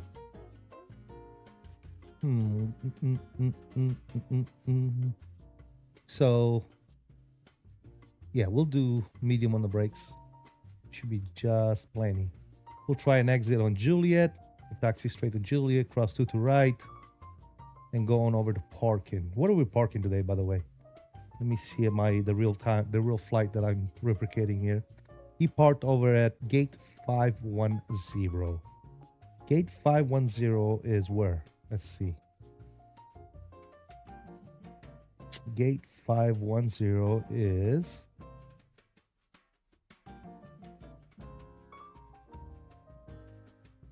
right there. Terminal 5. Cool. Yeah, we'll taxi Alpha straight to 510. We should be just fine. Perfect. All right. I think we have a good plan, ladies and gentlemen. We have a good plan. Top of drop is in 82 miles. I know, follow the chart. Yeah, I was gonna do my own thing. There's no ATC on, but you're right. Follow the chart. Follow the chart. Actually, ATC just logged on, ladies and gentlemen. So we have information Foxtrot. 22 left is in use, and departing is 22 right. And yeah, looks like we have good old ATC here now.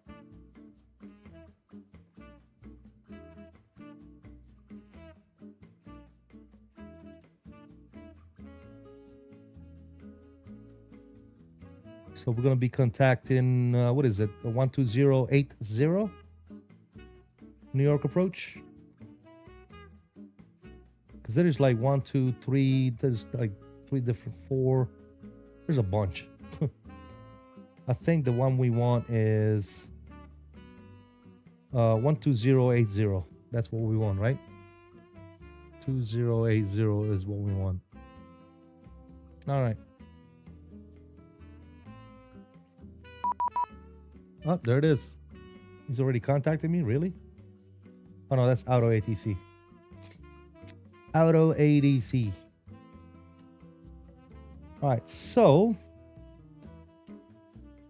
again, Pucky 190250 on the speed. Cool.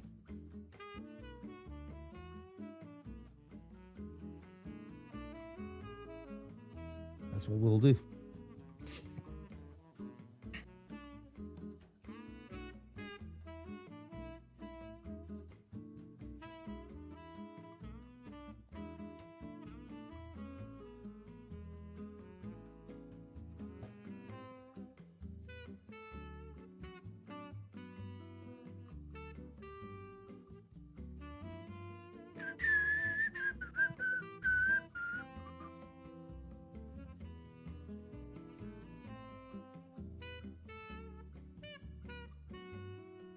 Hey, Mamba, what's up, brother? Can't catch them all? Oh, it's all good, brother. Yeah, I did a cross country today, so I kind of wanted to start a little bit earlier. Because, you know me, man. I don't like to be live at like fucking 11 o'clock at night.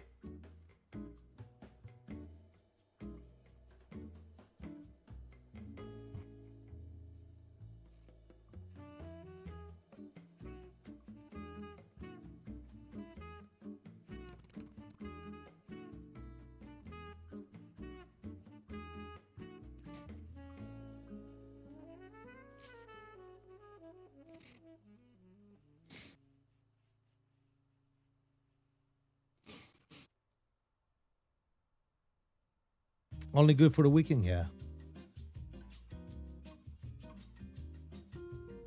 That's exactly how Stan gets sounds of tenor. West Coast cold jazz player. Nice.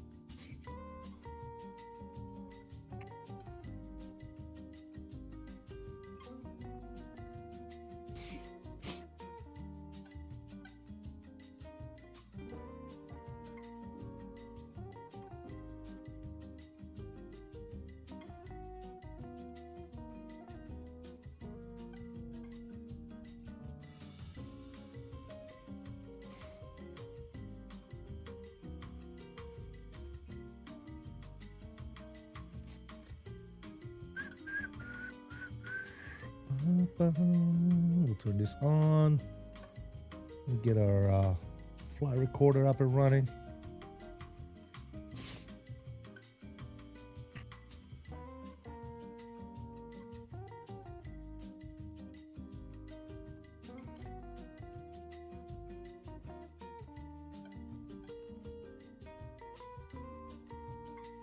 Did a repair that didn't help reinstalling now? Gotcha. I wonder if Bobby has tried it. Actually, Mamba, are you home? Are you at the casa, my friend? Because Mamba has it too.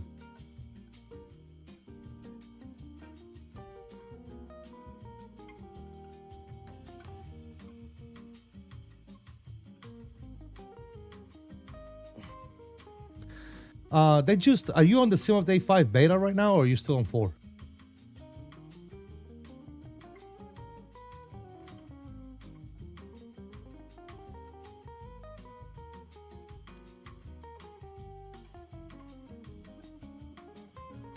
Okay, if you're on Sim Update 5 beta, they just pushed out an update for the beta. Can you launch the FSLab and see if it works?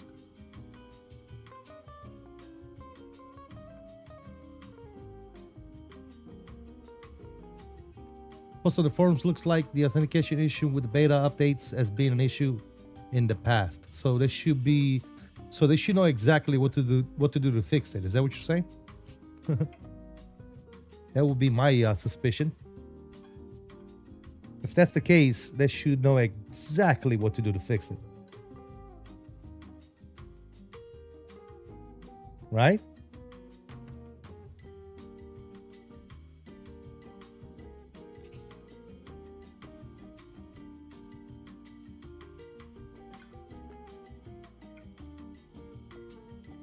Yeah, if you could, man. See if you have any luck. Trusted is saying it doesn't work for him.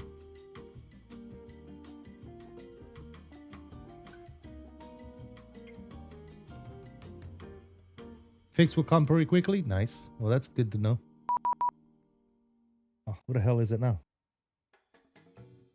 Auto ATC again. Auto ATC, can you leave me alone, please? I do not need you. Thank you. All right, let's get the camera back on, fellas. Yeah, I know what you meant, Bill. I know what you meant.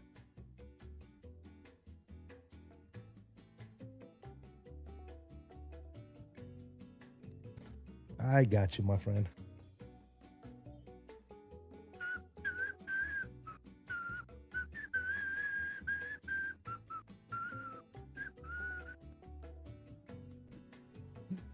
Is that possible? Let me see.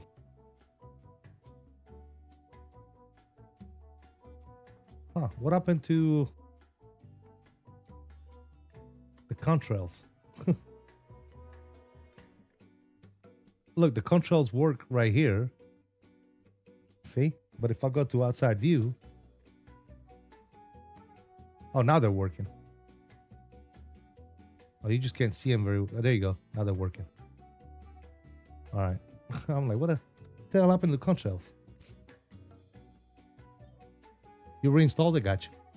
Face cam is back. Yes, it is. Yes, it is. All right. Let's go ahead and get rid of the music, guys. Enough tunes for right now. Let's turn the sounds back up here. About right there for right now. That should be good. Cool. We are about to start descent in about 10 miles.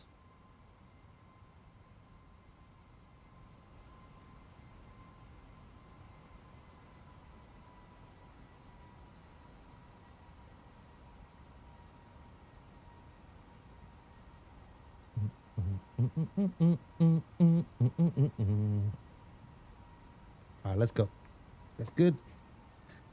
Let me go here.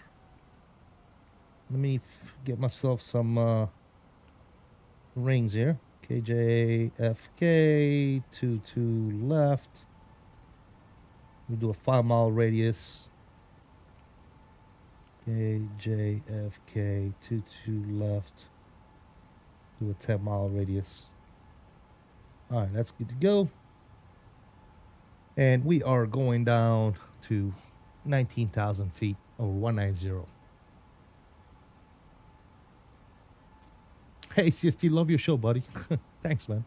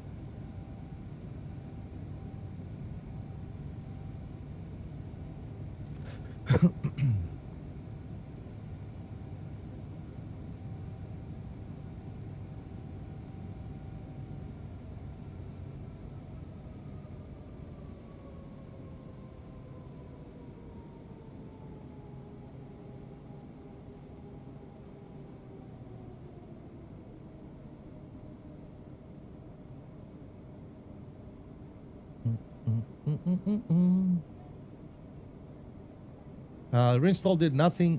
Guess we need to wait on an update. Yeah, possibly. Yep. Yeah, sometimes that's the only thing we can do, man.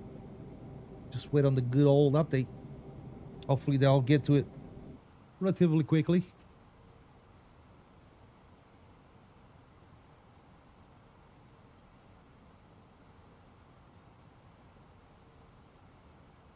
All right, again, we're going to be on 20.8. And we'll call them crossing. We'll call them in a few minutes. 20.8. Delta 2321. Delta 2465, this is to maintain 2000, turn right heading 050. Down to 2000, right heading 050, Delta 2465. New York, good afternoon, JetBlue 1053. All right, let's go ahead and turn the seatbelt signs back on. Kennedy, clearance deposit. I'm using the, yeah, I'm on 5 beta, yes. Down to 401 Heavy New York, departure radar contact, say altitude. Unless you were asking Bill, he's on the 5 beta as well. Down to 401 Heavy New York, departure radar contact, say altitude. 1000. Down to 401 Heavy, turn left heading 090, climb and maintain 11000. South 090, climb and maintain 11000, down to 401. Air Portugal 1212, contact Boston Center 134.7. What's your for 47, Air Portugal 12, good day. Delta 2465, turn right heading 130. 130, heading Delta 2465. And New York approaching 121, pulling short Alpha at ramp 17. We got Alpha on board. Delta 121, runway 13, taxi via Bravo, Papa, hold short runway 22. Bravo, Papa, hold short 22, Delta 121. Delta 1349, continue via Alpha to the gate, good day. Alpha to the gate, Delta 1349, thanks, bye. York approach, JetBlue 779-215 is sending 190 for Pocky. We're going to be about 7 miles from Pocky to the west. Delta 2465, turn right heading 190, intercept the localizer. Right 190, intercept the localizer, Delta 2465. Lufthansa 401 Heavy, turn left heading 050. 050, Lufthansa 401 Heavy. JetBlue 779, New York approach, you can expect runway 22 left at Kennedy, depart Pucky heading 180. Port Pocky 180, we'll expect 22 left, 779. 10 New York, negative PDC for 1053 at this time. Yeah, it'll come in a sec. And New York approach, good evening, American 10 Heavy 210 for 190 Plucky. American 10 Heavy, New York approach, expect runway 22 left, depart Pucky heading 180. And expecting 22 left, will depart Plucky 180 for American 10 Heavy. Delta 2465, you're 4 miles from Greco, maintain 2000 until established on the localizer, quit ILS 22 left approach. Clear ILS runway 22 approach Delta 2465. Lufthansa 401 heading at, correction, Lufthansa 401 Heavy, that heading is 050, 050. 050, my mistake, sir, sorry about that.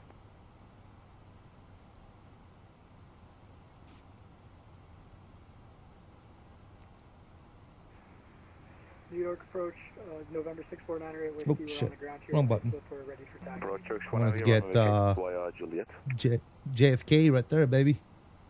Manhattan. You can taxi the gate via Juliet Alpha, cross runway 22 right. Very cool.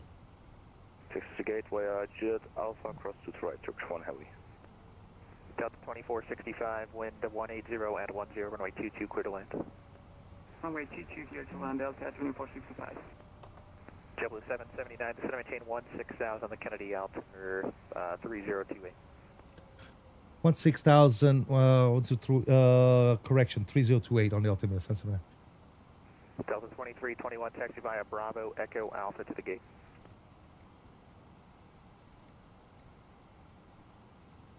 United 2477, clear direct Zims, call maintain 17,000. Direct Zims 17,000, United 2477. Lufthansa 401 Heavy, clear direct Greggy, climb and maintain 17,000. Greggy 177, Lufthansa 401 Heavy. There's La Garbage. There's LaGuardia down there, guys. Delta 2321, Bravo Echo Alpha to the gate. Bravo Echo to the gate, Delta 321. American 10 Heavy, descend and maintain 16,000 on the Kennedy altimeter 3028. 3028 on the altimeter down to 16,000 for American 10 Heavy. JetBlue 779, descend and maintain 13,000. 13,000, JetBlue 779. November 6498 Whiskey, we're ready for taxi, correct? Yes, sir, for non-air Whiskey. November 6498 Whiskey, runway 24, taxi via Whiskey, Bravo 2, Delta. And there's good old, right. good old JFK right there. Very nice. Taxi to 24 via Whiskey, Bravo 2, cross runway 15 right for non-air Whiskey. United 2477, frequency change approved, no further ATC available, good day. To the Void, United 2477, we'll see ya. York departure, JetBlue 1024, ready to taxi, north side of Terminal 5, information Foxtrot. It is what it is. Mamba, I'm sure they'll get to it. They'll fix it.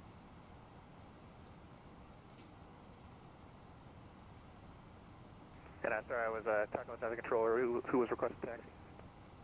JetBlue 1024, north side of Terminal 5, information Foxtrot, ready to taxi. JetBlue 1024, runway 22 right, taxi via Alpha Echo, cross 31 right.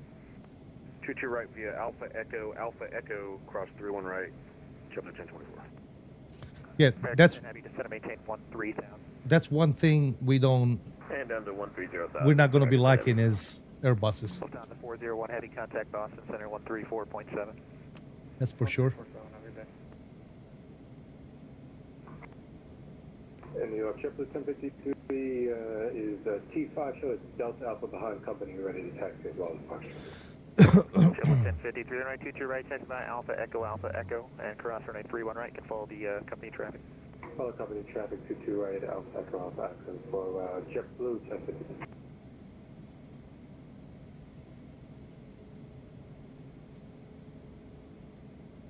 JetBlue 779, just maintain 8,000.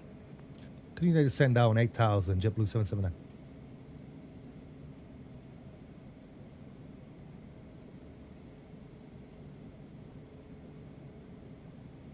All right, this can go away.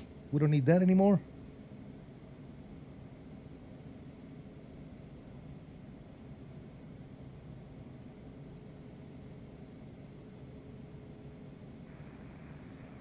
Delta 121, crash runway 22 on Papa. Cross 212 on Papa. The Phoenix still works. We'll fly the Phoenix, guys. If we need to fly the 321 or wherever. We just unfortunately will not have a Neo, but it is what it is. Hot mic. Very hot mic. Extremely hot mic. JetBlue 779, turn left heading 130, descend and maintain 4,000. Left heading 130, descend and maintain 4,000, 779. New York approach to Delta 1538 with you descending via the Proud 2.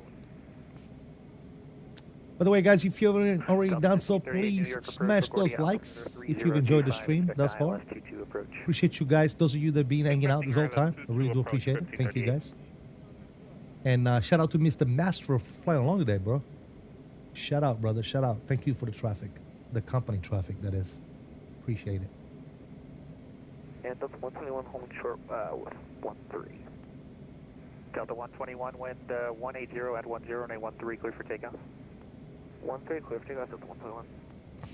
Delta 2465, taxi via Bravo Echo Alpha to the gate. Bravo Echo Alpha to the gate, Delta 2465, yeah. American 10 Heavy, descend and maintain 8,000. Descend and maintain 8,000, American 10 Heavy.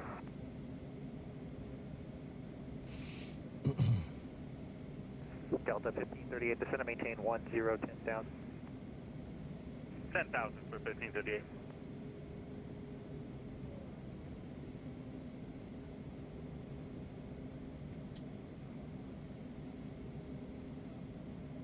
All right, what do we got going on here?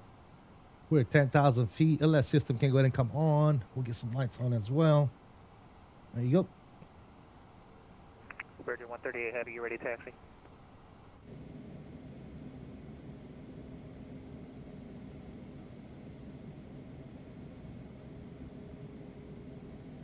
Looking fantastic, fellas. JetBlue 779, turn left heading 050, descend and maintain 3,000. Left 050, descend and maintain 3,000. JetBlue 779. American 10 Heavy, turn left heading 130. Left turn heading 130, American 10 Heavy.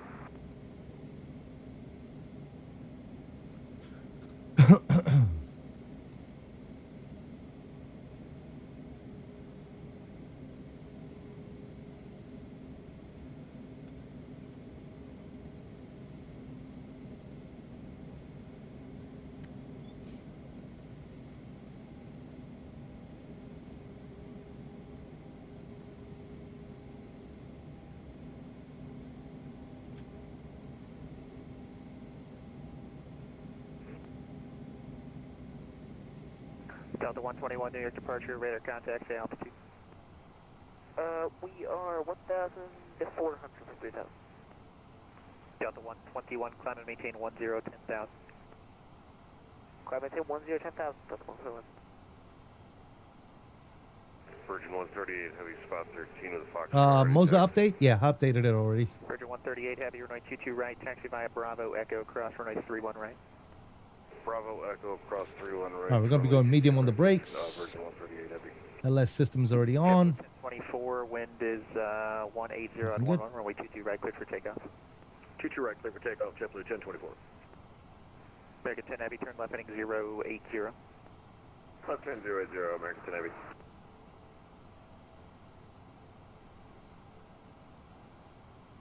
American 10 Heavy, descend and maintain 4,000.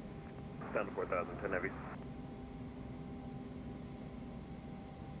JetBlue 779, turn 10 degrees left. 10 degrees left, 779.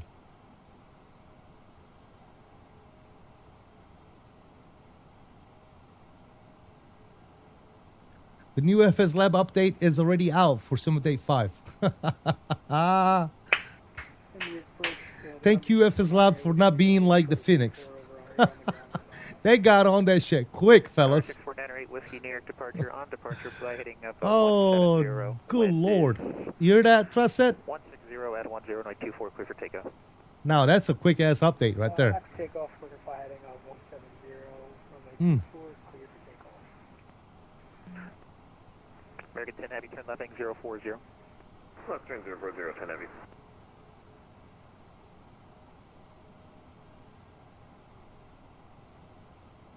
Delta 121, turn right heading 060. 060, Delta 121.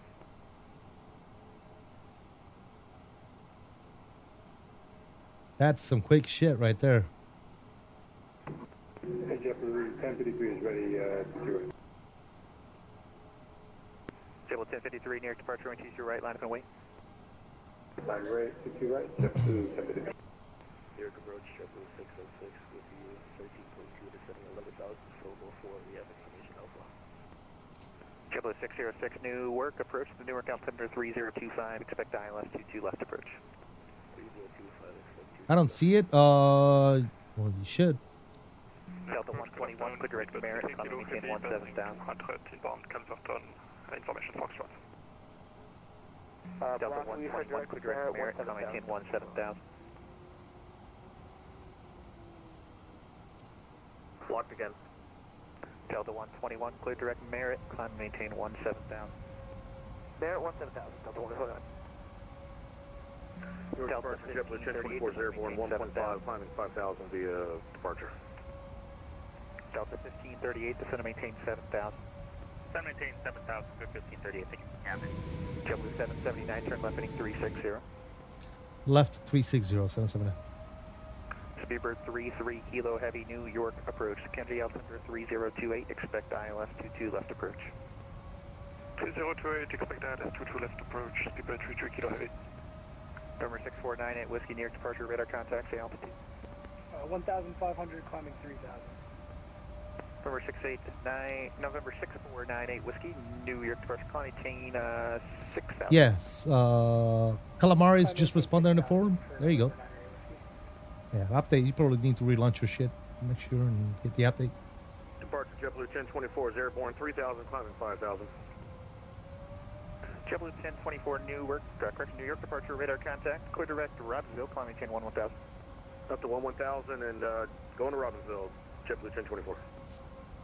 JetBlue 1053, runway 22 right, clear for takeoff. I'm going to slow it 210 on the speed. We're going to start getting some slots out.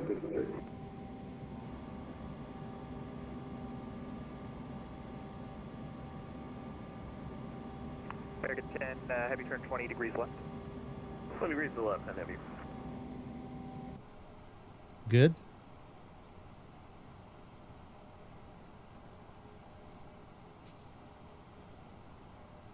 Door 98 Whiskey, clear direct to Orca. Direct takeoff for nearly.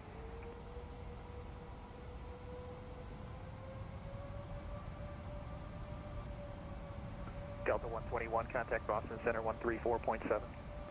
134.7, Delta 121, great job. Thanks, we'll see you.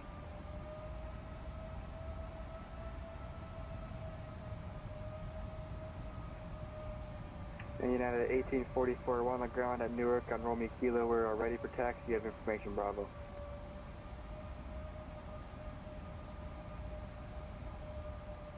United 1844 Heavy, runway 22 right, taxi by, question, runway 22 right at Whiskey, taxi by Romeo Kilo, uniform and Whiskey. 22 right at Whiskey, taxi via Romeo Kilo, uniform and Whiskey for United 1844 Heavy. American 10 Heavy, turn left heading 360, reduce speed 210. Left turn 360, speed down to 210 for American 10 Heavy.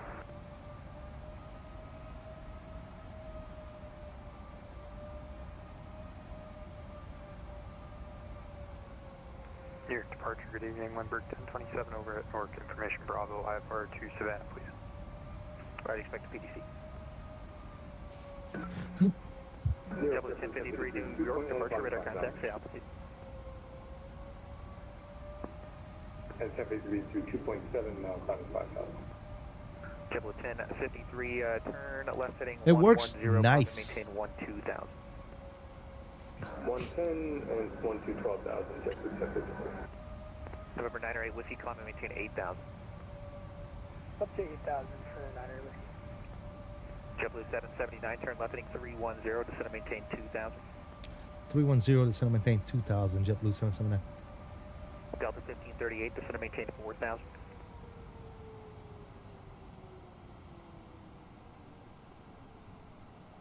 Delta 1538, descend and maintain 4,000. Descend and maintain 4,000 for 1538. JetBlue 606, fly your present heading, descend and maintain 6,000. Present heading 6,000. New York Fiumicino? Nice. American 10 Heavy, descend and maintain 2,000. And down to 2,000, American 10 Heavy. JetBlue 779, maintain 210 knots. Maintain 210 knots, 779.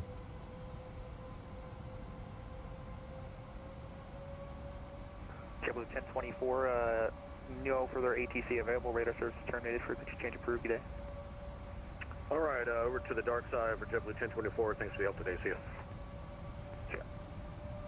Delta 1538, turn left heading 030. Blackbird Kilo just arrived. Nice, I system. 030, vectors for approach 1538. Beautiful. I'm expecting a left turn here soon. I'm gonna go ahead and give it another notch of flaps. Delta, correction, JetBlue 606, turn left heading 030, vectors for approach.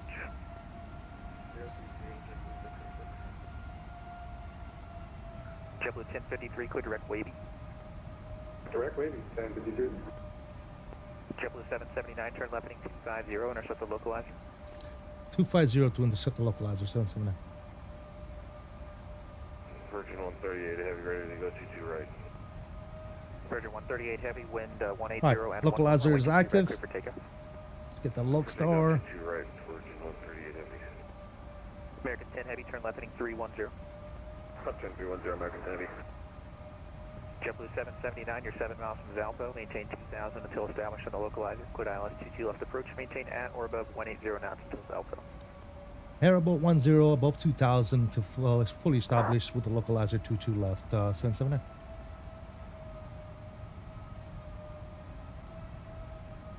American 10 Heavy, reduce speed to 180. They're reducing 180, American 10 Heavy. Speed road 33 kilo heavy, descend and maintain 9,000. Just maintain 9,000 to go 33 kilo. Alright, we're about to catch this localizer. I'm going to go ahead and go 190 on the speed. Localizer star captured. Let's go ahead and activate the approach. Up to, I think you said. Let's catch that glide slope, guys. That was correct. American 10 Heavy, turn left heading 280. Left turn 280, American 10 Heavy. JetBlue 779, the wind is 180 at 14, runway 22 left, clear to land. 22 left, clear to land, JetBlue 779. All right. JetBlue 1053, New York Center offline, radar service is terminated, frequency change approved, good day. What do you got, 51 at JetBlue 1053, appreciate your help today. New York, November 679, Delta Charlie with you at 1,400. Alright, we're about less than 9 out. Let's go and drop that gear, guys. American 10 Heavy, 8 miles from Valpo, maintain 2,000 until established on a localizer. Quit ILS, runway 22 left approach, maintain 180 knots or less until Valpo. And we'll maintain 180 knots until Valpo, 2,000 until Valpo, until established on the localizer for American 10 Heavy. Here comes the glide. Go 180 on the speed. 1844, we're holding short of 2D right at whiskey. One more notch of flaps coming in. 1844 Newark departure, wind 150 at 9, runway 22 right at whiskey, clear for takeoff.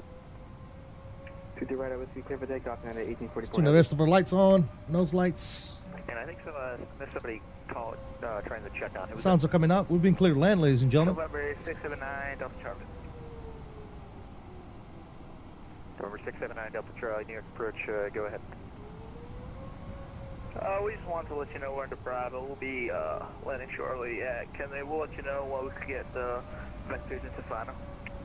It's for your TV, Biscoff. Delta Charlie, you know you need to ask me to go into the Bravo, right? Am I diverting? No, I'm landing we in were JFK, into Bravo, but then something happened in our end, and we didn't want to just restart everything.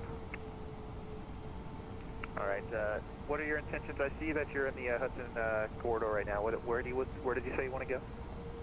Yeah, we're just flying Alright, around final the approach hotel speed right is now. coming I'll in. let you know when we get vectors into Flaps the forward. candidate final. Control cam. Ladies and gentlemen, wish me luck. Be on flight ball. You need to stay in the Bravo. You can squawk 2705 and IDEN.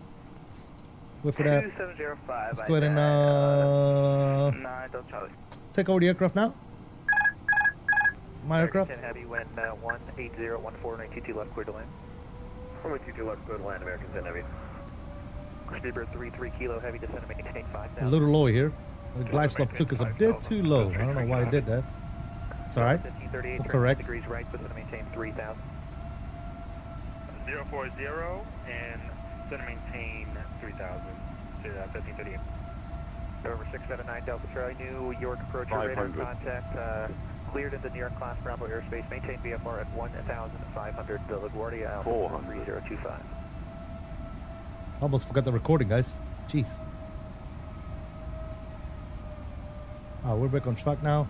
Put that nose down. Put the nose down. 9er Delta Charlie, if you get that. November 679 Delta Charlie, negative, please repeat. 300. November 679 Delta Charlie, New York approach. Cleared into the New York class Bravo airspace. Maintain VFR at 1,500. 200. Altimeter 30. Minimum. We're landing. Cleared into the Bravo airspace, maintain VFR at 1,500 and altimeter 3025. 50. 40. 30. November 9er Delta Charlie, what's your 20. aircraft? Retard. Cessna 172 Skyhawk. 10. 5. That 1844 heavy New York departure radar contact, stay altitude. Nose down gently. Currently, Versus coming out. 1844 heavy.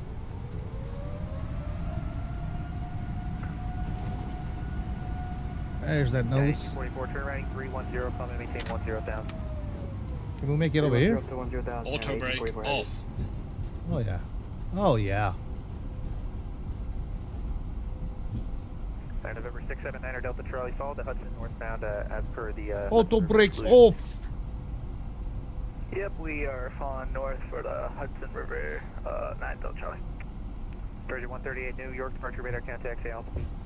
Auto brakes off. Virgin 138 heavy.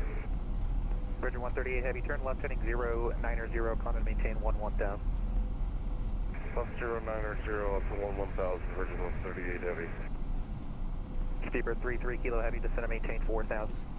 Flight time 4 hours and 58 minutes, ladies and gentlemen. 1538, turn right heading up 140, descend and maintain 2,000. 4 hours and 58 minutes. We had a negative 156 and we definitely landed a little bit longer than I wanted to, but she's a floater, man. She's a floater. She's a floater, my friend.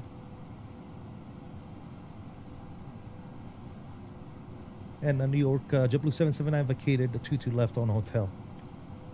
JetBlue 606, turn right heading 070, descend and maintain 5,000.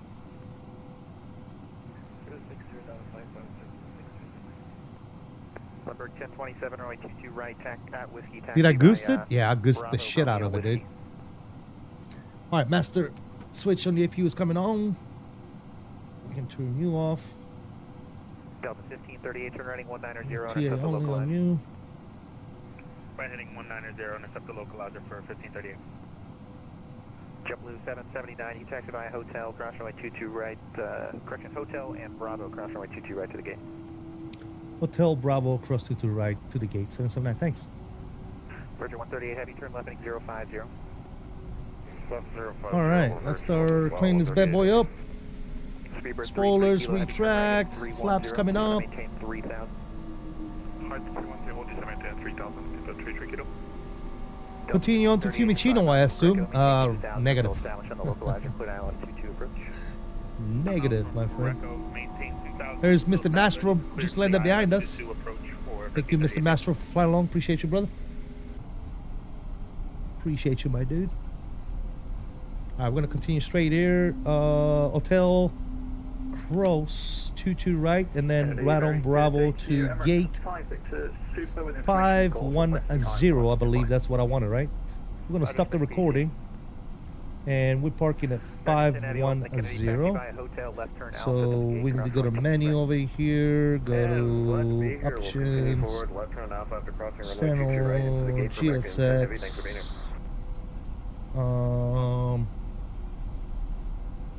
Request select from map, and then we'll go to 510, which is where the fuck is 510 at? 510 should be right here somewhere, right? Roger, 138, heading for direct Merritt, continent maintain 17,000. Direct Merritt 17,000. Okay, Virgin here's 138 510. heavy.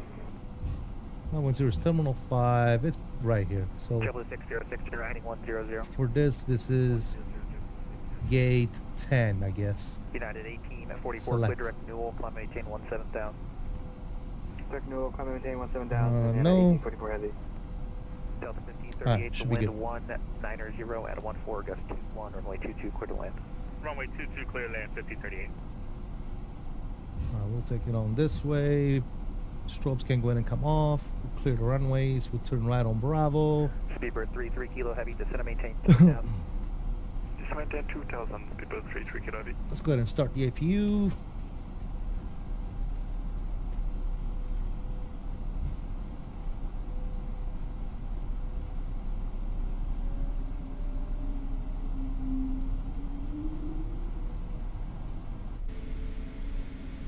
JetBlue 606, descend and maintain 4,000. 4,000.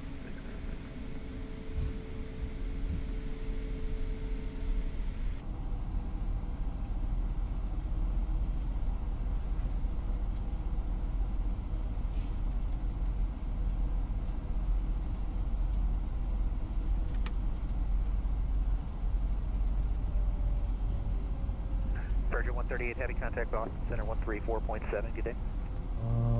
134.7 for Virgin 138. Alright, there you go. Thanks, APU is Wheeler. available now. Perfection. APU blink ain't gonna come on. Very nice. Number 1027, wind Newark 150 at 9, runway 22 right at whiskey, clear for takeoff.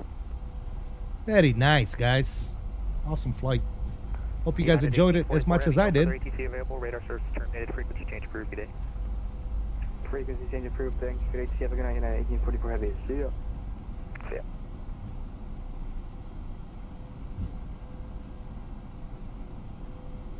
JetBlue 606, turn right heading 140. Speedbird 3 kilo, maintain 180 knots. Speed 180, Speedbird 3 kilo.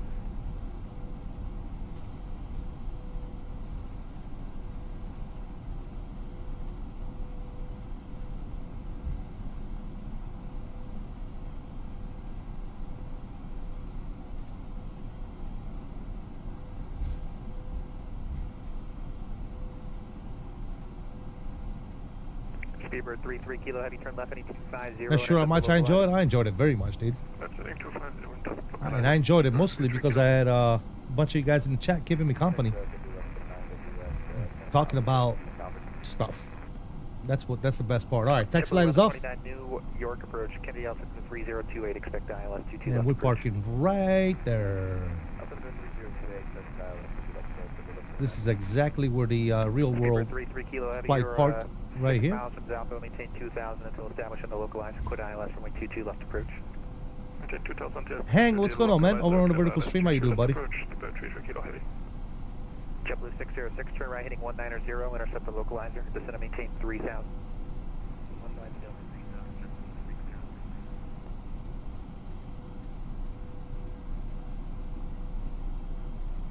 New York, Lindbergh 1027, lead 11 miles, 225.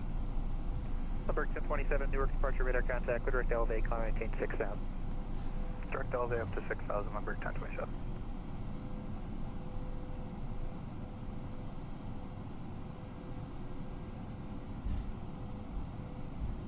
JetBlue 606, you're 5 miles from Gimme, maintain 3,000 until established on the localizer, quit ILS 22 left approach. Descend and maintain 3,000, maintain 3,000, establish on the ILS 22 left approach, JetBlue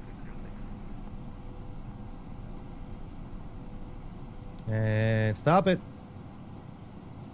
Parking brake is on.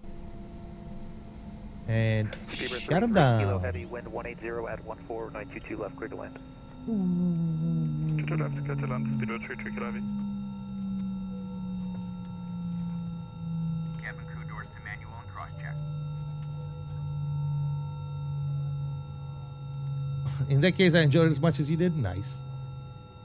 He kind of liked us. All right, ladies and gentlemen, there we is. Why is that jet bridge not doing anything? November 679 Delta Charlie, you turned around here. Oh well. You gotta let me know if you're gonna do that. What's your intention? Cool. Very nice. Sounds can go ahead and come down. We just want to go south on the Hudson River now.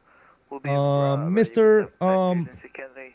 Mastro, thank you so much for flying along with us today. I really, really do appreciate you. Here's what's gonna happen. You're gonna Thank you for that. Actual rent time. What was our rent time? 5 hours and 15 minutes. Very nice. Very nice. 5:15. We'll reset that.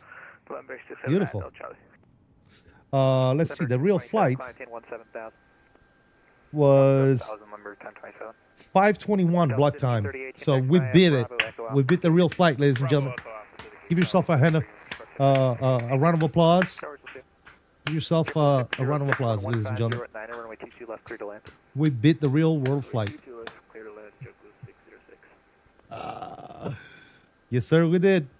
We did it. All right, so that can come off. You can come off. Let's see. What do we got going on here? We got to disconnect off the network. Thank you so much for all the great ATC today. That was amazing. Yes, sir. That was awesome. If you haven't already done so, guys, before we start watching the replays and all that good nonsense, please, please, please be sure to smash that like button for me. Let's go inside the aircraft here. Let's start setting ourselves up for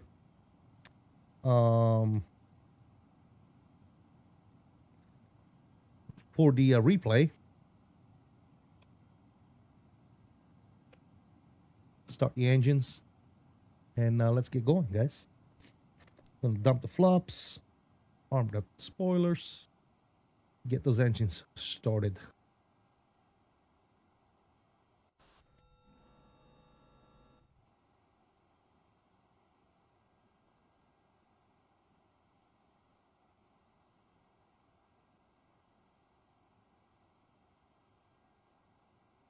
Hello?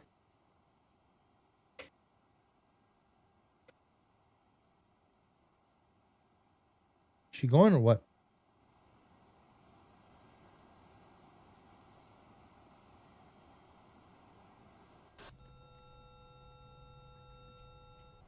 It's not giving me a cooldown.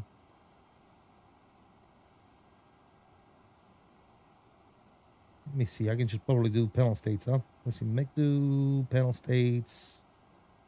Load. Engines running. Confirm.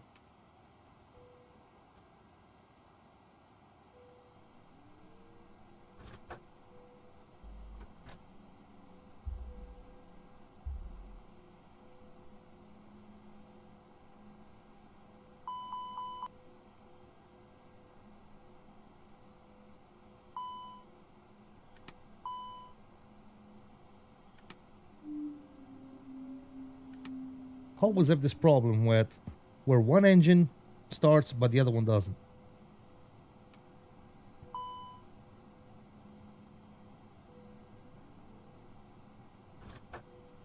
All right, there you go. So now that's available as well. Good. Flaps are good. That's good. Engines are up and running. APU's off. APU blinking going to come off. We'll turn all the lights back on. That's on, that's on, that's on, that's on, and that's on auto. Cool. Let's get this replay going. Let's go ahead and hit the replay. Yeah, I know, it's all good.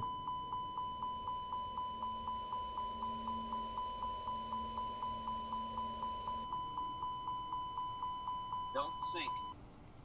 Shut up, plane. 300. All right, now we're good. All right, let's see how she does. Let's see how she looked. Ladies and gents.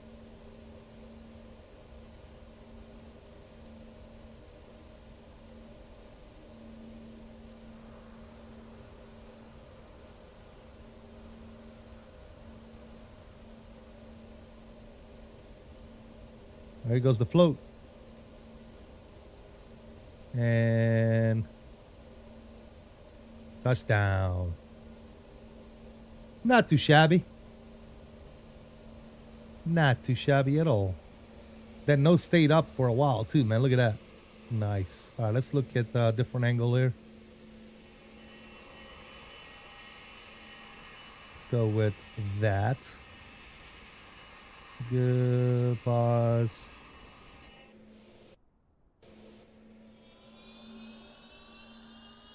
Very nice. Very, very nice.